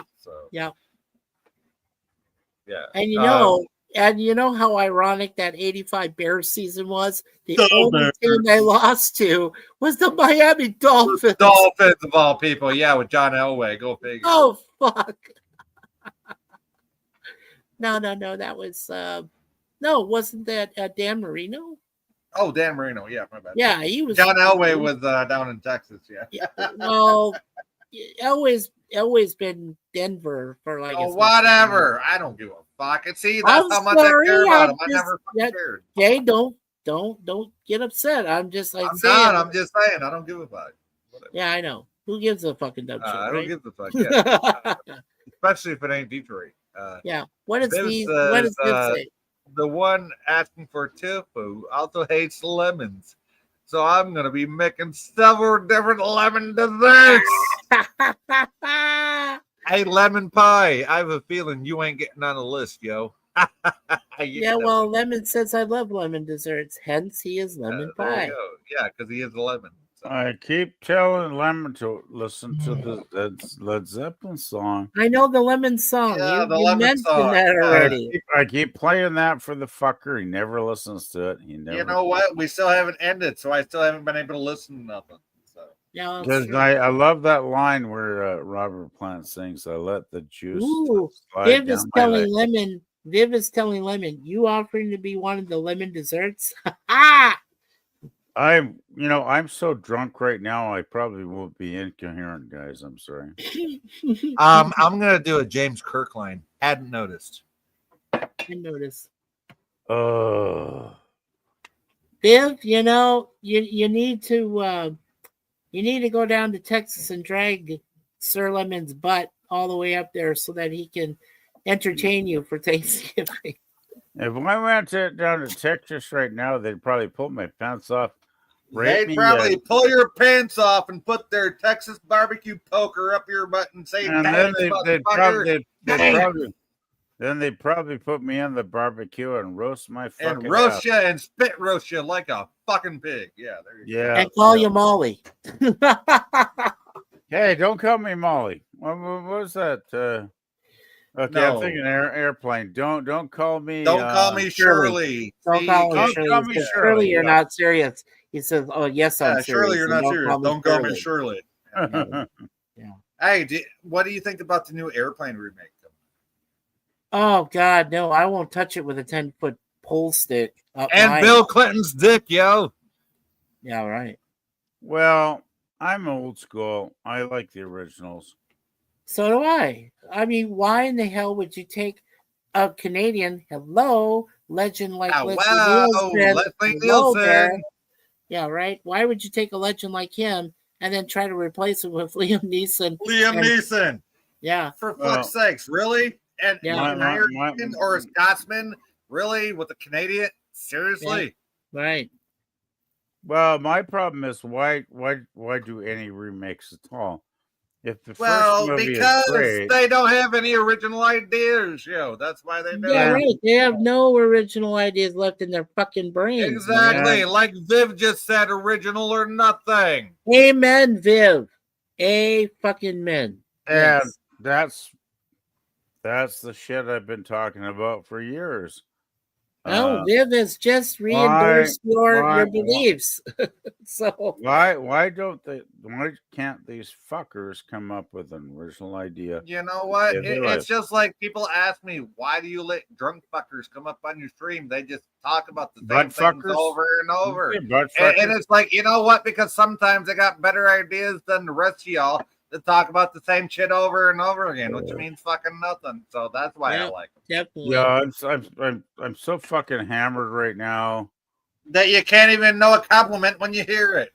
No, I'm trying to hold it together because I got like half a drink left, and I'm going to down that sucker, and then I'm going to fuck. You're off tomorrow, aren't you, bud? Well, I don't work tomorrow or Monday, so yeah. That's what I just asked you. Yeah, okay. I am going to pass out like a goddamn drag queen in heaven. Wow, like a what? Holy sheep shit, yo! I never said that. You did. Yeah. No, I was making a weird joke there, so sorry. Yeah. Oh, it was weird. Okay. Oh my gosh. There's nothing wrong being weird once in a while. PvP, you want to read what Lemon just said, or do you want me to read it for you? Give me something. Well, there you go. Read that from okay. PvP has a colorful idea of what would happen if he came to Texas. Well, the only reason I'd ever go to Texas is if Jill would put me up in her house, and I won't. I'm not going to continue about what I think. Yeah, don't. Don't do that. Anyway, Mucky, you want to read what Vince said? Yeah, sure, because Vince says, because Hollywood can't come up with anything new. Damn right they can't.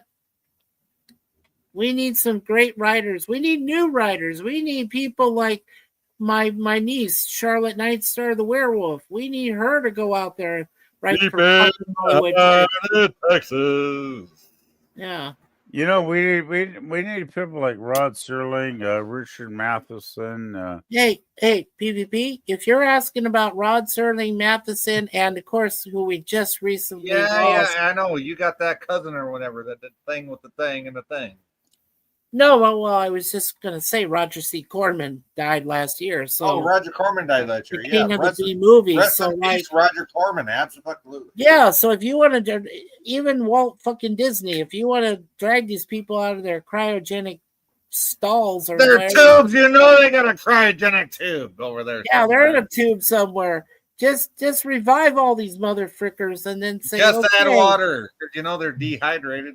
yeah, right, and just like reanimate them and bring them back to life and say, Yeah, okay, and then we can have a whole, decent, and then we can have like a real life documentary on the movie, the Reanimator. Decent films, absolutely. No, remember the movie The Reanimator? Yeah, I we could do, do like a yes. real life version of it. It featured Jeffrey Combs, yeah. Shran.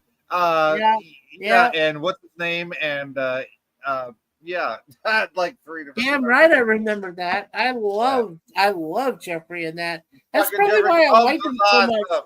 He's such a great actor. Holy fuck. Yeah, I think that's why I loved him so much when he played the Vortas in Deep Space Nine and then played Shran, you know, Yeah. in Enterprise. Yeah. Oh, and he played Ferengis too. He did. He played a Ferengi. He played more than one Ferengi. He played Brett. Yeah, yeah, that's true. Yeah. He also played Jeff another is Ferengi. awesome. Yeah. Yeah. Love Jeffrey Combs. I think he's still breathing. Yes, Jeffrey Combs is alive. Yes, he is. Yeah. You mind if I check to see how old he is? He's fucking old, dude. He's like in his 70s at least. He played one of the Vorta guys, right? Yes. Yeah, yes. he played all the Vortas actually. But didn't they kill him and he got cloned and cloned and cloned? Oh, he got cloned. No, see, the Vortas only have 7 clones. Yeah. And one of the other movies he's known he for. got cloned a lot of times. They did. And when he got cloned his last time, he said, "Holy fuck, I hope I don't fuck up because my predecessor sucked ass." And then Ducat fucking killed his ass. Yeah. Jeffrey Combs is a September baby, just like me and my brother. He was born September 9th, 1954. So he is 71 years old. Yeah, you got that pretty blue sapphire blue fucking colored stone. Me, I'm an Aquarius. I got that fucking purple looking amethyst thing. What the fuck is that? Well, and my wife was born June 16th, so she is a Gemini. So I better know that. You know what? So was my ex before I got with Nikki. Yeah. What sign is Nikki? Did you ever say to me before? She's a Pisces. She is a Pisces. Okay, so she's a fish. 2 fishes. But she don't taste like tuna. I'll just say that. Yeah. She tastes no. She tastes better than tuna. Come on. Yeah, oh fuck yeah, she does. She's albacore. Fuck the dumb shit. Albacore, yeah, fuck that. Well, you know what? You could also say she'd be like wild Alaskan lobster, salmon. Wild Alaskan lobster. There you go. Lobster or salmon, either one is great. Hey, no, fuck salmon. Because I had to make salmon for my ex too because she found out I used to live in Lake Michigan. So there you go. Michigania. Right. I'm ready to. I'm gonna pass out. Okay. Good night. Woo. I was really hoping you'd play that Star Trek. No, I told you I ain't gonna do it in a live stream. I know that. Yeah, you must be drunk because you said see you when we end the stream, and you never stuck around. Now you came back, and you know we're not done. So I'm that sorry. Is so cool. I didn't even know. No, I didn't even know that Jeffrey actually did spend some time at the Arizona Theater Company in Tucson, Arizona. Sweet. Oh, there you go. Now I didn't even know that, man. That's cool. Yeah, you know, sometimes IMDb may not have all the available information. Oh, the information. It's kind of like the ad asterisk astia of the fucking alpha memory bullshit. That's supposed to be the be all end all when all it is a privately owned fucking website. So who the fuck made them to fucking know it alls? Right.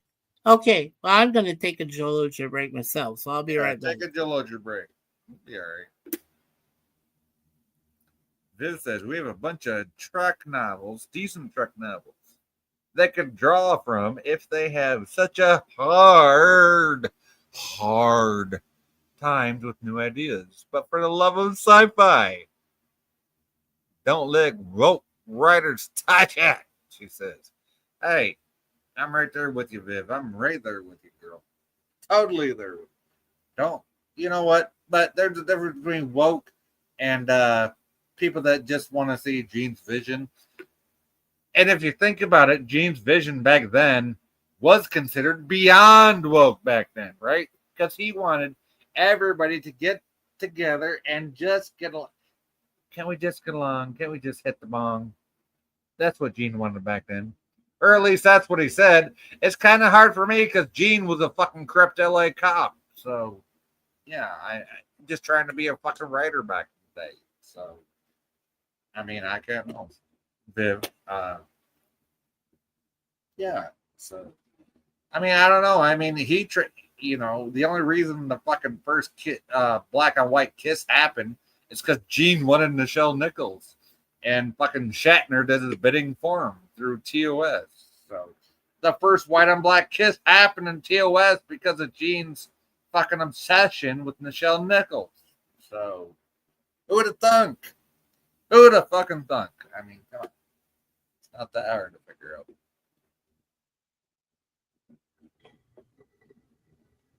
Gene Roddenberry might be this, that, and the third, but he was still a fucking womanizer down to the core. That's all he fucking was. Let's fucking be real about it. Welcome back. Yeah, Mike. and the writers. Oh, that's you, Daniel. Yeah, okay. The writers, they would say that he's a real asshole. He threw away scripts, so many scripts, at the writers. And then there was that whole thing about the fucking lawyer that had no credits at all, fucking rewrote scripts and everything else. So, Lemon Pie says Jeffrey Combs played about 8 characters, and yes, he did. He played a lot of characters. He's a fucking amazing fucking actor. I fucking love Jeffrey Combs as an actor. Fuck yeah, I do. He was amazing. Viv says the original vision he had was an all-white bridge crew with a female CO, commanding officer, being the woman. He was bending over the chair and had a token. Wow. So the token Asian was bending over the white guy. Holy fuck. That's fucked. Even by today's standards, that's totally fucked. Holy shit. Okay. Lemon says, Hi, thank you. I'm back. Yeah, welcome back. You want to comment on what Viv just said here?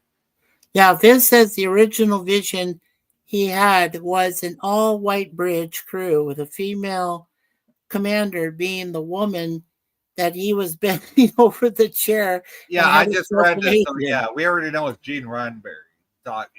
Right. That was Gene Roddenberry's original vision. Yeah, so you're trying to say like the vision he had that we all seen wasn't his vision? That was CBS. That was Lucy Vision back then. Lucy Vision, yeah. Well, how did he know he was going to hook up with Desi Lou? Well, he didn't. CBS fucking denied his first pilot. So. Oh, of course. And then Lucille Ball in her wisdom stepped up, gave him a second pilot. Yeah.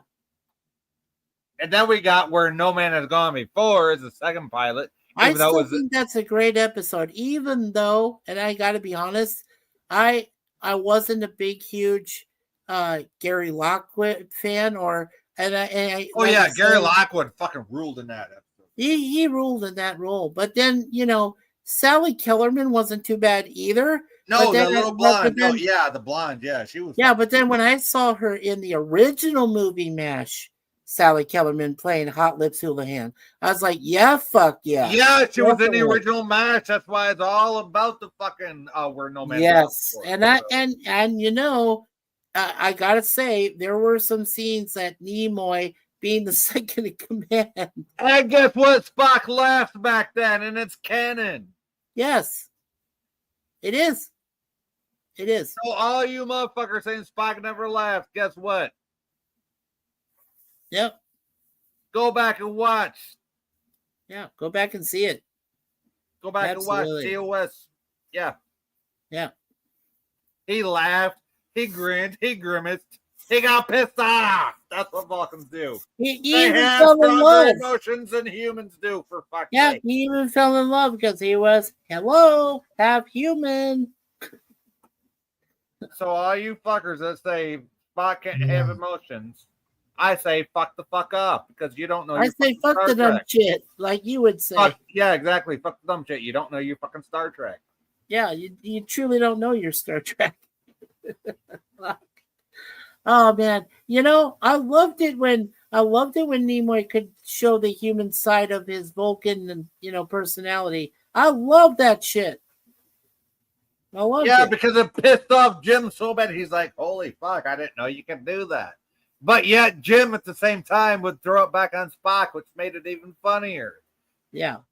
And that's what made the interactions between Spock and Bones so fucking hilarious.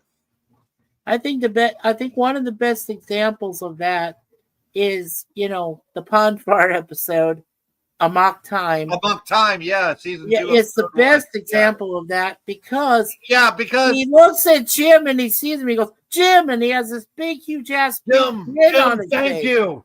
And then what's her name looks at Spock and says, I choose him. Yeah. And then Jim's like, what? Yeah, like what? That'd be like literally Valor going through something and Viv just standing there. Right. Did you read this other one after Lemon said it was an awesome actor? Well, Daniel, awesome actor. And then Daniel, you fucking smelt it, you dealt it. Read it. Yeah, Gene Roddenberry was so controlling. And when he was kicked out for a while, Gene hired a lawyer to spy and go into the writer's room and look into their desks to report back to him and tell him what they were writing. No, that wasn't him. That was his fucking shady ass lawyer that did that shit. Yeah, he hired his lawyer to do that. Right. What are the writers up to? Yeah. To tell him what the writers He was an asshole. I mean, the guy was an asshole. Gene hired his lawyer to spy. No, here's the thing, though. I heard the story that Gene didn't know nothing about what his lawyer was doing. His lawyer got sued because nobody had any idea what he was doing. He was making all these changes and and nobody had any fucking clue until after filming was done and they had no choice. Yeah, don't cut and print. So don't forget that he made a mockery of lawyers by having Melvin Belli play the Gorgon in the episode and The Children Shall Lead. Yes. Holy fuck. So this lawyer that you're talking about being so good is not such a good person, yo. Right. But you know what? I will thank them for one thing, because I never knew who the girl was that voiced Lucy in the Charlie Brown animated, stuff. And then I see Pamela Ferdinand and I said, oh shit, she's Lucy. Yeah. She's Lucy. Blockhead. Blockhead. Yeah. Didn't you just want to? You guys remember, right? That when she pulled away the football, he go and fell on his back or whatever. Back. And then she looked at him. Robot. Yeah, then she looked at him and said, "Blockhead." Yeah. Now this is how funny, Family Guy was, and Seth Green even pulled this shit on Robot Chicken. He goes over there, and in Robot Chicken, he had the the monster of Halloween, the Great Pumpkin. He had the Great Pumpkin come to life and kill Lucy, right? And kill Lucy, and then he kicks the ball that was one instance, and then in Yeah, because Family he tried Guy, to kick it at Lucy, and that backfired all the. yeah, exactly. And then in Family Guy, Peter Griffin walks up there and he says, "No, no, no." No, He no, no, says, no, "You no. can't pull away the football," and he's beating Yeah. Lucy half to death. Yeah, And it's can't just pull like, away you the hold football. that football He for beats him. her down into the fucking ground like a fucking Exactly. And then dog. he comes up and kicks it. He goes, "Yay!" Hey, and falls on his ass. Yeah. Oh, those are funny. That's funny shit. I mean, yeah, those moments, this great shit. Yeah, good stuff. Hey, welcome to 90s Babies. How the fuck you doing, yo? Hey, thank you for being here, chat. We love you. Yeah, we love you guys. Yeah. So, Daniel, should I ask so what are your plans for Canadian Thanksgiving on Monday? Yeah, what are your plans for Canadian Thanksgiving, bro? I don't know. I don't know either. Are you gonna eat pumpkin spice and everything nice? Yeah, I'll eat whatever I can get. Well, no, if you don't got tell it me in that, because my dogs look at me and say, "I'll take what you give me, Dad." Yeah, I can't do that. Well, I hope at least, Dan, that you get a chance to partake for yourself of a formal Thanksgiving meal at least. Yeah. And you know what? You got to give me your fucking PayPal somewhere so I can send you some fucking money so you can go out and get a fucking meal. Yeah, thanks. Yeah, that's a great idea. That's a great idea, Jay. That would be awesome if you can do that. That would be great. Thanks, buddy. Yeah, I don't have a PayPal. What's PayPal? Spend it on you, not your fucking so-called. Never mind. Never mind. So what's the PayPal? I don't know what a PayPal is. You don't know what PayPal is? I can't help you, son. No. Yeah. You got to know what PayPal is, there, Daniel. Seriously. Well, you could also just create a GoFundMe and Jake. Yeah. Do you know what GoFundMe is? Can he though? He's got to have access to his own fucking bank shit. And I don't even think he has access to his own bank account, to be honest with you. So. Yeah. I get another one. Because he don't even know what the fucking PayPal is. Baby. Yeah.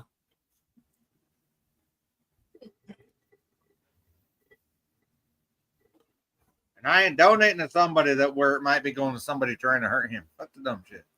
Yeah, that's true.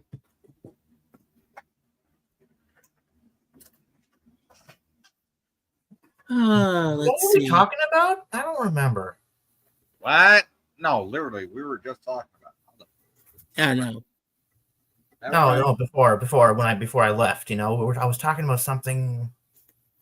Oh, I don't remember now. Yeah, I can't remember that far back either. So, yeah, my brain is a little bit fried.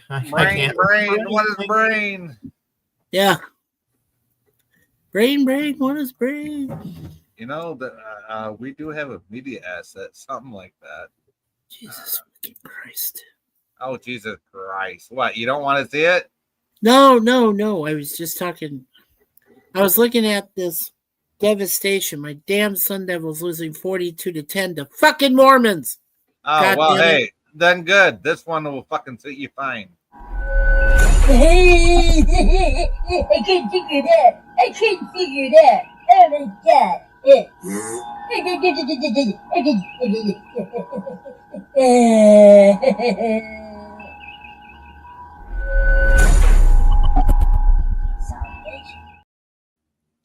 That just seems a little bit retarded. Yeah, a little bit. A little fucking retarded. That's why I played it. Yeah, thank you. Shit. I mean, he does have a couple of years on here, but I refuse to play him right now. Right. Hey, don't get me wrong. Got a couple of mine on here too. So. Hey, but I think you still looked like a decent Vulcan. Let's be honest. Yeah, except when I can't get my words straight and I still smack my lips all day long.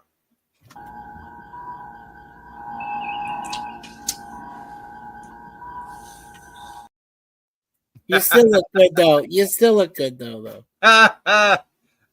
I don't do. I play. mean that sincerely, dude. Seriously, my brother. Right? You look great. You do. You look great in that stuff. Viv says the brain damaged Vulcan makes my day. There you Oh go. yeah, Jim. Even though he can be a total douchebag, he still makes me laugh when I see that. So He yeah. does. Thank I you, tell you Bill. what. I tell you what. I work with him on the fan films, and just the amount of like bloopers we could bring out for both of us is overwhelming. And you're only seeing a very, very small fraction of the bloopers between the two of us. So Yeah, Jay, do you remember the name? I seem to have forgotten the name of that African American dude that kind of worked with you on a few of those. yeah, Jefferson Kelly, yeah. Yeah, Jefferson. Yeah, how's he doing? I don't know. Jim talks to him more than I do, so Oh, okay. yeah. All right. Well, I won't get No, my only complaint about Jefferson is Yeah. we say it's improv, just talk off the top of your head. right. And to this day, my whole complaint is he reads from left to right, left to right, left to right, left to right. Dude, Literally. it's improv. At Right. least pretend you made the shit up. Right. He's being literal about how he reads it, right? Yeah. So, Yeah. Okay. Yeah. Actually, not really anything wrong with that. I'm just saying, but it sounds well, like you're more. it is on a fan film that's built on. Well, no. Well, the only way it could be that way is if it was robotic. That's why. Yeah. Well, no, and that's what it seemed compared to what we do. Sure. Right. You guys are at least inspirational and it's off the top of our fucking heads. Yeah, right? exactly. I'm And just we saying look directly into the camera when we talk. You don't see our eyes going back and forth like we're the 6 o'clock fucking news, which is what he reminded me of. So yeah, but can you the next time you talk to Jim, can you ask him why like when I wanted to do voice work with you guys and he said that I was being robotic, I said no, I'm not. I'm trying to be I don't know. be, I mean, I can ask him. I don't know why. It's like yeah, because I was trying to be improvisational too. I was trying to kind of change the words here and there, and he says, "Just read what it fucking says." He did tell me that one time. Just read what it fucking says. I thought that was kind of rude. You well, know? hey, Viv, you want to see another brain damage?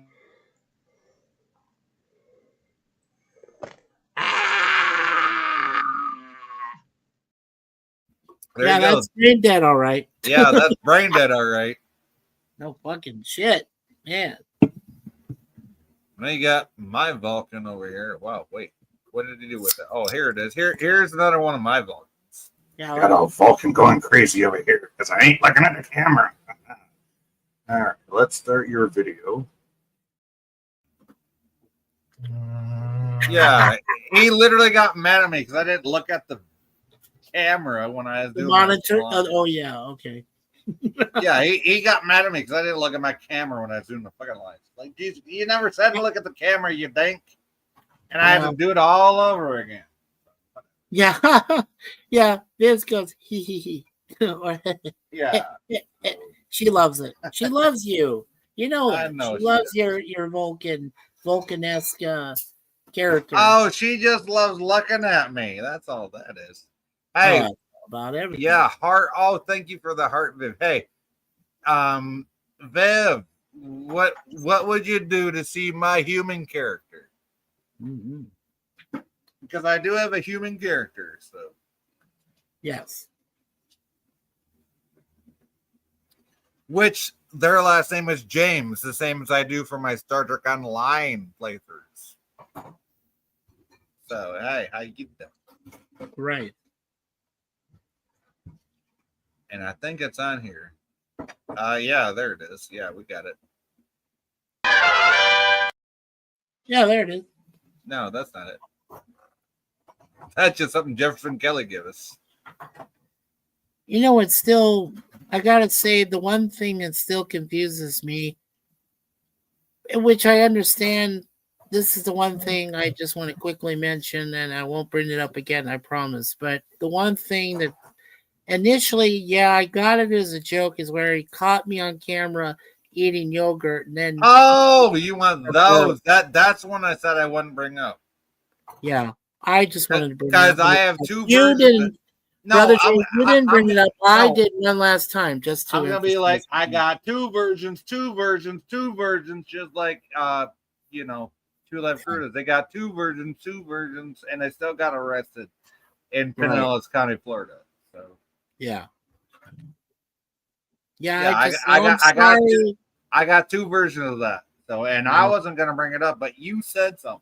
So. Yeah. Well, and I'm sorry if I just now offended you by it or something. Yeah, it does offend me because I hate that shit. So Yeah, thank you. So I won't mention it ever again. Sorry about that. but I do have it. Yeah, I know you have it. Of course you've got it. I know you do. But yes, I'm glad that you don't play it.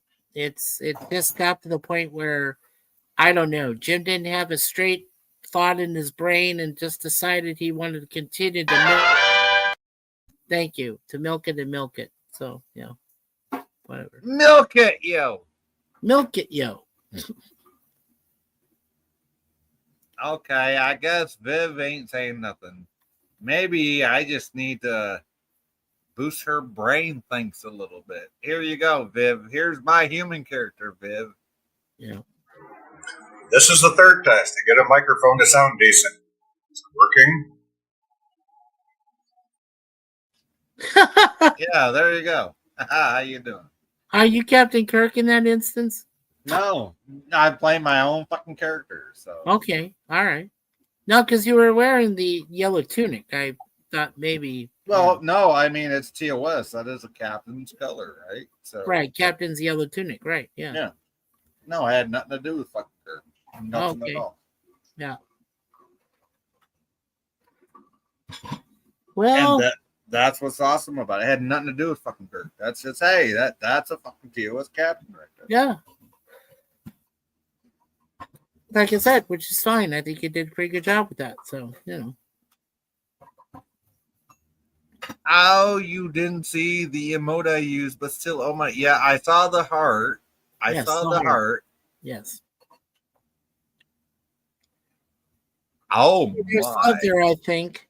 Hey, well, hey, Viv, I can't speak for you, but if you like it, great. If not, oh well. No sweat off my back. So. Now, you do remember that line that Judd Hirsch says in Independence Day, where he says, "I think there's still love there," or he says, "There's still love there." I think. Yeah.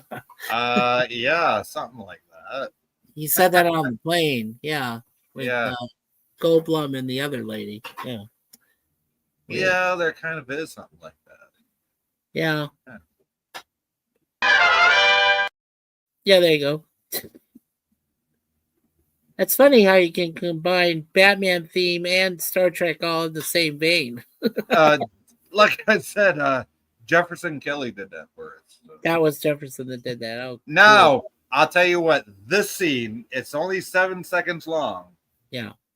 Jim came up with 80% of it.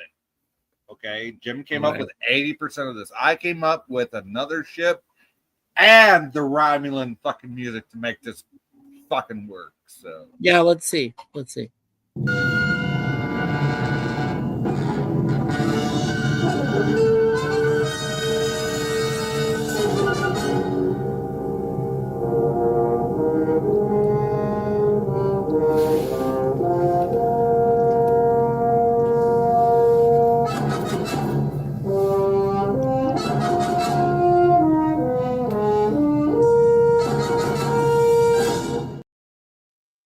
Yeah, that's impressive.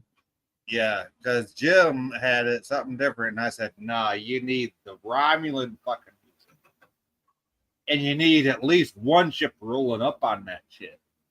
Yes. So that's what we came up with. That's still cool. And Vince says, "I like what I like, and I liked what I seen."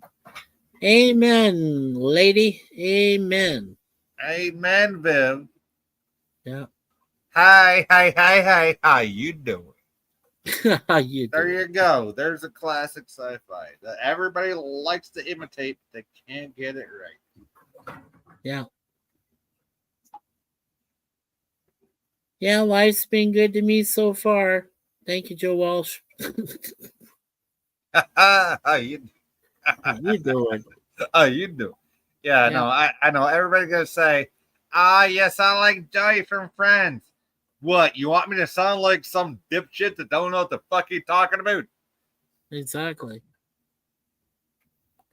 Besides, Yeah. you were all overpaid anyway. $1 million an episode for Christ's freaking sake. Yeah, Do for saying how you actually doing. deserve that Exactly. fucking If money? they- I don't think so. Exactly. If he can get paid for it, why the fuck can't I? Okay, come on. Yeah, right. I think Daniel. I'll tell you. You know who's overpaid? I'll tell you. Tom Holland. That fucker is overpaid. I mean, think about it. I would tend to agree with you there. Yes. My God, like he is, like what, 30 years old now, or 29 or 30, and he's gonna retire after he does Secret Wars. That's what I hear.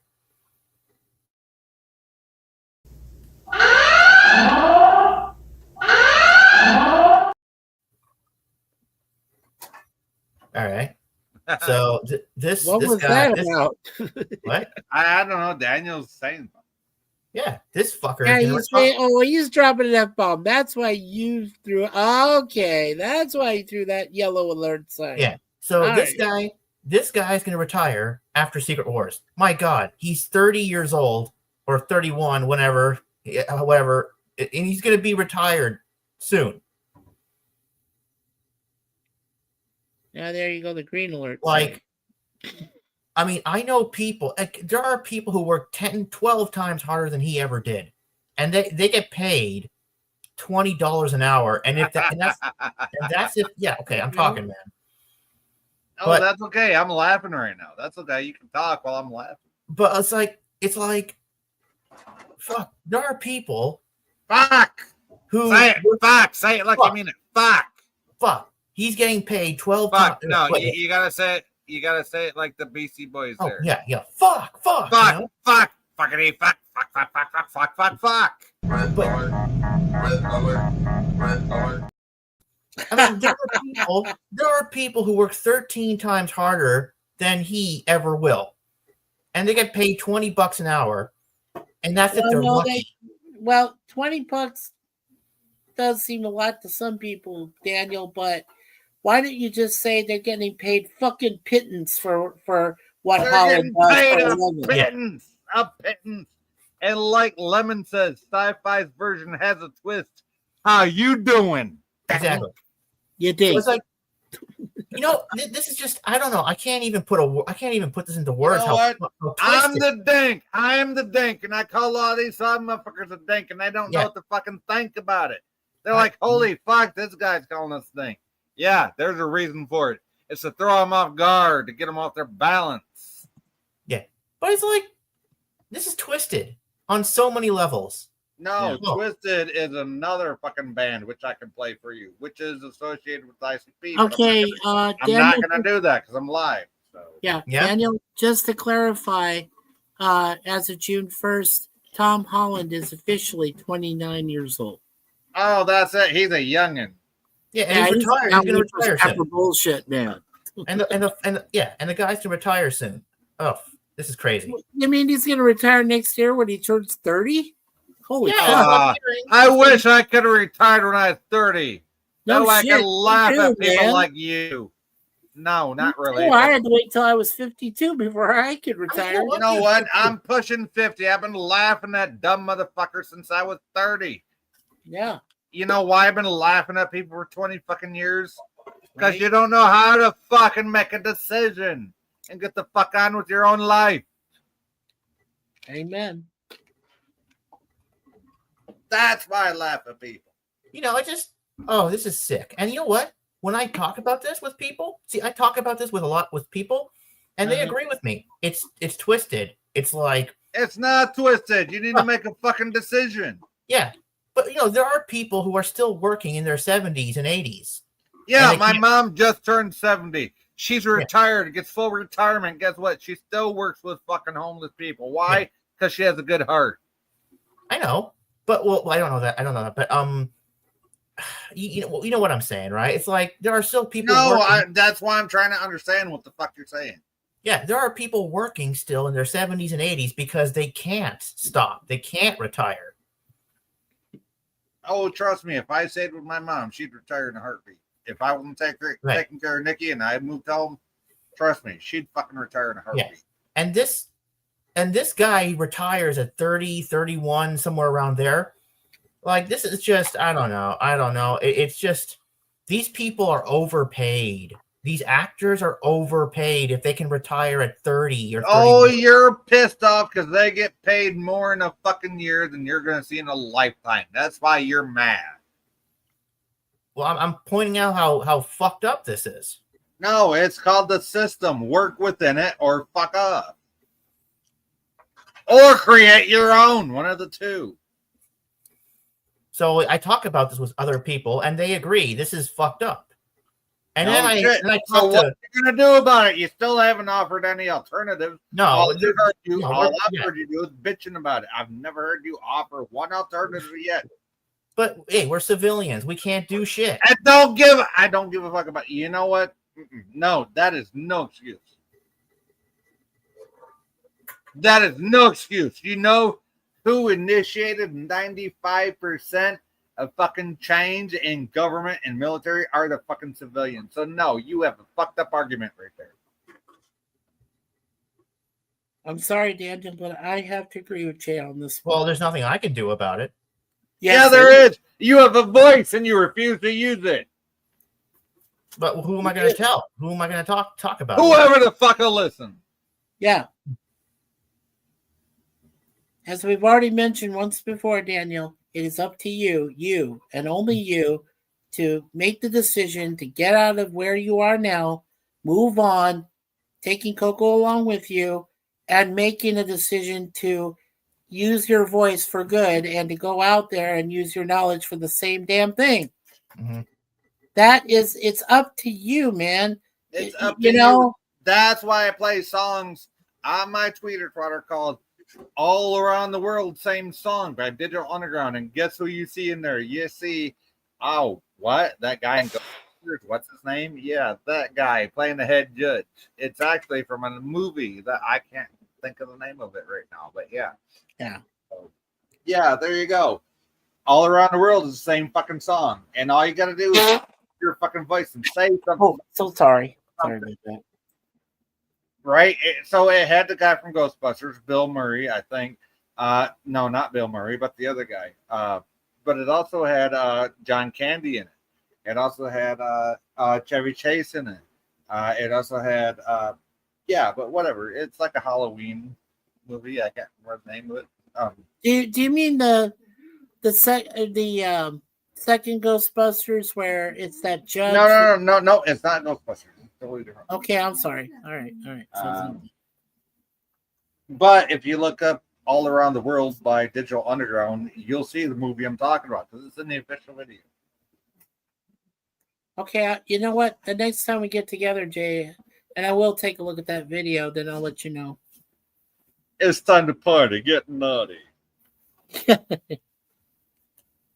Am I dreaming this shit up, or is it 2:40 in the morning? Oh shit! It's early. Okay, yeah, it is 2:40.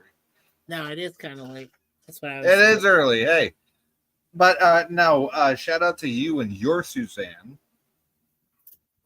Thank you. And your Moon Pie and your Deja Vu.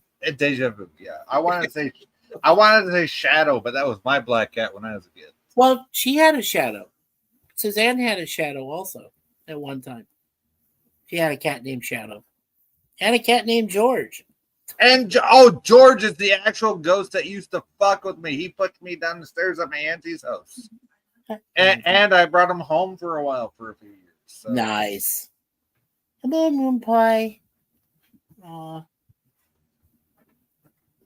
So if y'all don't believe in ghosties, guess what? Fight me. I dare you. Well, you can also bite my shiny middle ass too. There you go. Mikey's got experiences too. And I know you got that reference. Oh yeah. Yeah. Oh man. No, I got so many fucking real life experiences with fucking demons and ghosts. It's not funny. So. Yeah. Jim says, yeah, Jay, you help with the what? The Battle SE? The Battle Southeastern. What? I don't know. I can't know. I can't know what he's saying. Don't know. Is he talking about like a southeastern quadrant or a sector? I don't I know. don't know. I don't know what he's saying. Yeah, and let's see retype something. I don't know what he's saying there. So. Yeah, sure.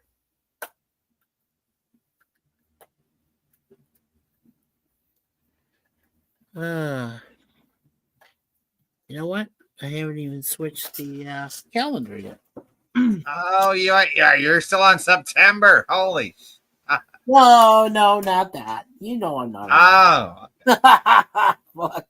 If I was still on September, you better put me in the freaking asylum. How you doing? Yeah, how you doing? There we go. You know the Fresno Nerds are live. I might head over there for a minute. Okay. I mean, I've been going for, oh shit, let's go back to StreamYard. How long I've been going? Oh, 4 hours. Yeah, it's time to, yeah, Jim is sleep typing. I kind of agree with that, Lemon. I do agree with that. But he's not, here's the thing, he's totally awake and he's going to tell me, do you remember when I said this? Yeah. Yeah, no, he's going to text me tomorrow. Do you remember when I said this? Yeah, right. So quickly, Daniel, do you have anything going on? Dan? Daniel's on. Daniel, wake up.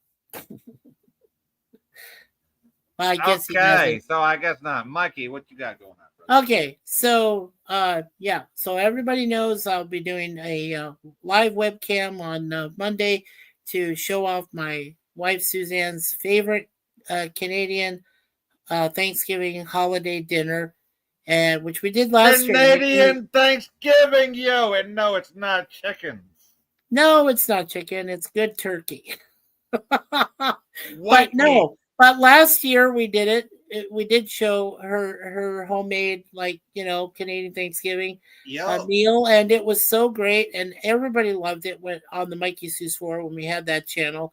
So I said, you know what, I'll bring it back this year for our new channel, Chatty Blogger MS, and so that's what we're gonna do on Monday evening, just after 7 p.m. Eastern. So if anybody, and I know that Suzanne XD wants me to join the chat there for us. So I said, yeah, sure. I'll send you a message through Facebook and let you know, or just send you the link to the watch, to watch in the chat. So, all right. Yeah, so that's what's coming up. Yeah. Yeah, that's what's coming up on the Mikey channel. So everybody check out Mikey Seuss on his new channel. Yeah. There you go. Jim says, yeah, Jay, you help with the battle scene. But what about the video I built? 12 hours that helped you get an apology for that. I said thank you. I said thank you in the fucking goddamn. Oh my fuck, dude. I said thank you to you in Facebook. I said thank you to you on the video. Yep. But I can't know what you want, bro. Yeah. You want to thank you? Well, thank you. Is that what you want? Thank you. You want to hear it? There you go. Thank you. All you do when you do this shit is you piss me off just a little bit. When you fucking bring up shit I already did twice. Right. So, Jay, what have you got coming up next week? Well, I'm gonna do my Tuesday, my Thursday, and my Saturday as I always do. Right, Shenanigans. Yeah, Shenanigans. Yeah, Saturday Shenanigans. The Thursday, whatever the fucks. And the Tuesday night tapped out. I like, Tuesday. I like that you've got that set schedule, right? You got the Tuesdays, the Thursdays, the Saturdays. Those are perfect place. I think those are actually pretty good placements of having these, types of streams. I do. I think that's pretty cool schedules there for you. Yeah, because it's in between everybody that's like the big names, and it still lets me get a fucking little bit of an audience, right? Yeah, correct. And And my regulars are going to be here. As long as I'm live, my regulars will be here. As long as I show up, they'll be here. Correct. If you build it, they will come. Right, like they say, as Kevin Costner said in that one movie. Field of Dreams. There you go. Yeah, and then like I said, we're still doing our reviews of Get Smart and TOS. So I don't have any set amount. I don't have any set times for those, but you will know that when they come on live, I give some, I do give some time frame ahead of time to show them or to review them. But yeah, it's going to be 2 episodes of each show each week, just 2 different times. Yeah, and unlike Two Live Crew, he does not need 2 versions. So correct. So there's that. There you go. Yeah. Mikey, if you want to hang around, I know you're tired, but if you want to hang around afterwards, that's okay with me. So, can I do a rain check on that for Tuesday? Absolutely, my friend. Absolutely. Okay, cool. Yeah, and you know how to get a hold of me in the meantime. Yeah, yeah, I do through Facebook Messenger. Absolutely. Yes, absolutely. Yes. Yeah, and I will also send you the watch chat link for that on Monday night. So. Oh, and by the way, I've been saying this. I said this at the beginning of the stream, but I've got at least the first 5 Freddy movies on DVD, and I want to do watch parties with them, but I have to do it out in my living room computer because it has a disc drive in it. So, yeah. So if anybody wants me to do the Freddy movies, at least the first 5, let me know. Let me know in the comments. Let me know somewhere. It'd be like sci-fi. Play that shit. Play that funky music. I want you to read this last one, Jay, unless you feel. Oh, Viv. Okay. Viv says, after sci-fi said, if you build it, they will come. Valor said, if sci-fi seen a pole dancing video of Viv, he will come. Oh, you're goddamn right it would. You're goddamn right. I'd fucking come out of the top of my jeans, and it would arc over to the pole onto her panties. That's how hard I would come at that shit. And Viv said I smacked him for it, as that was bad. Oh, Viv, how far did you smack him, and how hard? Yeah, I mean, come on, Viv. He was only telling the truth. I think that's probably the perfect way to stop. So that's perfect. That was perfect. Okay, that was awesome. Yes. So one thing I want to quickly say before Jay finishes here. Yes, Mikey was once in Two Live Crew. No, I said no, Mikey was not. He did not sing it. Hey, pop that Gucci. Hey, no, I never said pop that Gucci. No. I never went into hip hop crap. Absolutely not, Mikey. See, so there you go. He was not in Two Live Crew. I was not involved in that. Well, okay. So anyway, I just want to say again, it's an honor and a pleasure to be a part of your panel here, Jay and Nikki. I feel like both of you are definitely. She was in bed all night, but yeah, no. Yeah, but I mean, I still feel like she's a big part of it. Like, when people talk to me and they say, "Well, I'm a chatterbox," I say, "Yes," but I mean, sometimes the only time she's a part of it is she says, "Hey, I need you," and I say, "Hey, Nikki's here, gotta go." And Nikki needs me, gotta go. Right, like with Suzanne. Suzanne, she needs me. Like I better go. Yeah, exactly. Yep. Same vein, same way. Yeah, but again, like I said, Jay, brother, thank you so much for having me again up here on this panel and in future. And I will, like I said, I hope to see you in the chat on Monday night. What's that? What did she you want to read that? You want to read that? Yeah, let me see. I am sitting on his lap. Let's just say he's very happy after that slap. Okay. Oh, yeah. So that tells me there's some dangling creature down there too. Yeah, right? There's a certain type of thing going on there. So yeah. How you doing? How you doing? And Lemon says good night to Sci-Fi Mikey. Good night, Lemon. Good night, Sir Lemon. You are not a meringue. You are a Sir Lemon. So hi. And you are the best managing moderator of anybody's chat. So thank you Sir Lemon, always for what you do for us to help us out. There you That go. is most appreciated. Except for Kronos, because Kronos is unbannable, but that's another story. Really? He's unbannable. How's Oh, that? fucking yeah! If Kronos shows up, he's unbannable. He already fucking knows that. So. Wow. How okay. No, I've known Maybe I shouldn't. Kronos. No, I've known Kronos for oh my god, almost fucking 10 fucking years. So yeah, Oh, of course. yeah. So if Yeah, Kronos Lemon ever said- shows up, he is unbannable. That has been a thing ever since my old channel. Wow, amazing. Yeah. All right, well, I'm gonna go. So go ahead and say your ending thing then, Jay. Oh, my ending thing. Your ending thing. Well, Viv says, "Good night, Lemon." Good night, Lemon. And good night, Daniel Lemon. Good night, Daniel says Lemon. Yes. Yeah, well, very good. my ending thing, Mikey. I don't know. Do you want to say yours first? I already said mine. I that it was an Oh, honor. okay. It's always an honor and a pleasure to be a part of my brother Jay's streams like this. So yeah. You know what? And here's my ending. You know what? It's a rough world out there, folks. Let's take care of each other. We'll see you next time on Sci-Fi Nation. Amen.